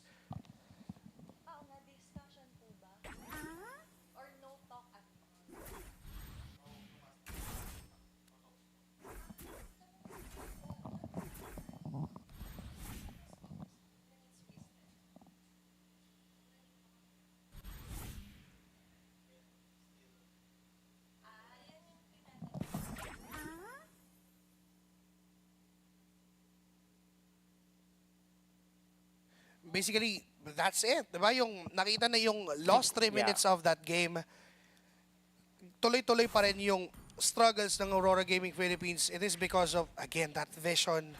Oo, saka kailangan clear talaga tayo. Kasi kung ano yung nangyari. Yeah. So Very important. everyone is on the same boat talaga. And that's the important thing, transparency in all levels. Plus yung info nga na pwede natin magamit onto analyzing the game. Na katulad nga na sinabi natin, ang ganda lagi ng timing again and again dito para sa SRG, di ba? Na sabi nga natin, ganda nung layer after the mountain shocker, kung walang tatamaan ng barko, tatamaan ka dito sa Zetien. Yun nga, yun yung pinaka nakakayamot dito sa naging lineup ng SRG, yung Zetien, a very, very good pick. Sobrang hindi nakagalaw, even if may pinaplano yung Aurora Gaming Philippines dito, hindi nila ma-execute ng maayos kasi sobrang sobrang tindi ng nagiging counter-engage ng SRG. And again, we saw the lost 3 minutes and para lang ipakita din na klaro lang ang mga bagay-bagay at walang nangyaring something abnormal. And we're talking about this abnormality doon sa lineup ng SRG, this Zetien, who seemed to be the MVP nung match na yon. Stormy, napakatalino nung pick na yon, to be honest. 100% win rate pa rin Zetien. Diba? Nagtutuloy pa rin yung win streak niya. Plus, yung streak na meron yung SRG onto staying on top of things dito sa upper bracket finals. For me, talagang MVP worthy yung ganong klase ng mga roles. Many will say, lalo nung bagong labas ng Zetien, na parang wala siyang damage. Bakit ganun? Parang ang hirap niya paganahin. Parang ka lang hinihipan. Kailangan pala mapagana siya on the 5-man level. Yes. Then the timing and everything has to fit perfectly. And nag-fit yan perfectly dito para sa SRG. How many months ago was just that? But like, it wasn't even that long ago when Zetien was released. And ganun na yung, I guess it just took a lot of mastery or needed more mastery. No? Nagkaroon ng recent patch sa isang Zetien. Nagkaroon ng adjustment sa values. Yeah, it's a buff. Damage-wise, nagkaroon ng buff sa isang Zetien, and that would explain it. Yung pokes during the early game, the early first blood they got against Yue, that would speak it all. Kasi again, with that show and that Eve, you wanted to dominate that early game. You wanted to freeze at least the lane, bigyan mo ng hard time yung jungle through pokes, pero all of that is intercepted because of that early first blood. Yung interception na yun, it feels like wala nang, there was just no climbing back. That's why sabi ko, parang sobrang dali para sa SRG nung game na yun. And they seem to make it look easy, but it took a lot of mastery, comfort, and yung plano ng SRG doon was really to dominate and take this match point. We're down to our potential last game. No. Unless Aurora, magising ang buong ilaw, magpalit ng baterya sa flashlight, mas umigting at mas tumaas ang liwanag ng Northern Lights of the Philippines. We are now on a Game 4. Alam ko walang solar paggabi, pero please lang. May naiipon sa battery. May ka naman siguro. Diba? Siguro pag umaga eh. Yun naman talaga, you have something reserved para sa araw na madilim na, sa moments na tila ba kailangan mo ng liwanag. And yung reserve spot na yon, yung reserve energy for Aurora, baka dito na mailabas. Now, going back, siguro more on the communication din dito. Kailangan i-polish here for Aurora Gaming PH. Because to be honest, there were certain parts of the team, lalo dun sa 3 minutes na pinakita natin for our viewers to ensure na we uphold the highest integrity of our tournament here sa M7. Na there are times talaga na yung timing wasn't that, sabihin natin, maganda para sa Aurora Gaming page. Pero baka dito mapagandang resulta. Now for SRG still, they're going to ban out the Jushin. They're on the red side. Pwede nilang ibigay pa rin dito yung Ibrayo. Napapangiti sa Edward. Tila ba iba yung pinaplano ngayon ng Aurora Gaming? That's correct. They need to do a hard reset kasi ito, walang iyak kaya pala. O, diba? No sugarcoating kasi ang dami talagang, especially nung kanina, napa-question mark ako kasi na first blood si Yue under the tower without even using the flicker. Mga mas maliit na bagay lang yun, ha? Pati si Light, before level 3 actually got hit with another kill. So yung mga bagay na yun, hindi na pwedeng mangyari dito. 100%, you have to be on point, and it's kailangan ng Aurora dito to go back to basics and make sure that your micro is also very clean. Kaya ito lang yung sinasabi ko, for the cleanest and the most comfort para kay Yums, they lock in itong show na to. And syempre, makikinig tayo kay Coach. YSS is still on the plate. Reason Shin so crucial doon sa game number 3. Actually, no, para sa SRG, they're riding on the momentum that they've got doon sa game number 2. And ngayon, para sa Aurora Gaming PH, they're locking in on the Fredrin. They're willing to risk it all para dun sa control over the objective here. Ooh. And wow, still on to the Ranger para dito kay Domingkite. Very clear agad ngayon yung roles. Any hero per role dito for Aurora Gaming PH. It's like, ito yung meron kami, sige, what are you gonna do about it? Yung hamon nila sa SRG. Wala nang flex. Ito na, nakalatag na yung baraha. Now answer it. I'm just too worried about the third pick, Zetien, again, for SRG. And it seems like it still fits in, although there is no clear synergy with the Cho. Burst, hindi naman ganun kataas yung damage output, but then they're just going to interrupt again yung gustong gawin ng Aurora, and they can do it now. Although, mas makunat naman yung frontline dito. Medyo may tumaas yung margin of error nating tawagin para dito sa Aurora with the Yuzhong and with the Fredrin. High win rate, by the way. And the Harif. Okay. It continues here para kay... In a sense, sasabayan nila yung in-your-face na draft. Well, nakita mo naman last game, medyo... Oh, in-your-face talaga yung ginawa doon. in-your-face talaga yung... Pati sa laning phase, ano eh. Sabi niya, oo, may meta na nandun tayo sa Fighter Gold era, pero let's play dun sa playground that we play best, Domingkite. Yes. Alam mo, kaya kong tawagin tong draft na to na ano? Na ego drafting. Kasi, nandiyan na yung Granger. Alam na ni Coach Arcadia yon. Pero sumagot agad ng Harith kahit ang daming options sa gold lane. Oo. Na parang, okay, may Zetien pa kami pwedeng kunin pero mamaya na yan. Sige coach, bigyan mo sa akin yung Harith. Ganun eh. This is pure ego drafting. And if you want to win championships, you have to be egoists. And yun yung pinapakita ng SRG. Banning the chip out. This may be a good complementary hero sana sa lineup ng Aurora. They've done it against TLPH, kung di ako nagkakamali, yung chip na yan. Ay, Team TLPH ba yun? Basta ginamit na nila tong chip na to. Recent na nga din. Recently lang. And yun yung nakita ni Coach Arcadia na possible na butas ng lineup na meron sila ngayon. At kung ego pag-usapan, nagising na ang mga Auroras din onto our fandom. Yung mga pulso, boto ng masa ngayon nagre-reflect heavily. Let's see kung magre-reflect din ng changes dito for Aurora Gaming PH. Directly banning still the Louis here laban sa SRG. Grabe din talaga yung, sabi natin, silip nila doon na ganun sila. Oo. Sabi natin in the 9 na wag natin bigay talaga yung Louis dito, Coach. I think the global play here is still pretty much the same for me. Para sa SRG, I will still try to get the Loyi, no? I think kung hindi man nila i-choose yun, it's still a viable option. Kailangan mo lang na medyo tanky na frontline, probably Urane's on the XP, mga ganung bagay. Para mabigyan mo ng justice yung gusto mong lineup na yon. If you're Aurora right now, you can ban the Zetien. Yes. If not, a red 4 pick, that's a very, very red 4 pick for SRG. Ano pa bang options dito? Diba the Force is still a possible option here? Kung sakali Pero normal na kasi. Pero SRG, normal na kasi. Pero kasi, diba, kahit normal kung mapagani, lapo ban here para sa Aurora Gaming PH. Let's see. Kasi sa ngayon, ang dami pang options for the XP dito para kay Crumb. Honestly, they could just go and head up with the Arlot or run with the Esmeralda here. Kasi yun yung mga open pan options for him or just use the Alice yet again para dito sa Game 4. Pwede pang i-last pick yun technically for if you're SRG. You can still do that on your red 5 dahil may Yuzhong na eh. So, ayaw mo naman na lumaro ng isang hero na lugi na sa Alice. to begin with, di ba? Alice, pwede din. Oo.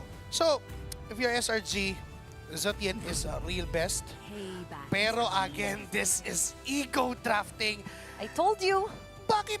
Nandun na eh. Pinanalo nyo na yung Zotien, pero sa amin ni Coach Arcadia, no, magfarsa ka ngayon kahit may Fred Rain, kahit may Yuzong. Kung gusto mong magkampiyon, be the egoist that you can be. At yun yung pinapakita ng SRG. Now for Aurora, what's left for them is to get a roamer and to get a mid lane. Possible yung mga Cecilion, Lilia, Noveria, mula kay Yue. Lahat ng mga pwede niyang gamitin and independent enough. Yes, Kimi is good. Double May marksman. constant pressure ka, may constant damage ka. Kailangan Mid nila to late, light. Babad hero. There goes the high loss. Dito lalabas talaga yung Yes, sinasabi looks better. nga natin na mas fit talaga sa nakikita natin sa sitwasyon. Not just because this is the current meta, no. Because this is what the situation calls for. Ngayon sabi nga natin na stick to the Farsa pa rin. And just like by the book attack here para sa SRG, they're sticking to what they know best. Doon muna tayo sa mas may familiar, may data na. Kung pag-uusapan nyo may margin of error, di ba, mas less yung pwede lang maging mistake here with a Forza pick para kay Stormy. Ngayon, their XP, the final puzzle piece. Ano ba yung mag-fit dito? Yun yung Sir X-Borg. Other than that, Kunatan mo lang. Sa totoo lang, kunatan mo lang. Ayan, kinunatan Ayan, niya. si Patrick. Hey, Patrick! Babalik dito. kung gagamitin. Kasi baka mamaya, anti-trip ni Kuya Karam na gamitin. Tingin ko, trip niya rin eh. Oo nga. Kuya Karam, Patrick, pakita mo naman sa amin. Di ba? Patrick. Okay, gusto ko lang sabihin na I was actually looking through history. Parang hindi ko nakita yung Malaysia sa Grand Finals nung past Hindi, F-Series. kasi they were So, on the third. If they win this game, this is gonna be Malaysia's first Grand Finals appearance? Since Yes. the beginning, yun Since talaga since the beginning. tinatarget nila. Oo. Pero sa ngayon, What? we understood the beginning, we've seen their history, and now they want to be a part of that history to create a new chapter for the Malaysian region dito sa M7 World Championships. Marireach ba nila yan? Well, SRGB, the first grand finalist, malalaman natin yan dito sa game number 4. 4. Let's go! Pa tayo. We're loading up into the game. It is a very crucial one. Para sa mga Pinoy dyan, kailangan natin itaas ang ating mga kamay. We need the presence of Aurora para the dream pa rin is alive. The dream of the PH Grand Finals.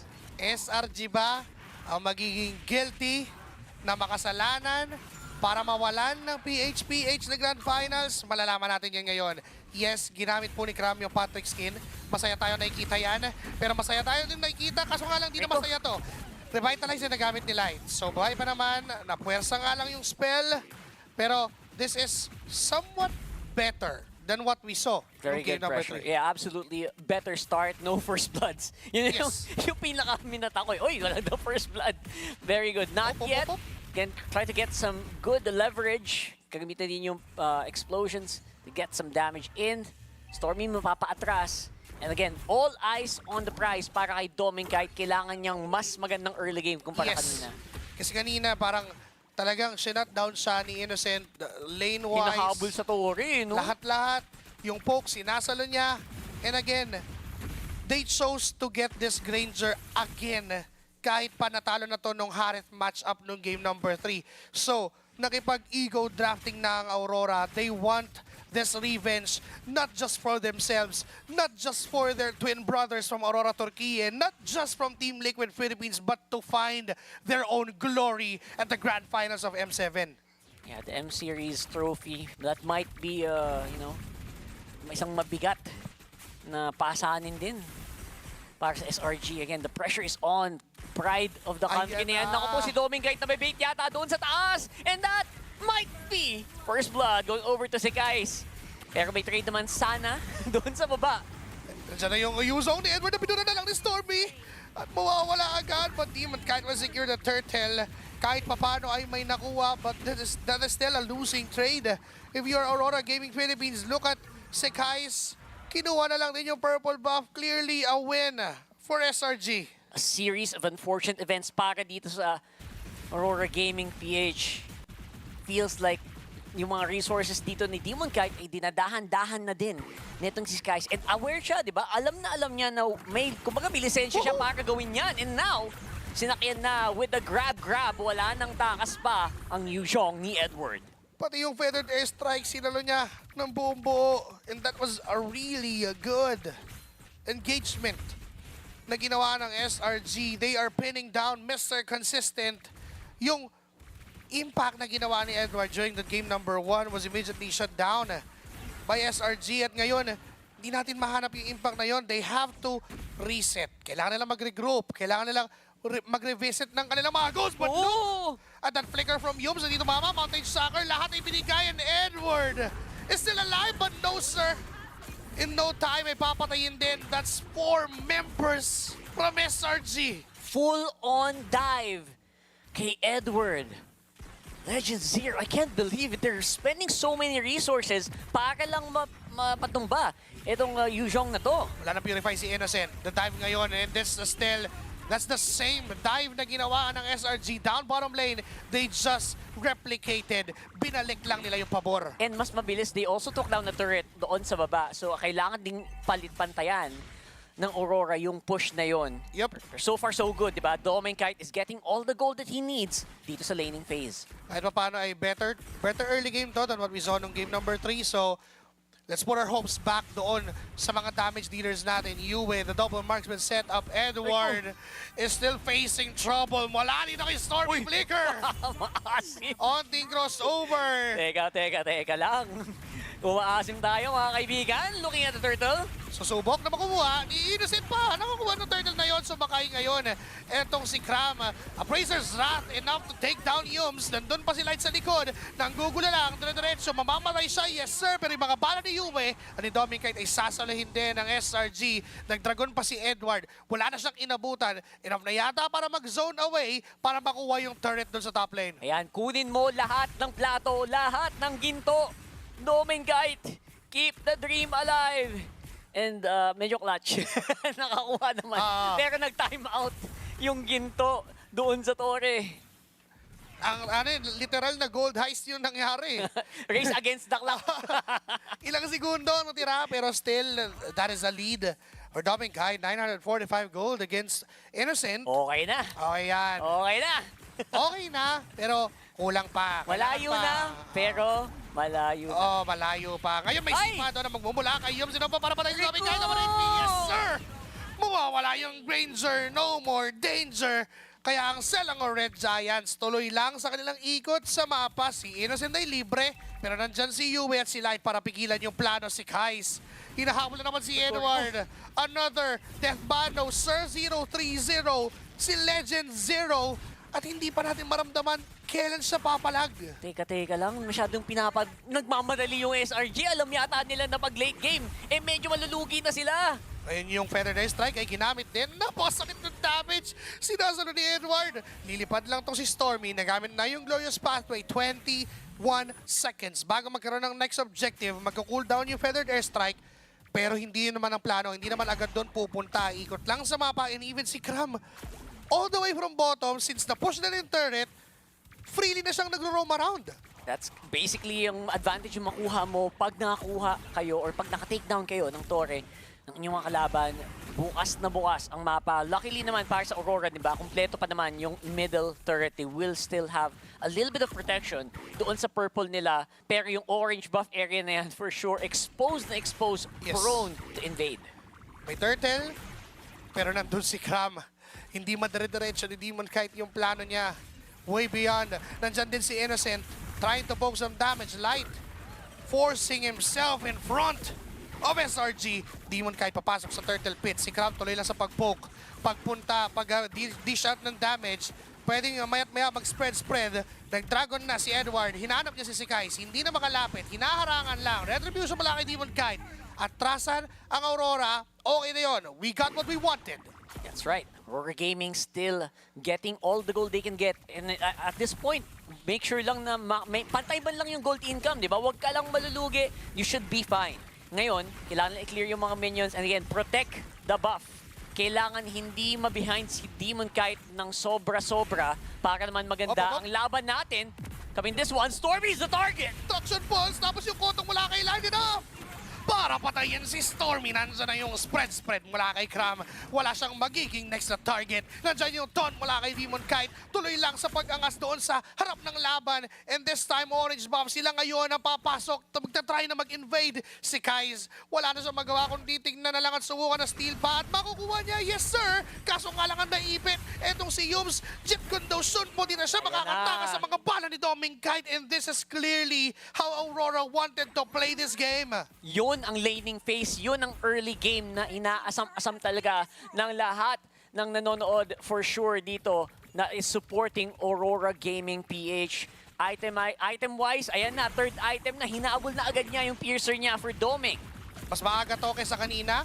Athena Shield is up also for Edward. Wala nang masyadong problema against Stormy na may lightning truncheon pa lang and I guess pupunta sa Holy Crystal. Yun yung next na kanyang magiging item dahil yung glowing wand, hindi naman niya ganun kakailangan dahil may dominance ice na etong si Yums na bit-bit. So, might as well stack up some damage para maging rendered useless yung Athena Shield na meron etong si Edward. But again, wala pa tayong nakikita na full-on 5v5 suntukan. Wala pang masyadong synergy of skills kasi nauuna yung isolation and yung mga banatan. And this time, Cram. Teka, sinasalo niya yung mga bala ni Doming kahit nararamdaman ni Patrick. Sheesh. Paano kaya umaray si Patrick? Ganun siguro. I mean, I've probably watched it. Hindi ko lang maalala. There was probably an episode na ganun. I'm just not sure, diba? But yes, absolutely. Medyo nangangaray na hindi na immortal yung XP laner ngayon ng SRG. Yun ang importante. Kanina kasi lahat na ginawa eh. Binaril, kinalmot, lahat na. Hindi naramdaman nung alis eh. Sabi niya, parang nanghingiliti kayo eh. Pero this time, hindi nakilitian to. Banatan, nandyan yung dragon, nilabas na, and mamamatay ang Stormy sa mga bala ni Dominic at bang! Pero may sipa mula kay Yums at ang target niya si Edward Demon Kite. Responsibilidad niya kunin yung objective light ngayon. Siya naman yung sumasalo, kayo yung nakikiliti ngayon. Kaya naman ang mga members ng SRG, kung wala lang ng trade kasi maghahanap sila ng kill para lang doon makapag-exchange doon sa Lord na nakuha ng side ng Aurora. Tama na, Patrick. Tama na. Tigilan mo na kami. Alam namin, cute ka. And at this point, it does look like this might be an opportunity para makuha pa ng gold sa mapa. Don't forget, may torre pa sa baba na pwedeng farmin. Itong Aurora Gaming na pwedeng naturally mag-push dahil sa mga minions. Pwede nga nilang puntahan at samahan agad yung Lord, pero iba yung plano, gitna. Yeah, the mid turret is very important. Glorious pathway. Taunt, wala kay Demon Kite. Wala pa mangyayari. I-even out lang yung minion waves, balik sa top lane. Yeah, again, taking out these turrets, super crucial, especially yung mid niyan para mas madali yung access sana ng Aurora Gaming dito sa jungle ng SRG. They're trying to do that just now. Light may konting surprise factor pa pwede gamitin. Feathered Airstrike already used up. That's a good clear dun sa mga maliliit na minions. However, the Lord is still going strong dun sa taas. Okay, nadedepensahan pa ng SRG yung Tori dun.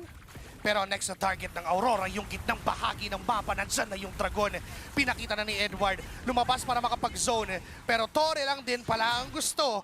Papairalin ng Aurora yung disiplinang kailangan mangyari dito for them. It's a very smart play coming in from Aurora. Alam niyo lang gamit na yung mga ulti nila doon sa taas. So libreng-libre na matanggal yung Torre sa gitna. Na, sabi ko naman, di ba, important na Torre yan, access yan sa jungle nyo. So taking that taking out very early in the game, so crucial.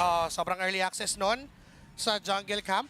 So this is really, really a better game than what we saw from 2 and 3. At ito yung malayo. Sobrang layo to begin with. But look at si guys. Pinarstone siya, di na siya nakatakas pa. Hindi ka pwedeng magpakita sa isang Fredrin dahil hindi ka na makakawala. Ngayong nawala yung buhay niya, kasama yung purple bomb niya na makukuha. Mabubuhay siya, yes, sa Lord. Pero mag-aangas muli ang Aurora Gaming. Nandun si Yums, sumubok na sumipa, pero wala siyang magandang angulo. Si Cram ay nandyan para pigilan ng Aurora, pero kailangan niya rin tumakbo kasi masakit na yung kaninang binubuli nyo na Edward. Ngayon sa pa yung nakapag-push at siya yung magbibigay ng pressure for SRG. Galing talaga ng Aurora to actually catch off yung mga crucial targets, even canceling Feathered Airstrike with just one skill. Di mo kahit papasok ay entrada para lang makaabante na ang Aurora Gaming, taking out that turret doon sa gitna. And as I was saying, parang yung pitas kay si guys, napanood ko na nung game 1 yun. Doon Yun nagsimula ang lahat. Oo nga, yung natalisod ng kabayo. Nako po. Ngayon natalisod yung nakabarko. Kanina nakakabayo. Anong tawag doon? Tumumba. Tumumba ang barko. Tumagilid ang vapor. Oo. Ayun. Tumagilid ang vapor. And this time, teka lang, maganda yung pwesto ni Yums at ni si Kais. Chinek ni Light. Sabi niya, sige ako na. May backup na. Okay. Hindi na pwede mag-isa kasi guys. Sabi ni Yums, ako na bahala. Sama-samahan mo nga ako. Pero may folks pala kay Edward. Hinahawakan ng Aurora yung Lord. Unti na lang yung buhay. 16k HP. Nasa desisyon nila kung itutuloy at itutuloy-tuloy. Pero yung Lord, bumaba yung buhay. Edward will get the Lord of Philippines. At tutuloy pa rin ang maghahabol. Demon Kite getting used in the process. Sa likod, aatras. Pero naiwan na si Kais. Yung ibang mga kasama mo, nando na sa base. Ikaw na lang mag-isa dito. Nakikipagpatintero ka ba? Dalawa ang kalaban mo. That's si Kais and Yums down 35 seconds sa jungler dito ng SRG. 3.2k and a lot of minions walking para sa Aurora. My Lord sa middle lane. 5 members ng Aurora. Still nakatingin. Nandun na yung immobilize mula dun sa Kimi. Nandyan na rin yung mga bala na magbumula kay Doming Kite. Basag na yung Torre. Pumasok na sa loob itong si Light. Nasampahan nga lang ni Cram pero hindi niya mapatay. Nandyan naman yung ibang members para tumapos noon. And Cram is low on HP. Tumama yung mga bala ni Doming Kite. Isipa pala kay Yums para palisin ang Aurora. May Lord na kailangan i-burst at depensahan pa. And still a good defense but it took them to inhibitor turrets. Sumasakay na si Patrick, ang cute na sa cloud. Here we go! They will try to go for re-engage pero wala silang mahanap. Aware na ang Aurora na pwedeng makapitas ang SRG. So sabi nila, no, no, no! Just like the emote. And so far, ito na ang, again, it's the after 3 games, no? Nabuhayan ulit ito na ang Aurora. Naramdaman namin ang pagtaas ng inyong mga kamay. Ang suporta ng mga Pilipino ay nananalaytay sa liwanag ng Northern Lights as they take this game with a lead. 9-7, 3k gold lead. Jackson Post committed. Nandyan din yung mga bala ni Doming Kite. At si Cram na kaninang di maisahan ay ngayon kailangan tumakbo kasi siya'y nasasaktan. Ilang segundo pa naman bago magkaroon ng Lord. Pero hindi pa yun ang plano. Pwede pang humana, pwede pang gumawa ng play. Hindi pa rin tayo pwedeng magpakampante dito. By the way, yung 3.2k gold lead, hindi na rin gaanong kalaki yan. Karamihan din ng gold. Again, nandito kay si Kais. So, it's all up to si Kais kung ibibigay ba niya sa atin ang laro na to. Hindi, joke lang. Depende sa kanya kung magkakamali siya. Figuratively, kasi kanina nakita na natin, nung natalisod yung kabayo, doon na nagsimula. Huwag ka lang matatalisod muli, kaibigan. Nung tumagilid yung vapor, doon na naman, lumobo. Nakita ko na yun eh. So ito, crucial, ang bawat pwesto at ang bawat timings of your SRG. You gotta show how badly you want that grand finals ticket. And ito na yung closest that you can be. You are on a match point. Pakita mo kung anong meron ka. Oh, ito na yun. It's your chance to give a shot at Aurora to kill the other twin of the Northern Lights. But this time, teka, si Doming Kite medyo... Nice cancel. Nasaktaan at hinahabol sa doon. Napaflicker na, nakita niya.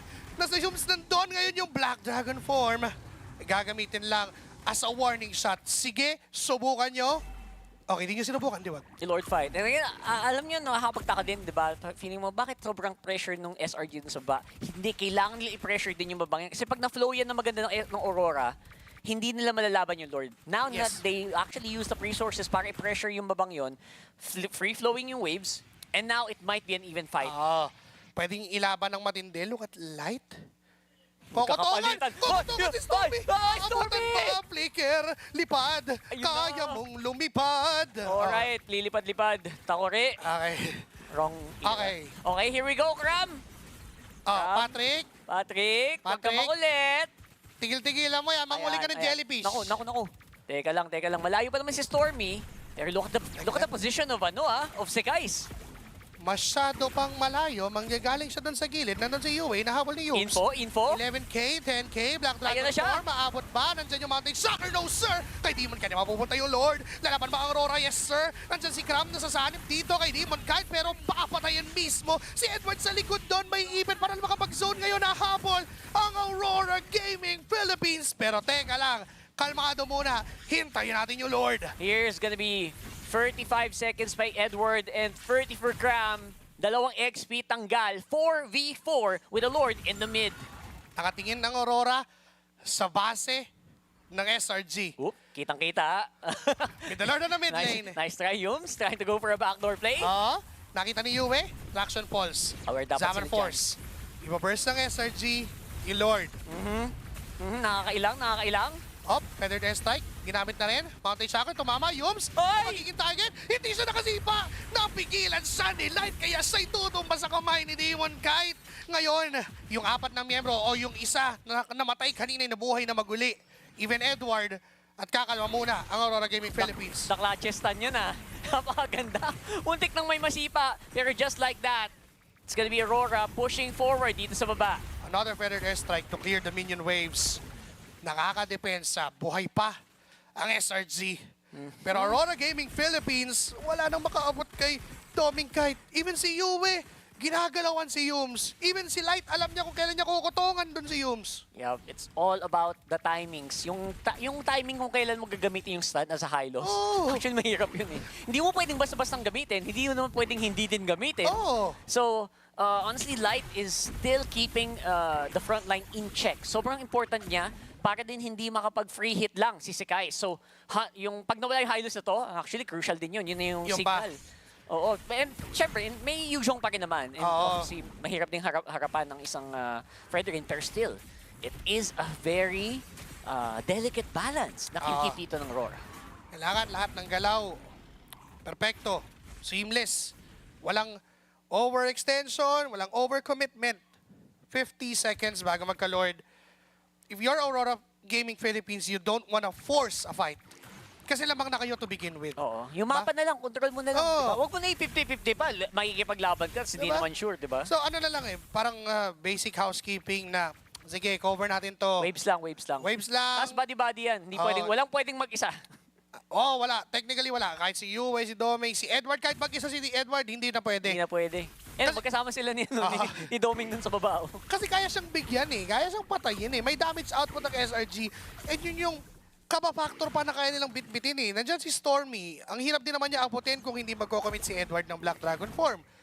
Pero yung pwesto ni Demon Kite, medyo malayo pa. Tumingin lang kung may magdedep. Pag may magdedep, bigyan natin. Wala. So, yun yung crucial doon. Again, the vision, the information is all you need to do. If you're Aurora, make sure lang na accounted for lahat ng SRG. Kasi yung SRG, Mountain Shocker lang, alam na kung nasan lahat. So, it's all about timing that ulti. Pero I don't know kung ko-contest yung SRG. I don't think they should let this go basta-basta. Pero si Sekais and si Yums, andun na naman sa Gedli. Take two, baka may mahuli this time. Nag-aabang din si Yue, yung mga galaw na ganyan. Feathered Airstrike, alam na naman manggagaling sa gilid. Doming ka na, magkikita ka mga Shocker, ito mama. Immortality poppin. Pinitawan na yung Lord. Patay na si Doming Kite. May Black Dragon form. Nakasanib na rin ito si Gram. Sa likod, si Stormy. Ang tutumba sa kamay ni Edward. Innocent is low as well. Mega kill for Demon Kite. Tuloy-tuloy pa rin. Low on HP na. Double kill getting Yums. Nandiyan pa si Gram na maiipit na. Hindi na niya magagawa yung trabaho niya kasi wala na siyang ibang kasama. Hinahabol siya ni Yue. Tinatamaan ang mga bala. Patrick, alam ko cute ka pero mamamatay ka sa kamay ni Yue. Medyo alam ko kinabahan kayo doon nung nahuli ni Yum si Doming kahit target lock guided missile with laser precision. Pero hindi pa tapos, si Kais na lang ang naiwan. And just like that, parang hindi na yata kailangan mag-Lord. Glorious pathway. Sige, sugod. Kung sugod, dalawang bala ang pwedeng isa na lang pala dahil wala si Doming kahit traction po sa inandyan. Traceless, Mountain Shocker, lahat na ginagawa para depensahan. Pero ang Aurora Gaming Philippines buhay pa rin. Ang Pilipinas kontra Pilipinas sa finals. We have a Game 5. Pwede na kayong magsihinga! Woohoo! Yung mga sigaw na inabangan natin! Si Yue! Na finally naging malaya! And with that, extended ang series. May secured Game 5 tayo para sa upper bracket finals. 2-2 para sa Aurora and SRG. Isa na lang para it's a best of one, ladies and gentlemen. Tag-isa na lang. Oh my Time God. check. This is 11:24 in tama 11:23 PH time. PH time. And So, I'm okay with it. okay Mga lang. kapuyaters, what's up? Nandito na ako kagabi. Comment Yue kung gising pa. Comment Yue. I-comment nyo na Yue. You is on the chat. Paramihan ng I sa Yue. Padamihin ng E. Oo. Ang pinakamadaming E. Si Yue. Burrito bahala sa inyo. Pinakamaraming sabihin nyo kay Burrito. Thank you. Thank you. Thank you. Yan. At ngayon, nakita na natin ang naging ending for game number 4. Parang ayaw ko pa bitawan to kanina nung opening. Kung game 4. At ngayon yung game 4 pala na yon. Ang magiging extended life dito ng Aurora sa upper bracket.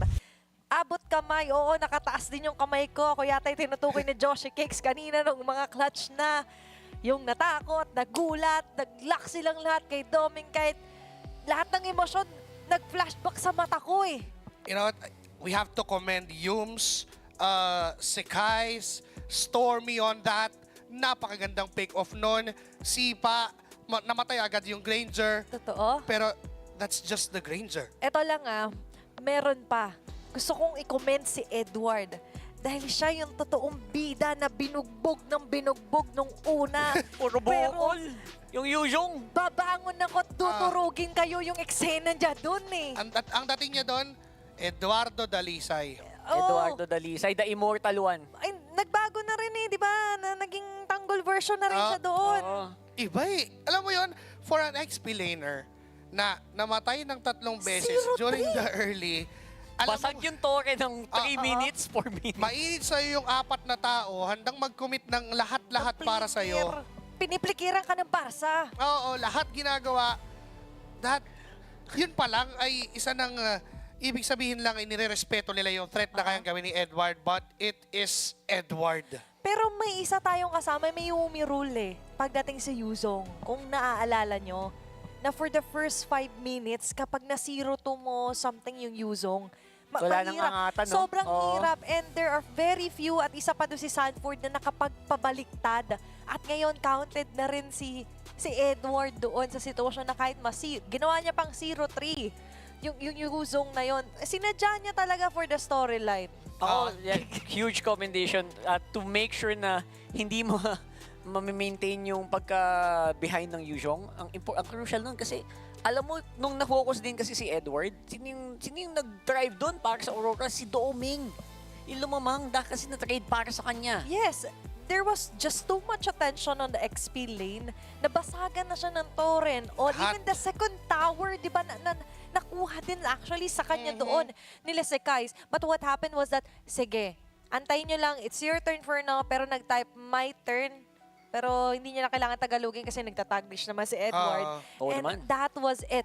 Plus, the addition of the perfect timing of the law and order ng high-lows ni Light for me. Yun ang pa. isa sa sobrang, grabe naman yung timing nung kamay mo. Paano mo nagawa yun na hindi kailangan mag-purify ni Yue? Hindi ako galit pero grabe kasi na napipigilan niya yung continuation ng sipa doon just to target Yue din doon sa likod.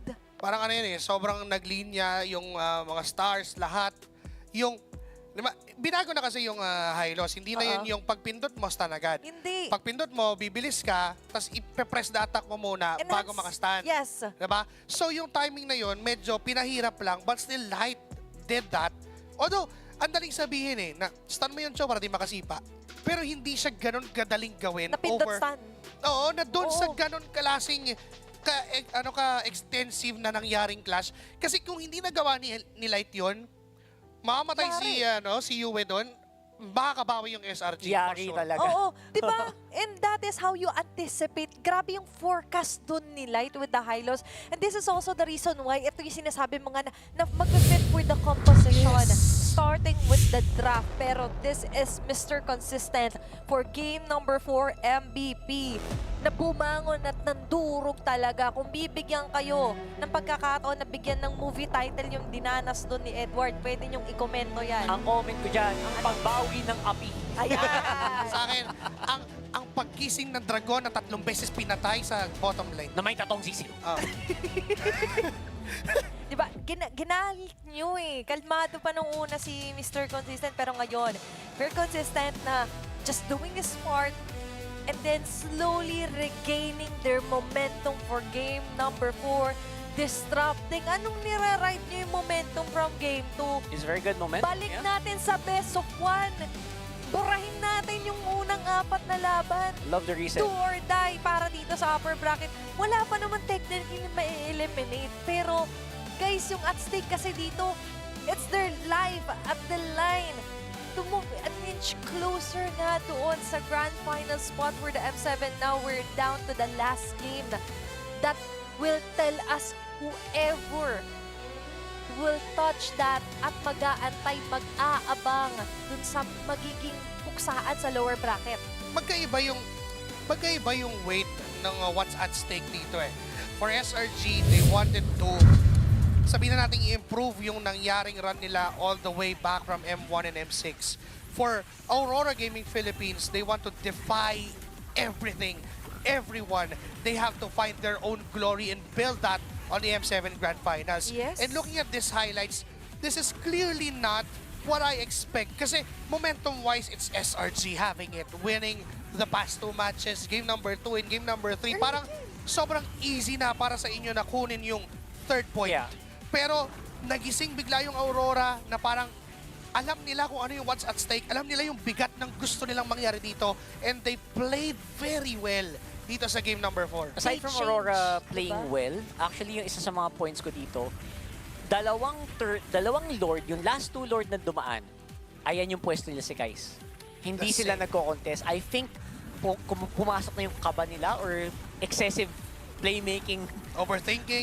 Masyadong tunnel doon na mag-remove muna tayo bago kumontes. Oo, masyadong walang straight up contest na maybe mag 50-50 pa. Literal bigay Lord go for the kill twice. And twice nag-fail. Pero aminin, nagmukhang SRG yung lalamang doon dahil naabot nga si Domeng.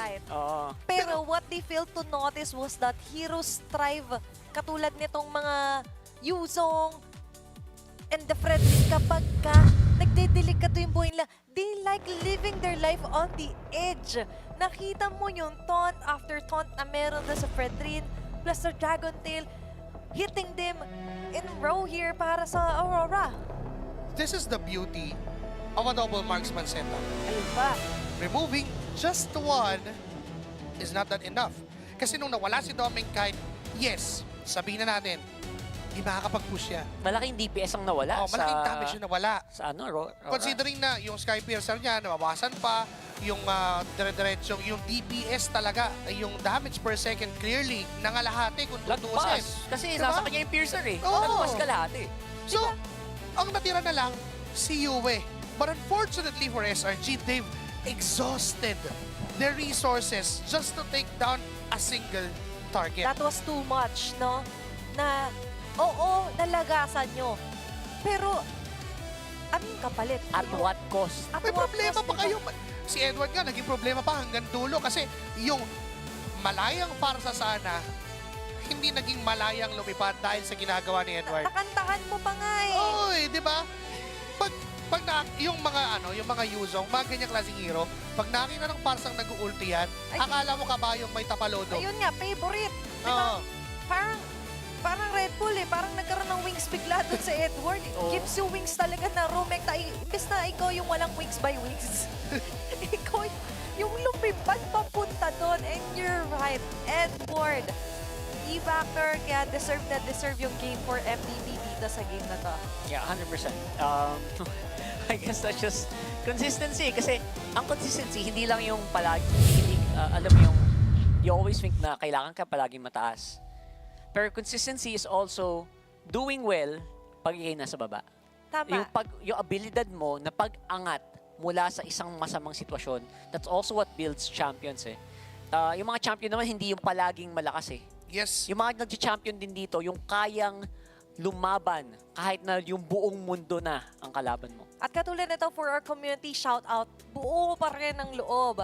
Sabi nga ni Alta Lune 805, May the Northern Lights shine the brightest tonight. Let's go for Grand Finals, Aurora Gaming PH! Yeah. Ayan, marami-raming exclamation point. Hinahanap mo kasi kanina kung gising pa. Oh. Gising pa Ayan naman. 11:30 plus. Okay. Alam ko, medyo late na, prime time na to. Pero alam ko rin, tayo mga Pilipino, mahilig tayo magpuyat. Nanonood tayo ng mga bagay-bagay. At alam kong nanonood kayo ngayon ng M7 World Championship. So samahan natin, sabay-sabay nating samahan. Nagpapawisan na ako dito sa game na Itaas ang inyong mga kamay. Ibigay ang lakas. Ano siya? Ipakita yung suporta para sa Aurora dahil ngayon, ang bid nila for that grand final spot, di ba? Grabe, parang nararamdaman ko. Lalo siguro yung pagwawala natin kung nandun tayo sa Tennis Indoor Stadium. Ay nako, pause na ako. Kung nandun ako. Naku. Pangatlong araw pa lang na knockouts. Feeling ko kaya kaya malaki yung budget doon. Kaya kailangan mo ng high budget na taga-sigaw. Yung mga professional na taga-sigaw, yung pinalipad doon. Yung para bang kailangan sanay sa lagari talaga na ay nako. Kahit 10 best of 5 in one day, hindi mapapaos. Saka, ang sarap manood, ang sarap kasama ng mga Indonesians kapag ganyan mga laro na ganyan. Na-realize na natin yan way back on MSC na kapag game, talaga makikipag-ikawan. Naku, mahirap sabayan yan. Suportahan. Pero after the game, nice game, ganyan. And we've been through with Malaysians also. Kaya nga, kailangan natin si Hans na doon, taga-sigaw. Hans. Diba? Kailangan hands-on talaga. Ikaw na ba? Alam mo na yan, Hans? Alam mo, we've been through this a couple of times, so you know what to do. Alam professional mo na yan, professional. May experience. Yes, MSC. Oo. Napatunayan. Tama. Present tayong lahat. Oh. Sabi nga natin, very nice crowd talaga ang Indonesia as well as Malaysians. Di ba? May mga lumipad on the way to Riyadh. Oo, di ba? Para pakita yung support. What more dito sa mas malapit na to. kapitbahay nilang kapitbahay lang. kapitbahay nila mismo. Kaya iba yung feels pag nandun ka sa Tennis Indoor Stadium. Iba rin yung feels dito sa Filipino broadcast. But we're proud to say na nandyan, hands-on talaga. Live na sumusuporta for a Filipino representative. Kasama natin nagpupuyat, kasama nating sumisigaw, at kasama rin natin here on the stage. Papakita natin ang quick interview, buong suporta with Hans together with our host sa M7. We are now down to the final game, but before we get into that, we are going to get a little bit of time to talk to each representative from each region that is fighting for that final ticket to the grand finals, the first ticket rather, to the grand finals here between Hans as well as Mars. Hey! Guys, I gotta say, behind the scenes, this has been the most chaotic duo, and we're gonna talk to them about it right now. All right, let's start with you, Hans. Okay. We gotta ask. All right, first game, it was looking good, and then back-to-back wins from SRG, and then Aurora was able to take it back in game number 4. How did that momentum shift happen? How do you feel about that? Bro, I can't even lie to you, like, we got nervous, because, again, SRG, we understand that they're a pretty strong team. Aurora, we eventually knew that they were gonna fight back. I guess on a serious note, it really comes from the draft. MTB and Dexter really did a great job trying to figure out that it's not just about Innocent and Cram with that team. You gotta respect that entire squad if you wanna win this series, so yeah. So yeah. So the draft's execution as well was amazing coming in from game number 4. But I gotta ask you, do you agree? What happened with SRG in that 4th game? Because technically, SRG had the chance to close that out 3-1, Mars. Yeah, my perspective is, from a business side, this is good. Business side? Because the more matches we get, more views we get. Okay, more games, better views. More better views, more money. That's true. Okay. Yeah, for us, this is good. I really appreciate the players. Very competitive, you know? That's true. Not just by competitive, but we make it very competitive until we get the views much more. Yes. So Mars, this is good for business perspective. Mars, Keep supporting thank you. us. Thank you, Mars. Yeah. Because my vision is not just only the battle between SRG and Aurora. Agree. The LPH. Okay. This is about us. Yes. This is about let the world see us. Yes. Let the world see us. We are one family. One family. No, that is true. That is true. You can hear the arena agreeing with him right now. We are one family. So So SRG, like, did it on purpose for more? Yeah, I can say that. Yeah. Oh, I don't care. I'm not okay. the analyst. They did that on purpose. You have something to say because about we are that? winning. Well, but I we guess we'll lose. just make the most out of every opportunity. If he thinks that that's the case, well, you know what? We're here anyway. We might as well win it, right? You see, everything happens for a reason. Because of that draw, we are on this stage, for the Clippers to clip us. That's true. We weren't supposed to be here. Yeah. But we were here because of one reason. Yeah. Aurora won Game 4. Yep. And today, at this very moment, we're gonna see them again. We are. Yes, We are, because it's a best of 5. Yes. And we have one more game. Yes. Right? So one more game is ahead of us, boys. Do you have a message to Aurora PH and do you have a message to SRG? We'll start with Mars. All right. Message. Yeah, message for SRG. Oh, usually I message using WhatsApp, but it's okay. I'm sending this message for SRG. Do your best because winning is easy. Just win. That's all. Winning is easy, so just win. Thank you, Mars. That was very wise of you. Hans? Yes. My message? Yes. To Edward, I love you, bro. To Yue, you're my Pookie Bear. To Demon Kite and Doming Kite, you hold the 2 parts of my chest and the entirety of my heart. And to Light, you are my vision. When you have no fans, I am not here. When you have fans, we are all here. Give him space. If I am here, you have a fan in me. Yes. And I. For Light, do better. Thank you. For Dominic Kite, do your best. All right. It's getting super chaotic up on stage, but you can feel the passion from these 2 representatives. Thank you, Hans. Thank you, Mars. Thank you. And thank you for the passion of the fans that are in the building right now, because this has been one of the wildest crowds we've seen here in M7. So with that, ladies and gentlemen, it looks like the players are now ready. Who will take the first slot to the grand finals? Only time will tell. Let's throw it over back to our casters. And that might also be the most chaotic interview na na-witness ko ngayong M7.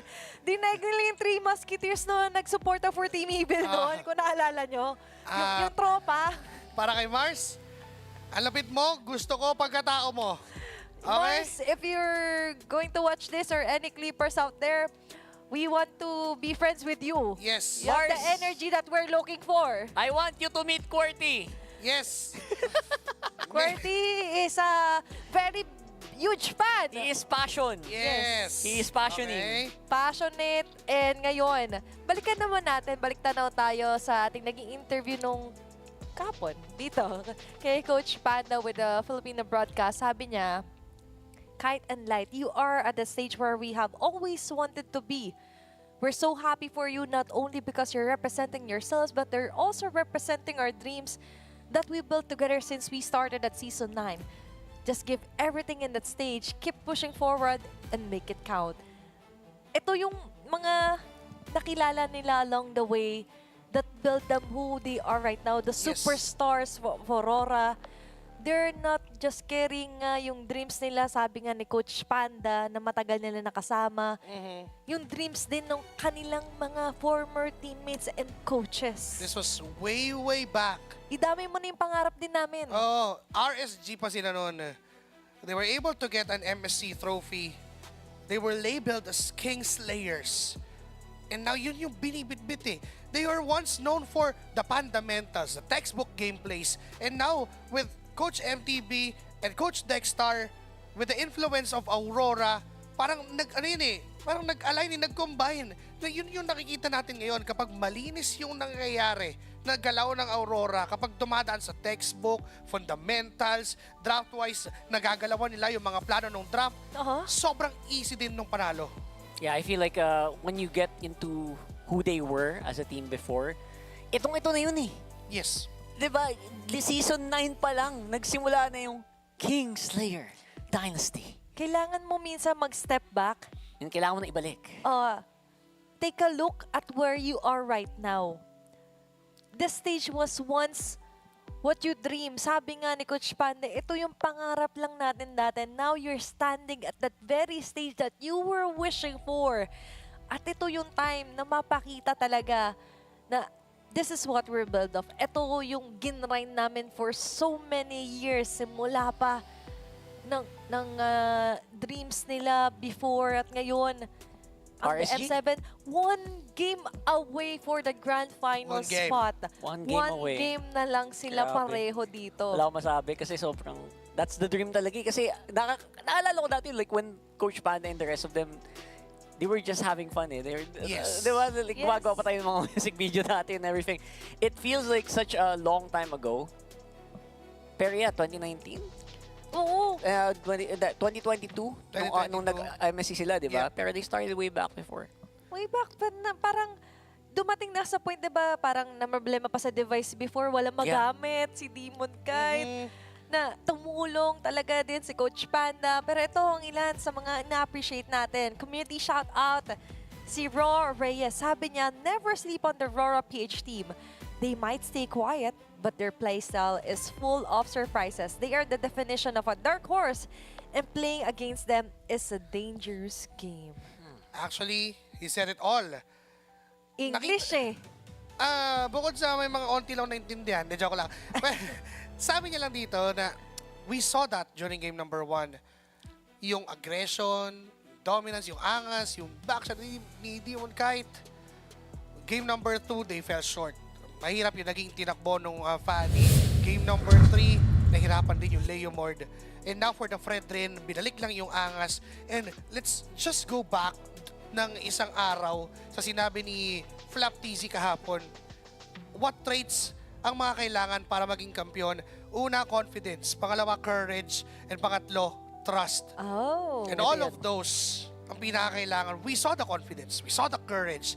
And we trust Aurora to give their all onto this last game of the series. Importante din to note here na for SRG, ganun din eh, may mga sweet messages din. May kababayan tayo na lumalaro. There was a certain interview here for Kram na parang he's carrying 2 flags, but for this round, he's carrying the region of Malaysia to soar higher sa history, to write another history, a chapter nga for the Malaysian region na out there. Basically, we are in the radar. Pero sa ngayon, balik tayo. 2 of the heroes na sobrang naging stellar performance sa Demon Kite ay acknowledge at hindi ipapagamit ni Coach Arcadia. Sobrang housekeeping ng ginagawa ni Coach Arcadia. You won the backshot, you won the Fredrin, let's ban them out. Nakapatanggal pa ng aka ito, ha? Nakapaka naman. I mean, I'm not gonna lie. Lalim na nun. Pero this is really not a worthy first phase ban.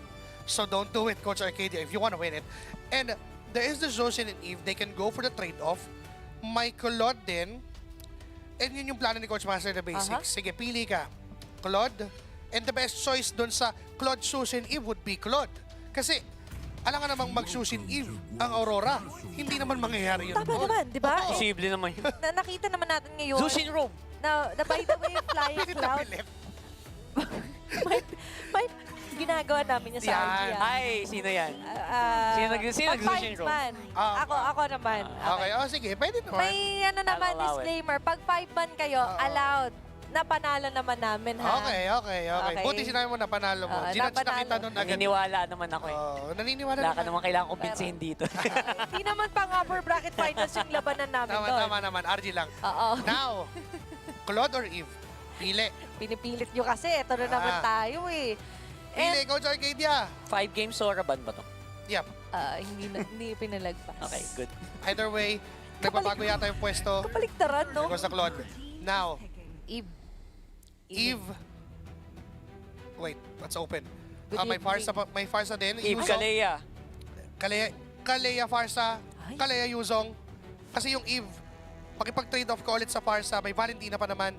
Tapos makukuha nila yung YSS. Kaya pala pinapakuha ni Demon Kite para ma-force siyang mag-utility kanina. Or, drop the Kalea, get the Yuzong, and the Yuzong Jin. Woo! What Oh. if? What if? Let's go outside the box. Khalid, Kimi, Crazy nun ah. KK. Sobrang baliw nung draft na yon. In a good way, ah. Oo, Kasi hindi natin nabasa. Hindi rin nabasa ng we SRG. never imagine na mangyayari yan. TBO, ano ko daw? Na-joke lang. Sobrang crazy enough. Out of the box. And it makes sense. Oo. Kung kukuha kayo ng farsa, nasagot na agad nung Khalid. They Ang actually, bilis. sa highest level, pag ginawa mo yung kalaban mo, nag-overthink na din yan. Oo. Oh, eto, yung hinahanap nyo kanina, nasabi nyo, Zetien. they could have just gone for the Zetien nung Game 4. Yun yung what if na Yun yun eh. Pero tapos na yung what if na yun. Kasi everything happens for a reason nga raw. Sobrang poetic ni Mars. Tama. Anong latest? Tsaka, ito, you can get that Yuzong. You have to have an access to that Zetien.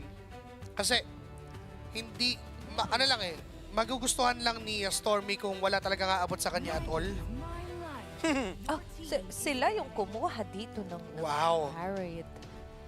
Okay. Now we're seeing something forming ngayon for Aurora. Dahil sa pagkuha nila ng Harriet na to para kay Dominkite. Yes, actually, basically, your primary damage dealers, mostly magic, which might be a problem, to be honest, pero that will be solutioned by a very aggressive jungler. Most likely Lancelot. Hard carry. Hard carry, Or yeah. a damage, XP, lapo-lapo Yuzong. Yung hindi masyadong mabigat sa ekonomiya na jungler, pero masakit pa rin na physical. So good ban for that Esmeralda. Oo. So, it's actually pretty good. Yung Uranus, Coach MTB, isa pa yun sa mga nagpapahirap all throughout. Kung mag-aalis man, let it be Alice. May damage output. Hindi naman yun ganun kahirap or ganun kakunat just like a Uranus is.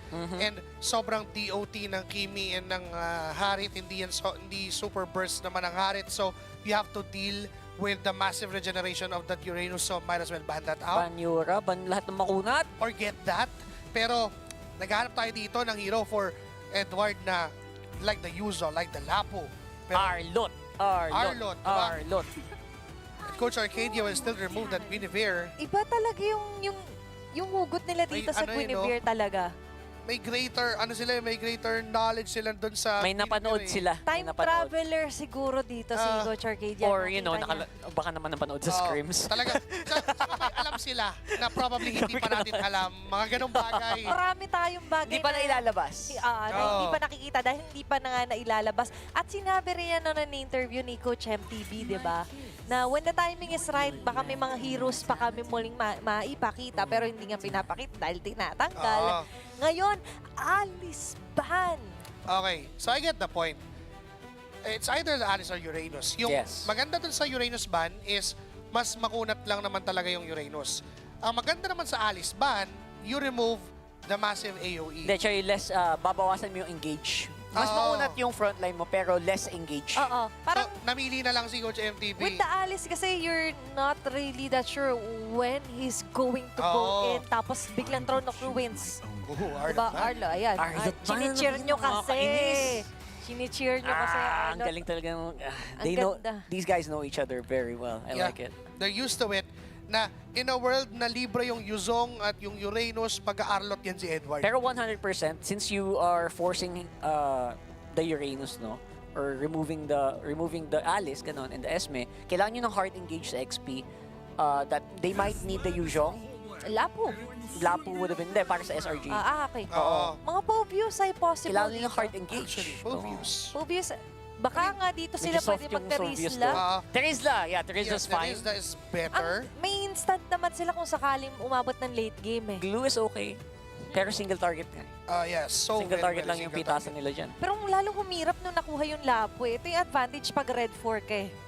Oo. Diba? Magtatanggal ka ng XP tapos kukuha ka ng best choice. Kasi ikaw naman yung una sa second phase. So yun talaga yung idea nun. Now, Yums. I would not be surprised if may lumabas pang mga Matilda para sabayan lang yung mga ganyang ikot. But safer mas normal, gatot kacha. Paglatag ng Zaman Force, AOG.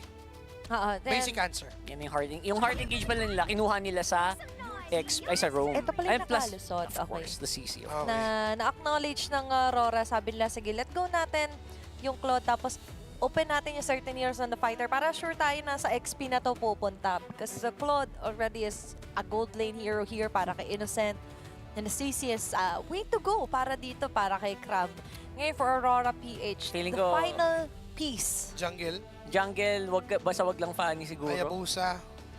Yes. Ay, nagtatas ng kamay. Alam nyo na yan. Base may. Ayan na! Kanina, sinabi ko lang to. Very Pero hindi ko expect dito pa nila ilalabas. Very Ito good. na nga kay ni Demon Kite. Ito na. Ang Demon Akite. Kanina pa, game number 2 pa lang. Hinahanap na natin to. Coach Panday, pinakita yung message. Ayan na. Nilabas yung Kung Fu Panda. Ilabas ang panda. Fun fact. The fundamentals. Coincidence. Alam mo nung nag-player pa si Panda, FIL Season 2, Akay main. Diba? Ito na. The tribute. Bumabalik lang tayo. We are just going back to our origins, to our starters, and now this is the last game. At magbabalik tayo on the do or die. Who will stay on to the upper bracket and secure their first grand final spot? Punching in the ticket. It's down to the last game ng SRG. Laban sa Aurora Gaming PH. Best of 1 will determine kung sinong kupunan ang pupunta sa grand finals ng M7 World Championships. SRG versus Aurora, ladies and gentlemen. It's either PH or Malaysia in this one. Sama-sama tayo dito lahat ng mga Pilipino. We are rooting for Aurora Gaming Philippines. We want to support them. Gusto nating makuha tong panalong to. Sabay-sabay nating suportahan. Lahat ng mga nakatutok, tutukan nyo na ng matindi. And this time, ang Aurora Gaming Philippines folks are there. Sinusustain lang ni Demon Kite at ni Light. Wala pang nakakalamang freely. Maganda ang start for both teams. This is a really good start. And I think gusto mo ding papagalin yung tempo kung ikaw ang Selangor dito. So SRG, I don't expect them to take any strong engages na mag-risk na magbigay ng first blood dito sa Aurora. Huwag na kakalimutan, Claude, super late game. Si Kais also needs about 2 items before he actually becomes really, really strong sa kanyang Leomord early on. So ang pinaka-tools dito ng SRG is technically the CC, the Zetian, as well as the Katotkacha, which is again very, yung damage output na is very limited. Huwag lang magkakamali ng pwesto yung Aurora. Sobrang position reliant, wag lang matatali si Domingkite, yung mga ganyan. Huwag lang yung mamamali, madudulas na naman, mga ganun. Walang tatagilid ng vapor, walang tatalembong ang chan, kasi Panda, malaki yung chan ni, dito, ni Demon Kite. So wag lang madadapa at babalentong. Now for this turtle, we clearly have the lead. We have the heavy spin. Pero ang ginawa ng SRG ay wag munang lumaban. Edward and Light onto the bottom, trying to get those level 4s. Nakatingin si Yums, gi-give up ng SRG yung turtle. Field of the Phoenix, ginamit na rin. Walang mamamatay for SRG. Libre na yung pagong to the side of Aurora Gaming Philippines. Yeah, that's crucial. Again, Aurora, hindi din naman nila gustong masyadong magmaasim. They also are aware in double, technically, they also have a double carry lineup. Kasama yung Harif as well as yung mid laner nila na Kimmy. So they also need some time. So hindi din, I mean, I guess they wanna play around mid. Ang maganda lang dito for Aurora, mas mataas naman yung kill potential ng pag may naipit si Demon Kite, or pag may naipit or pag may na-stand down yung si Light. Mas maganda yung DPS ng Kimmy, syempre, di ba? Mas constant, mas consistent. Kumbaga, now, US facing a lot of pokes from SRG. Paggamit na ng kanyang aerial thrusters para hindi na maglakad at tumalon na dun sa pader. Wala pa rin namang nangyayari. Wala pang masyadong big engagements. Nag-group up lang ang Aurora, nag-group up lang din ang SRG. Wala lang gustong magkamali at this very early. Yeah, wag kang magkakamali kasi that's all you need to do, di ba? That's all you need to do is just chill, don't die! Okay. Magaling naman sa ganyanan, pero syempre masakit din ang Harif pag ikay nasimulan, and lalo if you're fighting with the cooldown resets na ginagawa ng Zaman Force. Magandang test of waters for Innocent. damage check, wala pa. Naramdaman niya yung damage nung Harith together with Light. They just sustained the Blazing Duet. May BMI naman siya. Nagamit din niya yung Purify. So okay lang yon for Innocent. But the thing is, kung damage check nga yung gusto niyang gawin, wala pa sa ngayon. Wala pa. Malayo na, pero hindi, joke. Iba. Iba. So yes, I gotta say, habang walang deaths na nangyayari dito, 5 minutes, feeling ko 5 minutes tayong walang magkakapatayan dito. Habang tumatagal, it does feel like SRG will start to creep up slowly, no? Tsaka, nangyari na to, kanina lang, Series 2, Game number 4, ang bagal ng First Blood, lahat ng mga players walang gustong magkamali. Ngayon, si Light ay naiipit. Nandyan din naman itong si Edward para humarap. Retribution kay Demon Kite mapupunta. Yung turtle. Heavy's been naipit si Sikais. Diyan ka sa loob at huwag ka nang makulit. Huwag ka nang malikot. Yan, paisa-isa lang. Slowly but surely, wag lang tayo masyadong gakampanti at tayo ay magtatagumpay, mga kaibigan. Okay. Patience. Slowly lang. Patience is the key. Pag Aurora ka, tama. 1.1k, mapapaangat natin yan. As long as buhay si Yue, hindi na mamamatay, nakaka-farm.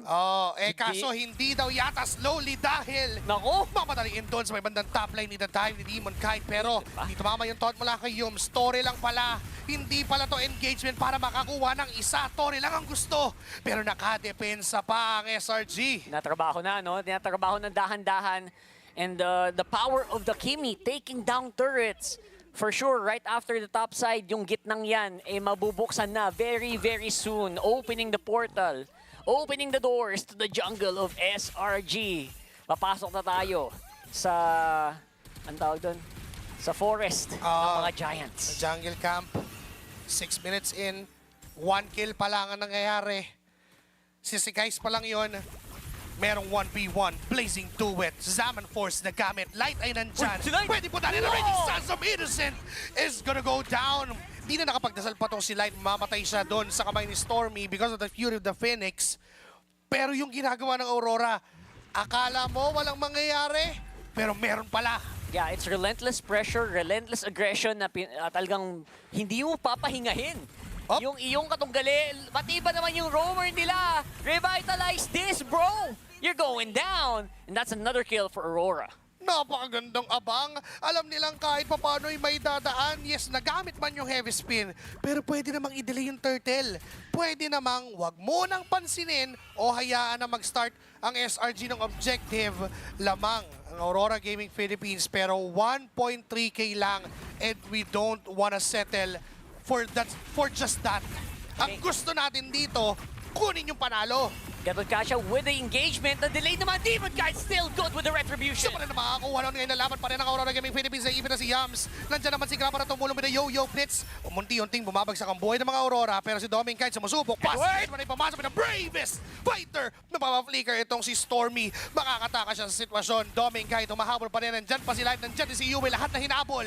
Pero hindi nila mapapatay. Edward is still on to that middle lane. Makakadepensa ang SRG but still it's Aurora. Lumobo na ng onte, dumoble na yung kalamangan. And that is what I'm talking about. From 1.1, 1.3, dodoble na lang bigla-bigla. And it looks like this turret is gonna go down for free as well. Si Yams, nandun na naipit na. Si Innocent ay kamuntik-muntikan pa. Wala siyang Purify. Naku po, patay na. Pero si Edward ay nandyan. Sumubok na bravest fighter. Landshaker at si Kai sa magiging target. Nagtalunan na. Sige, sabay-sabay. Sumugod ang Aurora. Kaya mawawala yung jungler ng SRG. Slowly but surely, kakalbuhin ng Aurora. Si Athena, hindi na din mapakali. Hindi yun lang nakikita. Nagsisimula na ang pag-angat. Item check muna tayo. Piercer onto Yue in this one. Wala pa, tumahabol lang. Lamang tayo ng mga around less than 1,000. Pero look at Doming Kite. That's a 1-6 gold lead ahead of Innocent. Ito yung kanina dapat nangyari na hindi nangyari. Yes. Just because of some shenanigans na nangyari sa early game. Ngayon, nung tumahimik na, Aurora finally showing, finally proving that this Harith is still very viable in the metagame. Nadaan tayo sa linis ng laro. Dinadaan tayo sa sistema. We're talking about fundamentals. And we're talking about kung paano ni-remind ni Master the Basics and ni Dexter na teka lang, we have the momentum. Lamang na tayo dito. Tayo yung nakakuha ng Game 4, so we just have to carry on. We just have to play our game. And we're looking at it as if it was a very, very clean game from Aurora Gaming Philippines. Yung kaninang 1.3K, 4.9K na. Wala lang magkakamali. You have to be on point dito, Aurora. Just keep up the momentum. As long as you're checking the bushes, you're stopping the contest, pigilan mo, matahan mo, nasan si Yums, nasan si Kais, you should be fine. This Lord looks very, very good. Okay. Demon Kite. Wala nang way para maagaw to. Not unless may milagro na gagawin ng SRG, but that was a free Lord for Aurora Gaming Philippines. This is not the Lord. It's level 1. It's fine. Just level 1. Hindi to yung Lord na tatapos ng laban. Hindi to yung Lord na kailangan na bang i-contest talaga ng tuluyan. Kasi nga naman, may mga outer turrets pa. Dito pa lang magsa-start na kung saan yung pwedeng makuha ng Aurora Gaming Philippines at best ay Holy Shields lang at hindi makabasag ng inhib turret. Yeah, worst case scenario, they just lose up some gold. A lot of these turrets from the gold, no? Meron din namang holy defense. Diba? Clear naman yan yung mga waves for sure. Pero ang problema din dito, binibigyan mo ng oportunidad ang Aurora Gaming na dahan-dahang kumagat sa loob ng jungle mo. Talagang easy access na eh. Yung mga pwesto na dapat mapupuntahan pa ng SRG, di na nila mahawakan yung mga brushes. And now on the bottom lane, there goes the Lord. Together with Edward. Basag na yung turret doon sa gitna. Maybe the next target would be this inhib down bottom lane. Mapaburst na agad na mabilis yung Lord. Ito yung pinag-uusapan natin. The maximum that they can get is just to pop those holy shields. And a good amount of gold. 7,000 para sa Aurora at 10 minutes, 11 minutes into the game. And that's not bad. This is actually the... kung SRG ka, masaya ka na din yan eh. Kasi you're not losing an inhib. Pero then again, mahirap nang lumabas. Ang jungler mo pa naman, crucial na magkagamit. So I think he started to build up the Blood Wings. The Queen's Wings. Queen's Wings. Just so it doesn't get bursted right away. Diba? Important yun. So War Axe is fine. Fury Hammer, the real deal. The all reliable. Queen's Wings. May Brute Force pa. Brute Force is a very good start as well. Asa lang tayo mong isipin, if you're si Kais, hindi mo ma-bring out yung potential ng Leomord just because binabale-balentong ka nung Akay. Paano ko i-spell? Di ka nga makahampas, di ka nga makapag-cast ng skill. Di ba? Oo. Ang tanging gagawin mo sa isang objective takedown ay i-try na maka-retry. Isang milagro sa isang Akay na pwede kang hindi napansinin o pwede kang pansinin, tas hayaan na yung iba from Aurora na kumuha. Yeah, for sure. This is not done yet though. Malayo pa tayo sa obvious. Huwag kayong mag-panic masyado guys. It's organic. At tayo ay kailangan lang mag-hope and pray na high-level gaming from Aurora, high-level macro will overcome this kasi hindi mo pa rin pwedeng malitin ng SRG sa pindutan. Micro-wise, macro-wise, nandyan yan eh. They are here for a reason. Innocent. Okay. Kamuntikan. Purify. Hoy! Ay napuwersa na, nagamit na. Traction pods, nandun din. Edward papasok pa. Naiipit si Yums. Nandyan din si Sekay sa harap. They tried, but they failed. Fury of the Phoenix na medyo maaga yatang naigsa. Kaya alam nila na pwedeng wala nang gamitin doon sa objective na Lord. Kaya doon yata ang next target ng Aurora. Yeah, the Lord is gonna be so free here. No Purify for Innocent. Di din pwedeng basta-basta may Blazing Duet papasok yan. So wala masyadong damage threat na manggaling mula sa Selangor Red Giants. Good burn mula sa Aurora Gaming Philippines. Libre na yung Lord.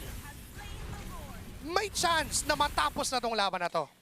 Worst case, best case scenario or, maka-minus 1 tayo ng inhibitor. Hindi na masama yun. Pero that's gonna be an opening para sa Aurora to force a fight. Huwag niyo makalimutan, napakalakas sa umengage ng isang Khalid, especially on this lineup, no? Yep. And we have to be wary of that CC Gatot combo. Kasi we're the longest time for 13 minutes and hindi pa natin nakikita yon. And that's gonna be too deadly if that connects to Yue or even Doming Kite. It's almost instant burst. Kasi kaya naman na ng damage ni Innocent, kaya na ng damage ni Sekai. So, kailangan pa rin mag-ingat ng Aurora Gaming Philippines. Yeah, and no one, walang pwedeng mapitas. Again, vision is so crucial. Ito yung papasok na yung information na ibibigay sa'yo nila. Kasi kaya nga naka-sandboard yan, di ba? Para mabilis yung galaw niya to check the bushes and siya mismo hindi mapitas. So yun yung mga inabang natin. Lord is already on the bottom side. This could be a big charge up. All waves are crashing in. Susubok ang Aurora Gaming Philippines na tapusin natin laban na to. Nakaramdam si Innocent ng damage. Kaya mapapauwi siya. Basag yung inib turret down bottom lane. Pwedeng isunod yung gitnang bahagi. Nag-aabang lang ng isang magandang timing kung sinong mag-engage. Light, si Light, na ba? Nakakonceal na para bang hindi siya napapansin. Pero aatras na rin ang Aurora Gaming Philippines because they got what they wanted. Disiplina muna. Fundamentals. Not gonna lie, that's best case scenario for SRG. Losing one inhib, yun na yung minimum damage na pwede magawa sa kanila. Pero still, they are gonna have to catch up on gold. Pero again maglagay din tayo ng timer. Makakahabol at makakahabol ang SRG if this game doesn't close out soon. This is still a Claude na makapag-build ng Winter Grounds or yung kanyang Wind of Nature, maaari makabawi. But as we see, Light getting punished. Now goes Edward. Nandiyan yung Fear the Phoenix. Lalaban yata ang SRG. Pero nung biglang nawalan sila ng damage, naramdaman nila na teka, hindi mo pala kaya. Ka-counter ba ang Aurora Gaming Philippines kasi naghanda sila doon sa may bandang purple buff ni Sekais. Summon Force para takutin lahat ng mga members ng SRG. At libreng invade. Wala pa naman yung Lord. Pero this is a warning shot. Hindi nyo pa kaya. Huwag muna kayong pumalag. Yeah, I really like the maneuver from Aurora. Malayong ikot, pero not forgetting na importante pa rin na i-box in yung SRG sa base nila. Make sure na wala pa rin, or limitahan man lang yung resources na makukuha ng SRG dito. So Aurora doing a very good job. Kung may nagkamali doon, actually possible pinas pa nga yun di ba? Sobrang punishable. So ang goal lang dito, of course, keep SRG in para mas maganda yung pwesto nyo sa susunod na Lord. Parang hayaan mo sila dyan na dyan lang sa base. Bigyan nyo sila ng threat pa din. And that is Light and Edward imposing that threat against SRG. Kasi, again, isang maling pwesto lang. Pwede ka mahuli ng Raging Sandstorm, Landshaker, even Heavy Spin. Pwede ka mapitas. Even Yums is sobrang delikado dito na mawala for SRG. So, if they want to contest this, they have to do this as 5, as one unit. Manggagaling dun sa baba. Nandyan din naman si Light. Yung Lord ay unti-unti nang bumabagsak ang buhay at libre na makukuha ng Aurora.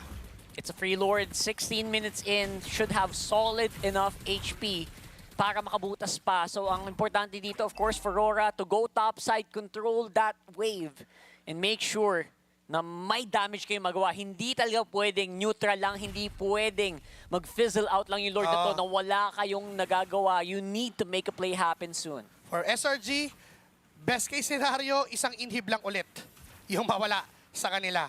But the worst case is the end of the game. Aurora Gaming Philippines, yun lang. Yun lang yung gusto nila makita. Kumakatok na, knock. Balls, ginamit na. Flicker ni Stormy, nagamit na rin with Edward entering the backline. Sa pwersa si Innocent na mag-blazing duet. Summon Force, Fear the Phoenix. Here comes the counter-engage from SRG. Burst down yung Lord. Buhay pa rin ang Malaysian Giants. Ang ganda namang ang gandang depensa nun. Plus may counter-engage potential pa sila. Yums nasa harapan. Sumubok na humabol si Edward. Ay, delikado yung buhay niya. Si Kramay masakit na pala yung damage. Ngayon siya yung hinahabol. Napabalik with a flicker. Raging Sandstorm mula kay Light. Atrasan. May mga bala na binibitawan. Ngayon si Yums tumalon na doon sa gitna ng laban. Kaso nga lang may ipit pa siya. At teka lang, wala pa rin mangyayari. It's still gonna be no casualties from both parties. 10K gold for Aurora Gaming Philippines. This is actually what I was afraid of. And honestly, I can't expect any less. Wala sa Aurora Giants. Ilang beses na din silang napunta sa posisyon na to. Hindi kayo magiging literal na mga undefeated gods doon sa Malaysia if you were able to just fall just like that. So I kind of expected this to happen. They know how to deal with this kind of a goal lead. That's why hindi pa rin talaga pwede masyado magdiwang. Something has to happen. Earlier this day, we broke records. 38 minutes in yung laban ng Team Spirit ng Yangon Galacticos. And I can say na pwede tayong umabot dun sa punto na yon sa laban na to. 18 minutes in. 20 minutos na lang, mabibit na yung record. 21 minutes. And sa pinapakita ng SRG, yung puso ng kampyon, yung puso ng gustong higitan pa yung naabot na nila noon. Yun yung pinapairal nila And for Aurora, wala pang nagkakamali. Walang gumagawa ng mga random things sa Aurora. They're just playing this as perfect as they can. If they know na di pa nila kayang tapusin, sige, wag muna. This is country pride on the line. Malaysia, they could reach their farthest so far in M Series history if they can just win this one game. Yun ang nakataya, yun ang mabigat ngayon sa isip ng ating mga players for sure. That is so crucial. Again, grand finals sa isang team na lagi nilang sinasabing kasama sa top 3, kasama sa top 3. But they always get denied here at the biggest one of them all. Nakakabingi yung katahimikan na wala pang nangyayari at nagpupuwersa ng laban. Hinahawakan lang ng Aurora Gaming Philippines yung posisyon doon sa Lord. But look at Light. Nasa malayong likuran. Naghahanap ng isang magandang oras para pumasok doon sa laban. Binitawan ng bahagya. Muling hawakan. Now Edward goes in with the bravest fighter. Nakita nila sa likod si Innocent. Pupugutan nila ng tsansa ang SRG na kumontes pa dun sa Lord at buhay pa rin si Light. We got that Lord, Aurora Gaming Philippines. That's a high-level pincer maneuver executed by Light. Again, target lock into Innocent. Nakita mo naman, before all of that happened, ay na-force na din ang kanyang Purify by Edward. So, very good maneuver, making sure na walang 50-50 na magaganap doon sa Lord na yon. A very crucial Lord evolved at 20 minutes. This is our 4th shot at ending this game. The 4th Lord na nahawakan ng Aurora Gaming Philippines. Wala silang give up na turtles. All objectives gotten. Lahat ay kinontrol ng Pilipinas right from the start of this game. And now, another round. Another attempt to get that grand finals ticket. Looking at Aurora Gaming Philippines, 4-man down middle, 1-man down bottom. Kasama na yung Lord, kakatok muli sa base ng SRG. SRG ngayon sinisimulan, and there's the engager looking for Innocent again! Si Edward ang magsisimula nung laban kasi pagtalon niya sa likod, susubukan nilang pasagin. Fury of the Phoenix ay nandyan for counter-engage. Napop na ni Yumi yung kanyang window. Make sure walang mga minions na kasama, may paparating sa middle lane. Meron din doon sa top lane, haatas ng bahagya. Aalis na muna, hindi muna papalag kasi didisiplina muna. Ano bang base yan? Napakatigas! Oh my gulay, SRG just knows how to juggle the damage and deal with it. The perfect timing as well of the Fury of the Phoenix mula kay Stormy. Can I just bring something up? Yes. 1-5 kill score, 21 minutes. Sobra. 1-5. 1-5. Kasi nakita ko si Stormy, 1-0-0, walang assist. Di ba? Iisa lang. Tapos sa Aurora, 5 lang. Bilang mo sa 10 daliri ng kamay kung ilan yung buhay na naialay sa game number 5 ng series na to. 22 minutes in. Ano to? 20 seconds before the Lord. Ito yung kabaliktaran ng brawl. Ano makabaliktaran ng brawl? Lawarb. Tama. Custom. Custom. Para kayong nag-ayaan lang ng 5v5 tapos nag-usap, paabuti natin ng 20 minutos mahigit. Bakit ganito? Ano to? This is what to expect na ganito na kalinis eh. For SRG, a world caliber team. And for Aurora, back up doon sa mga fundamentals na binanggit natin from Coach Panday, even Coach MTB and Dexstar. Lahat ng galaw malinis lang ginagawa. High-level MLBB, no one is giving an inch. Walang nagbibigay ng kahit maliit na pagkakataon sa kanilang kalaban. Makakalapit yata si Kais. Bibitawan yung Lord ng bahagya. Si Edward ay naipit doon. Mawawala yung immortality niya. Heavy spin na Winter Crown for si Kais. Low na yung HP no Lord. Kanino pupunta si Kais is gonna go down. And munti-unting bumabagsak. Dalawa na yung mawawala. And Demonkind will secure the Lord for Aurora Gaming Philippines. May Blazing Duet pa na bibitawan doon. Naiiwan sila Demonkind. May immortality pa naman. Nandun si Light. Wala na immortality ni Demonkind. Will fall down. That's 3 men away. Ang Selangor na Giants ngayon, bumabay time lang si Yums, bumabay time lang si Kram, at uubusin ng Northern Lights sa mga higante ng Malaysia. May Lord pa silang kasama. Libre na to. Sabay-sabay ang mga Pilipino. Atin to. This game is brought to us by Aurora Gaming Philippines booking their own ticket to the Grand Finals of M7! And for the meantime, SRG are gonna have to sit still. It's the Northern Lights' time to shine! Lights within! Seize the win! What a series! What a game!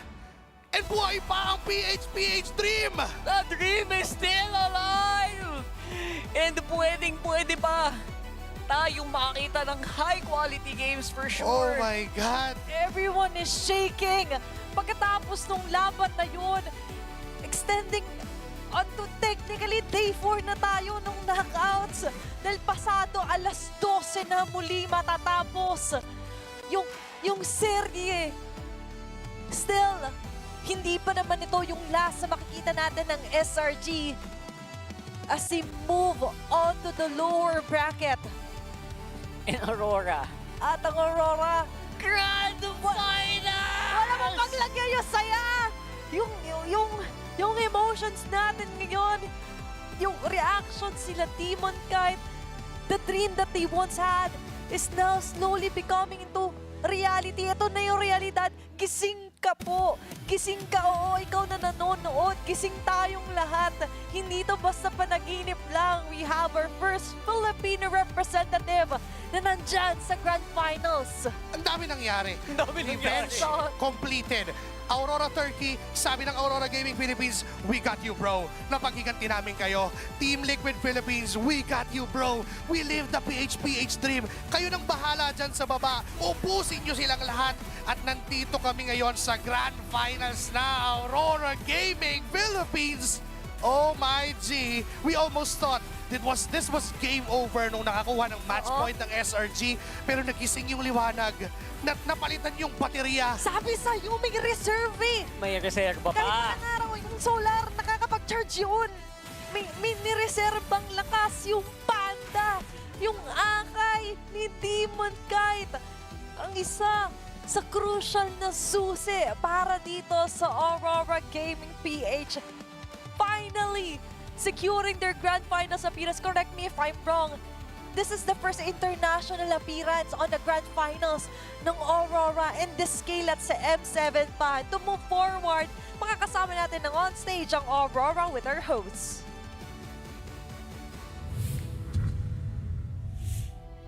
Ladies and gentlemen, this is your first M7 World Championship Grand Finalist, Pilipinas! Give it up for Aurora Gaming Philippines!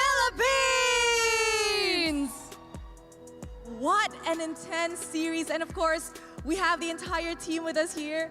Demon Kite, after last year's early exit, you guys have completely turned the tables around to redeem yourself and reach to the grand finals. How important is this victory to you and of course to Aurora Gaming Philippines?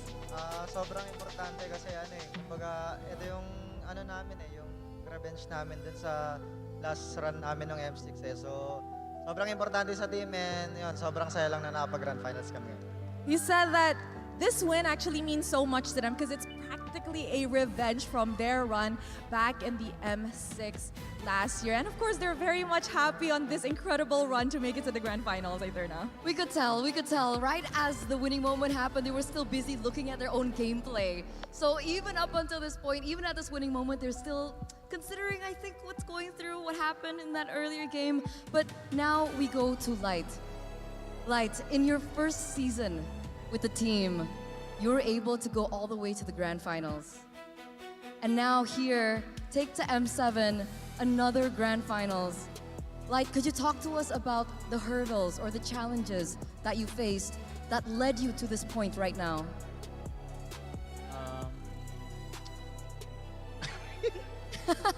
Sige, Light, Tagalog. You can speak in Tagalog and Rose can translate. Alam yun eh. Ano ba yung hurdle? Parang anong pinakamalaking pinagdaanan Challenges nyo? na kinarap ko, ganun? Hindi siya madali since per season, tapos yung pinalitan ko rin kasi magaling naman talaga si Rere. Tapos marami rin siyang naano sa team, parang na-achieve sila together. Tapos ako napapasok na bago, ganun. Siguro yung mga dapat kong lagpasan na challenges is yung pressure and also yung magiging open sa kanila kasi ako yung bagong salta, so medyo kailangan talaga siya matimbang ng mabuti, ganun. He said that actually it wasn't easy, definitely, because he entered Aurora Gaming Philippines. He had definitely big shoes to fill after Renegade, who has shared and helped the team so much. So the biggest challenges he had to overcome, of course, it was the pressure, and he had to be open to, the four-man who has already built their chemistry. That's definitely understandable, Rose. Yes, I agree. And I'm pretty sure, and I heard from the Swiss Stages interview that Light is actually the light of the team. So I think he blended just right. And of course, Yue. We know that this series is definitely not an easy series because SRG was already at match point. And oh my goodness, that was insane to watch. But Yue, how are you guys able to maintain your composure knowing that potentially the first ticket to the grand finals was on the line? Siguro yung tiwala namin sa isa't isa is nandun pa rin. Then yung composure or yung moral namin is hindi siya bumaba. Tapos yun, nilaro lang namin, laro namin. He said actually they just trusted each other really well. And despite being at match point, their composure and their morale didn't actually drop down. They just had to play like how they usually did. And you know what? That got them their first ticket, Eterna. And honestly, not a lot of teams can do that, right? When they're under pressure, when everything is on the line, especially one chance to get to the grand finals, not a lot of teams can reset. Again, the fans are going crazy in the building, but I want to talk to Mr. Consistent. Yes, Mr. Consistent, Edward. This is your 5th M Series appearance, and you were able to secure your 3rd grand final appearance here right now. We gotta ask you, what makes it different for you this time around? Siguro ngayon, iba na yung nakakasabay na lahat ng team, lahat ng bansa nakakasabay na. And lahat nag-step up na. So, yun siguro. He said the biggest difference this time around is that all the regions are actually stepping up. And when everybody's stepping up, of course, the competition does get tighter. And when the competition does get tighter, it's definitely harder for all the teams participating. And I do agree, we see so many of the dark horses coming to rise this M7. Yeah. And of course, Dominkite. Coming into the M Series, there were so many doubts surrounding the team after your run in M6 last year, and even the team recognized that. But with this victory, is there anything you would like to say to everybody who has doubted your journey? Sa lahat ng doubters, wala eh. Ganyan talaga yung mga yan eh. Kasi wala, pagpatuloy lang nila pagdadaw sa amin and pinapakita naman namin sa game kung ano yung dapat pakita. He said to all the doubters, he can't do anything about that because, well, that's them. They'll just doubt. What they can do, however, is prove them otherwise in the game. Potential champion mentality? Potential champion mentality indeed, Eterna. And with that, before we let you go, boys, we gotta ask the final question to each and every one of you. All right.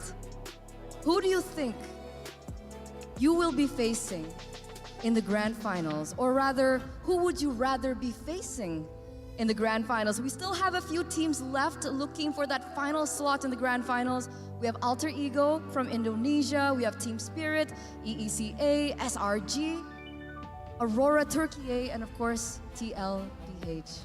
Let's start with you, Yue. For me, TLPH. TLPH. What about you, Light? It's either SRG or TLPH. Ooh. Edward? TLPH or SRG. Ooh, still similar opinions here. Doming? TLPH and SRG. TLPH and SRG. Oh my, Eterna. This is honestly a potential grand finals that everybody don't want to miss. And of course, Edward, now that a Filipino representative finally has a ticket to the grand final, is there anything at all that you want to say to the Filipinos in the arena and those back at home? Yun, maraming salamat sa patuloy na pagsuporta sa amin sa Aurora. And bumili na kayo ng grand finals tickets. He said, thank you so much for the continuous support for Aurora Gaming Philippines, and don't forget to get your grand final tickets. Nice, promotional. Very promotional. Definitely. That was an intense upper bracket final match. And of course, we will throw it back to the panel to dissect what happened in this amazingly crazy series. Panel, we're throwing it back to you guys. I think we can all agree na sobrang lively, sobrang ganda ng interview na yon kasi lahat silang galing nang sumagot. I'm so proud of this gentleman for Aurora for reaching this part na ngayon, their first ever international grand finals appearance. Kung babalik lang ako sa estado natin maybe 5 hours or 4 hours ago, lahat tayo kabado. Alam natin, mahirap kalaban ng SRG. But after that series, we are in very, very good contention. Philippines on the grand finals.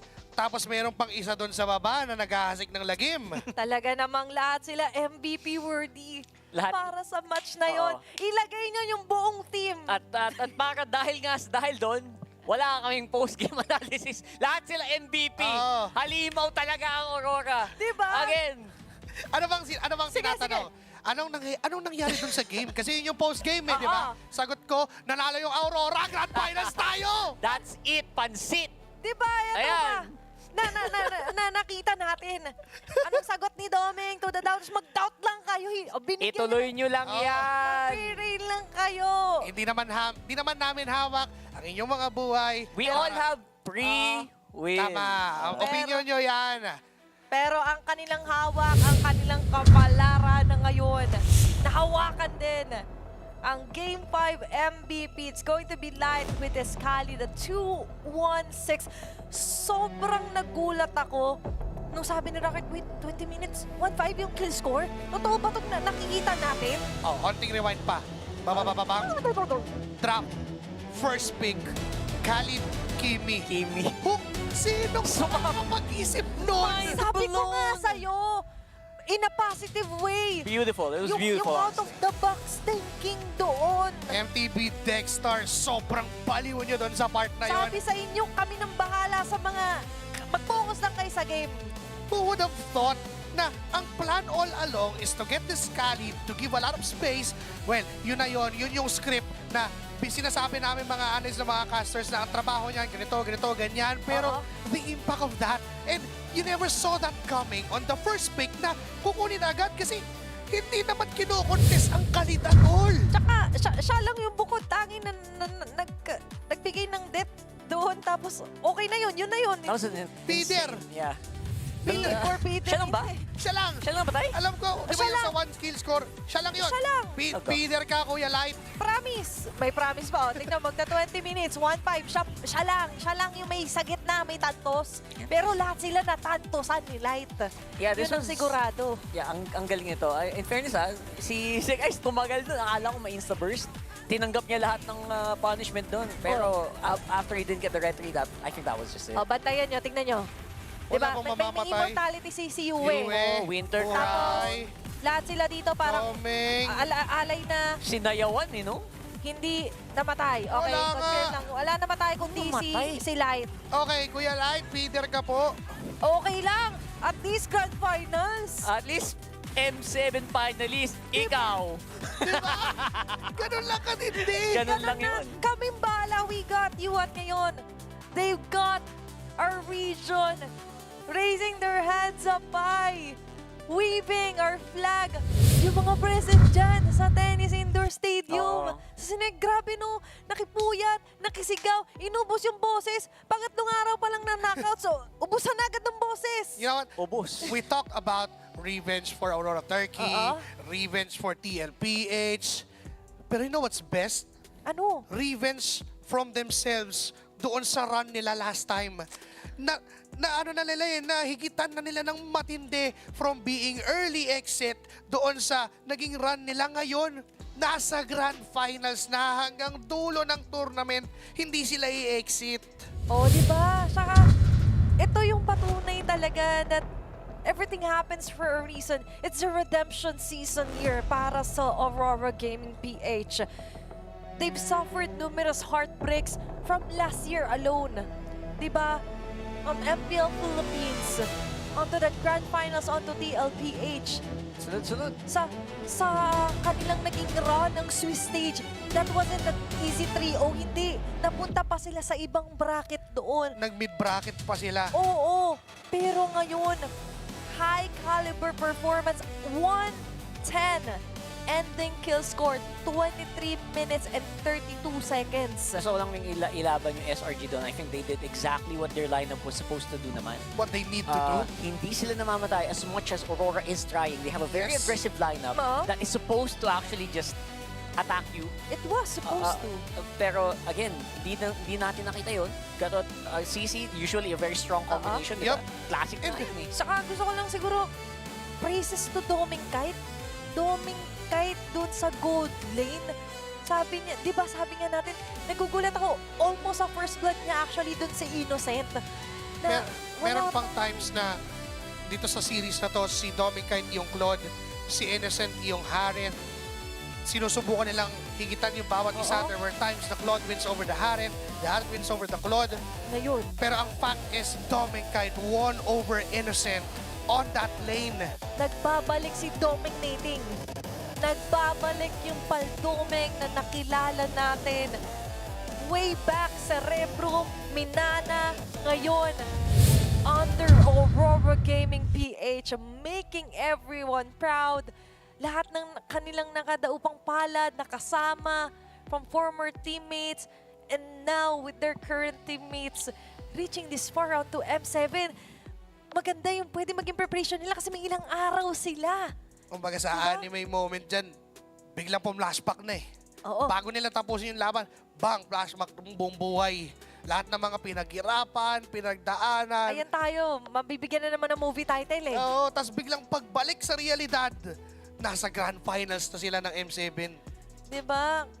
Nakita naman natin the grind really never stops.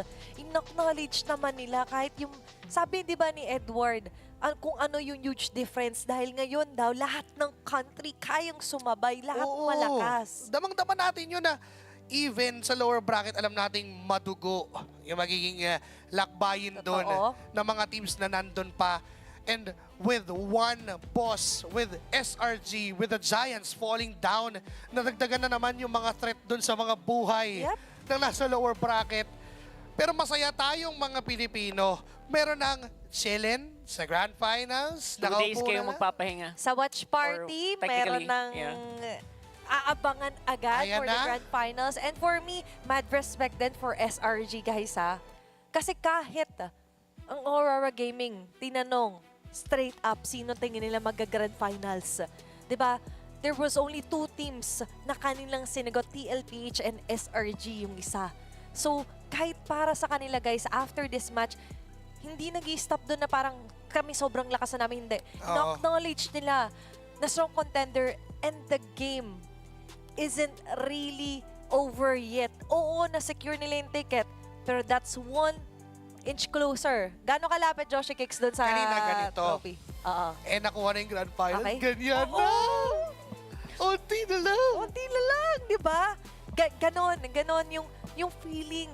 Kung tayo masaya, of course sila din. Sobrang saya ng mga gentlemen natin tonight. Today, morning na pala, sorry. Umaga na actually. Tumuday event na naman tayo. Today event. What's up mga kabuyaters? Sa mga nandyan at nanonood pa. Tatime lang ako mamaya-maya para counted na. Maraming salamat sa mga nagstay dyan at nanonood. Yes. And again, ang magandang balita sa inyong pagpupuyat, tayo po ay nasa Grand Finals na. Nagbunga ang pagpupuyat. Kakapuyat natin to. Puyat mo yan eh. Kaka-ML. Ngayon nakita natin, na-witness natin, still for the previous M-Series, consistent pa rin na may Philippine representative na present for the Grand Finals. Can't wait to log in social media and see what the people are saying. Buti lang dala ko na yung damit ko para mamaya, guys. Gusto ko nang tignan kung ano na yung mga nandyan. Oy! Okay. Yung updated bracket. 4 na letra. Rora.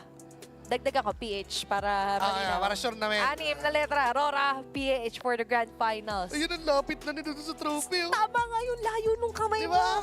Dun sa pangalan ng Aurora, habang zoom in natin, hindi naging madali itong 3-2 na ito.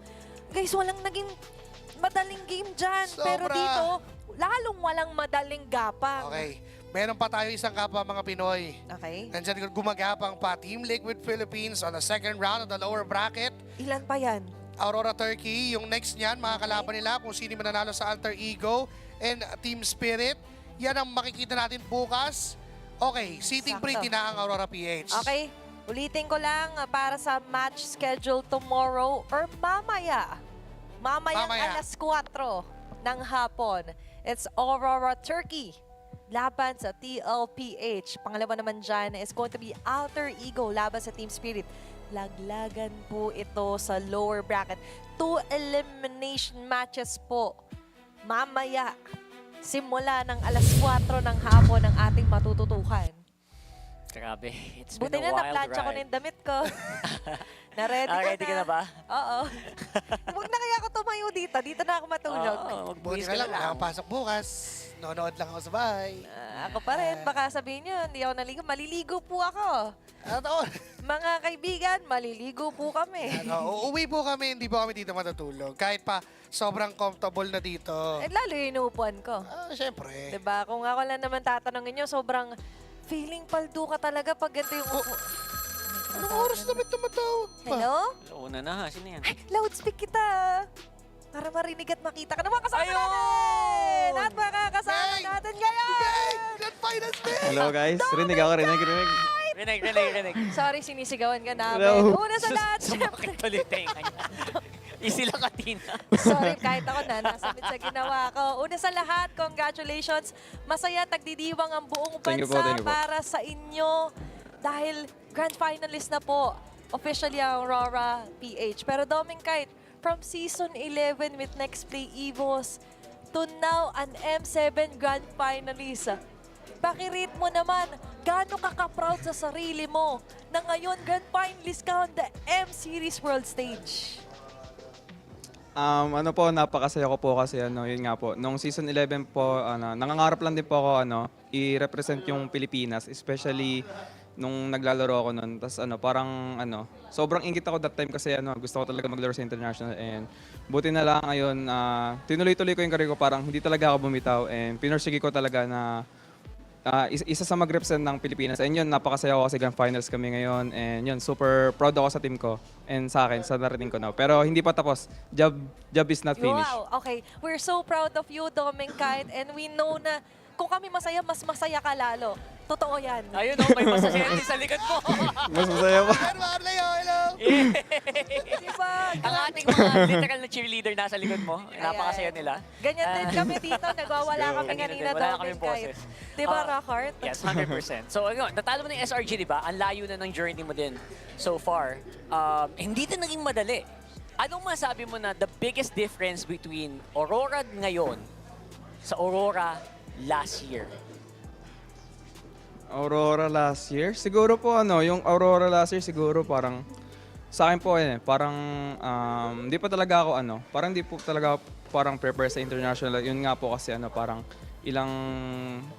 dalawang beses ata po experience ko pa lang po nun. Pero ngayon po parang mas confidence yung Domi ngayon compare last year. Confident and hinug na. Yun ang maganda. Yun ang matindi doon. And eto first time mo na nasa knockouts ng isang very major international tournament. Paano ka nagdi-deal dun sa pressure ngayon na isang match na lang, kampiyon ka na ng mundo? Sa akin po kapag nasa stage po ako, iniisip ko lang po talaga yung presence ng stage, presence ng crowd, parang feel ko lang po talaga yung stage na ako yung naglalaro and mina-mindset ko lang na laging mag-focus and maisip yung mga ginagawa namin sa scrim and yun. Well said. Well said. Napakadaling isipin na ganun, pero alam mo, mahirap talaga gawin yun. Sobrang high stakes. Grabe ka doon. Oo. So, ngayon speaking of yung mga scrim mo, TLPH bro, alam ko naman nag-uusap kayo dyan. Pero baka may gusto kang sabihin lang, ibigay ng mensahe lang sa TLPH at sa lahat ng cavalry na nanonood ngayon. Kasi gagapang sila sa lower bracket. Mahabang gapang yan eh. 2 days na gapang yan eh. Baka may message ka para sa kanila. Gumagapang talaga. Yun. Good luck sa Till Page sa lower bracket. Alam kong kayang-kaya nyo yun itagos. Yun, antayin namin kayo sa Grand Finals and pabawi kami. Kasi tinalo kami ng MPL Page yung 16 Grand Finals. Ay, may ganti pa pala. Okay, may revenge. Gusto ko po, ganun pong gusto kong revenge sa kanila. Wow, that's the world stage! Ang pinagkaiba ng Doming last year at ngayon, napakagaling sumagot ni Doming kahit pagdating sa mga interviews. Pero dahil may message ka for TLH, message naman para sa fans, supporters, family na nanonood, nakipuyat para samahan kayo sa inyong laban today para sa upper bracket finals. Yun, sa lahat ng mga pumunta dito na fans namin from Philippines, thank you po lahat sa inyo dahil yun nga po, pumunta kayo dito para supportan kami and very proud, very happy po kami doon kasi yun nga, dito may sumusuporta sa amin dito. And sa mga online watchers naman dyan na sumusuporta sa amin, thank you guys. We love you all. And yun, sa family ko, thank you lagi sa suporta. Alam ko lagi kayo nanonood. Ayun nga, kakachat lang po sa kanila ngayon na kinocongrats ako yun. Napuyat po sila dahil yun, doon. Pero yun, onting push na lang to, yun. Yun, nakakatuwa. Perfect. Diba? Worth it, congrats. Maraming salamat, Doming. Kahit alam ko medyo mahaba yung naging series na yon, hindi ka na namin gagampalain pa. Muli, congratulations to the whole Aurora Gaming Maraming team salamat for securing your finals ticket dito sa M7. Muli, maraming salamat at si Doming Kanya na ating nakasama. Thank you. Okay, Doming. Pahinga na. Thank you po, thank you po, thank you po, thank you po, thank you po. Diba? Grabe, nakakatuwa. We see the growth, the development from being a young boy to a fine gentleman dito sa M7 World Stage, finally securing his major international grand finals appearance. Feeling ko, dati, alright, kabado ka. Maybe the pressure from the fans, the expectations are super high. Mula sa isang team na composed of very, very strong players. Pero now, siya may sabi mismo, di ba? Confidence level is through the roof and looks like they're ready to go for it. Nakita naman natin yon. They really spoke through that game, through that series against dito sa SRG. Props sa SRG, sobrang hirap nyo ang kalaban, sobrang halimaw nyo gumalaw. Pero nakauna na kami dito, nasa Grand Finals na kami. Pero sa ngayon, kailangan muna natin mag-goodbye. Panandalian para sa mga nakasama natin today on the Philippine broadcast. Magbabalik maya-maya lamang at bukas dito ang M7 World Championship World Stage.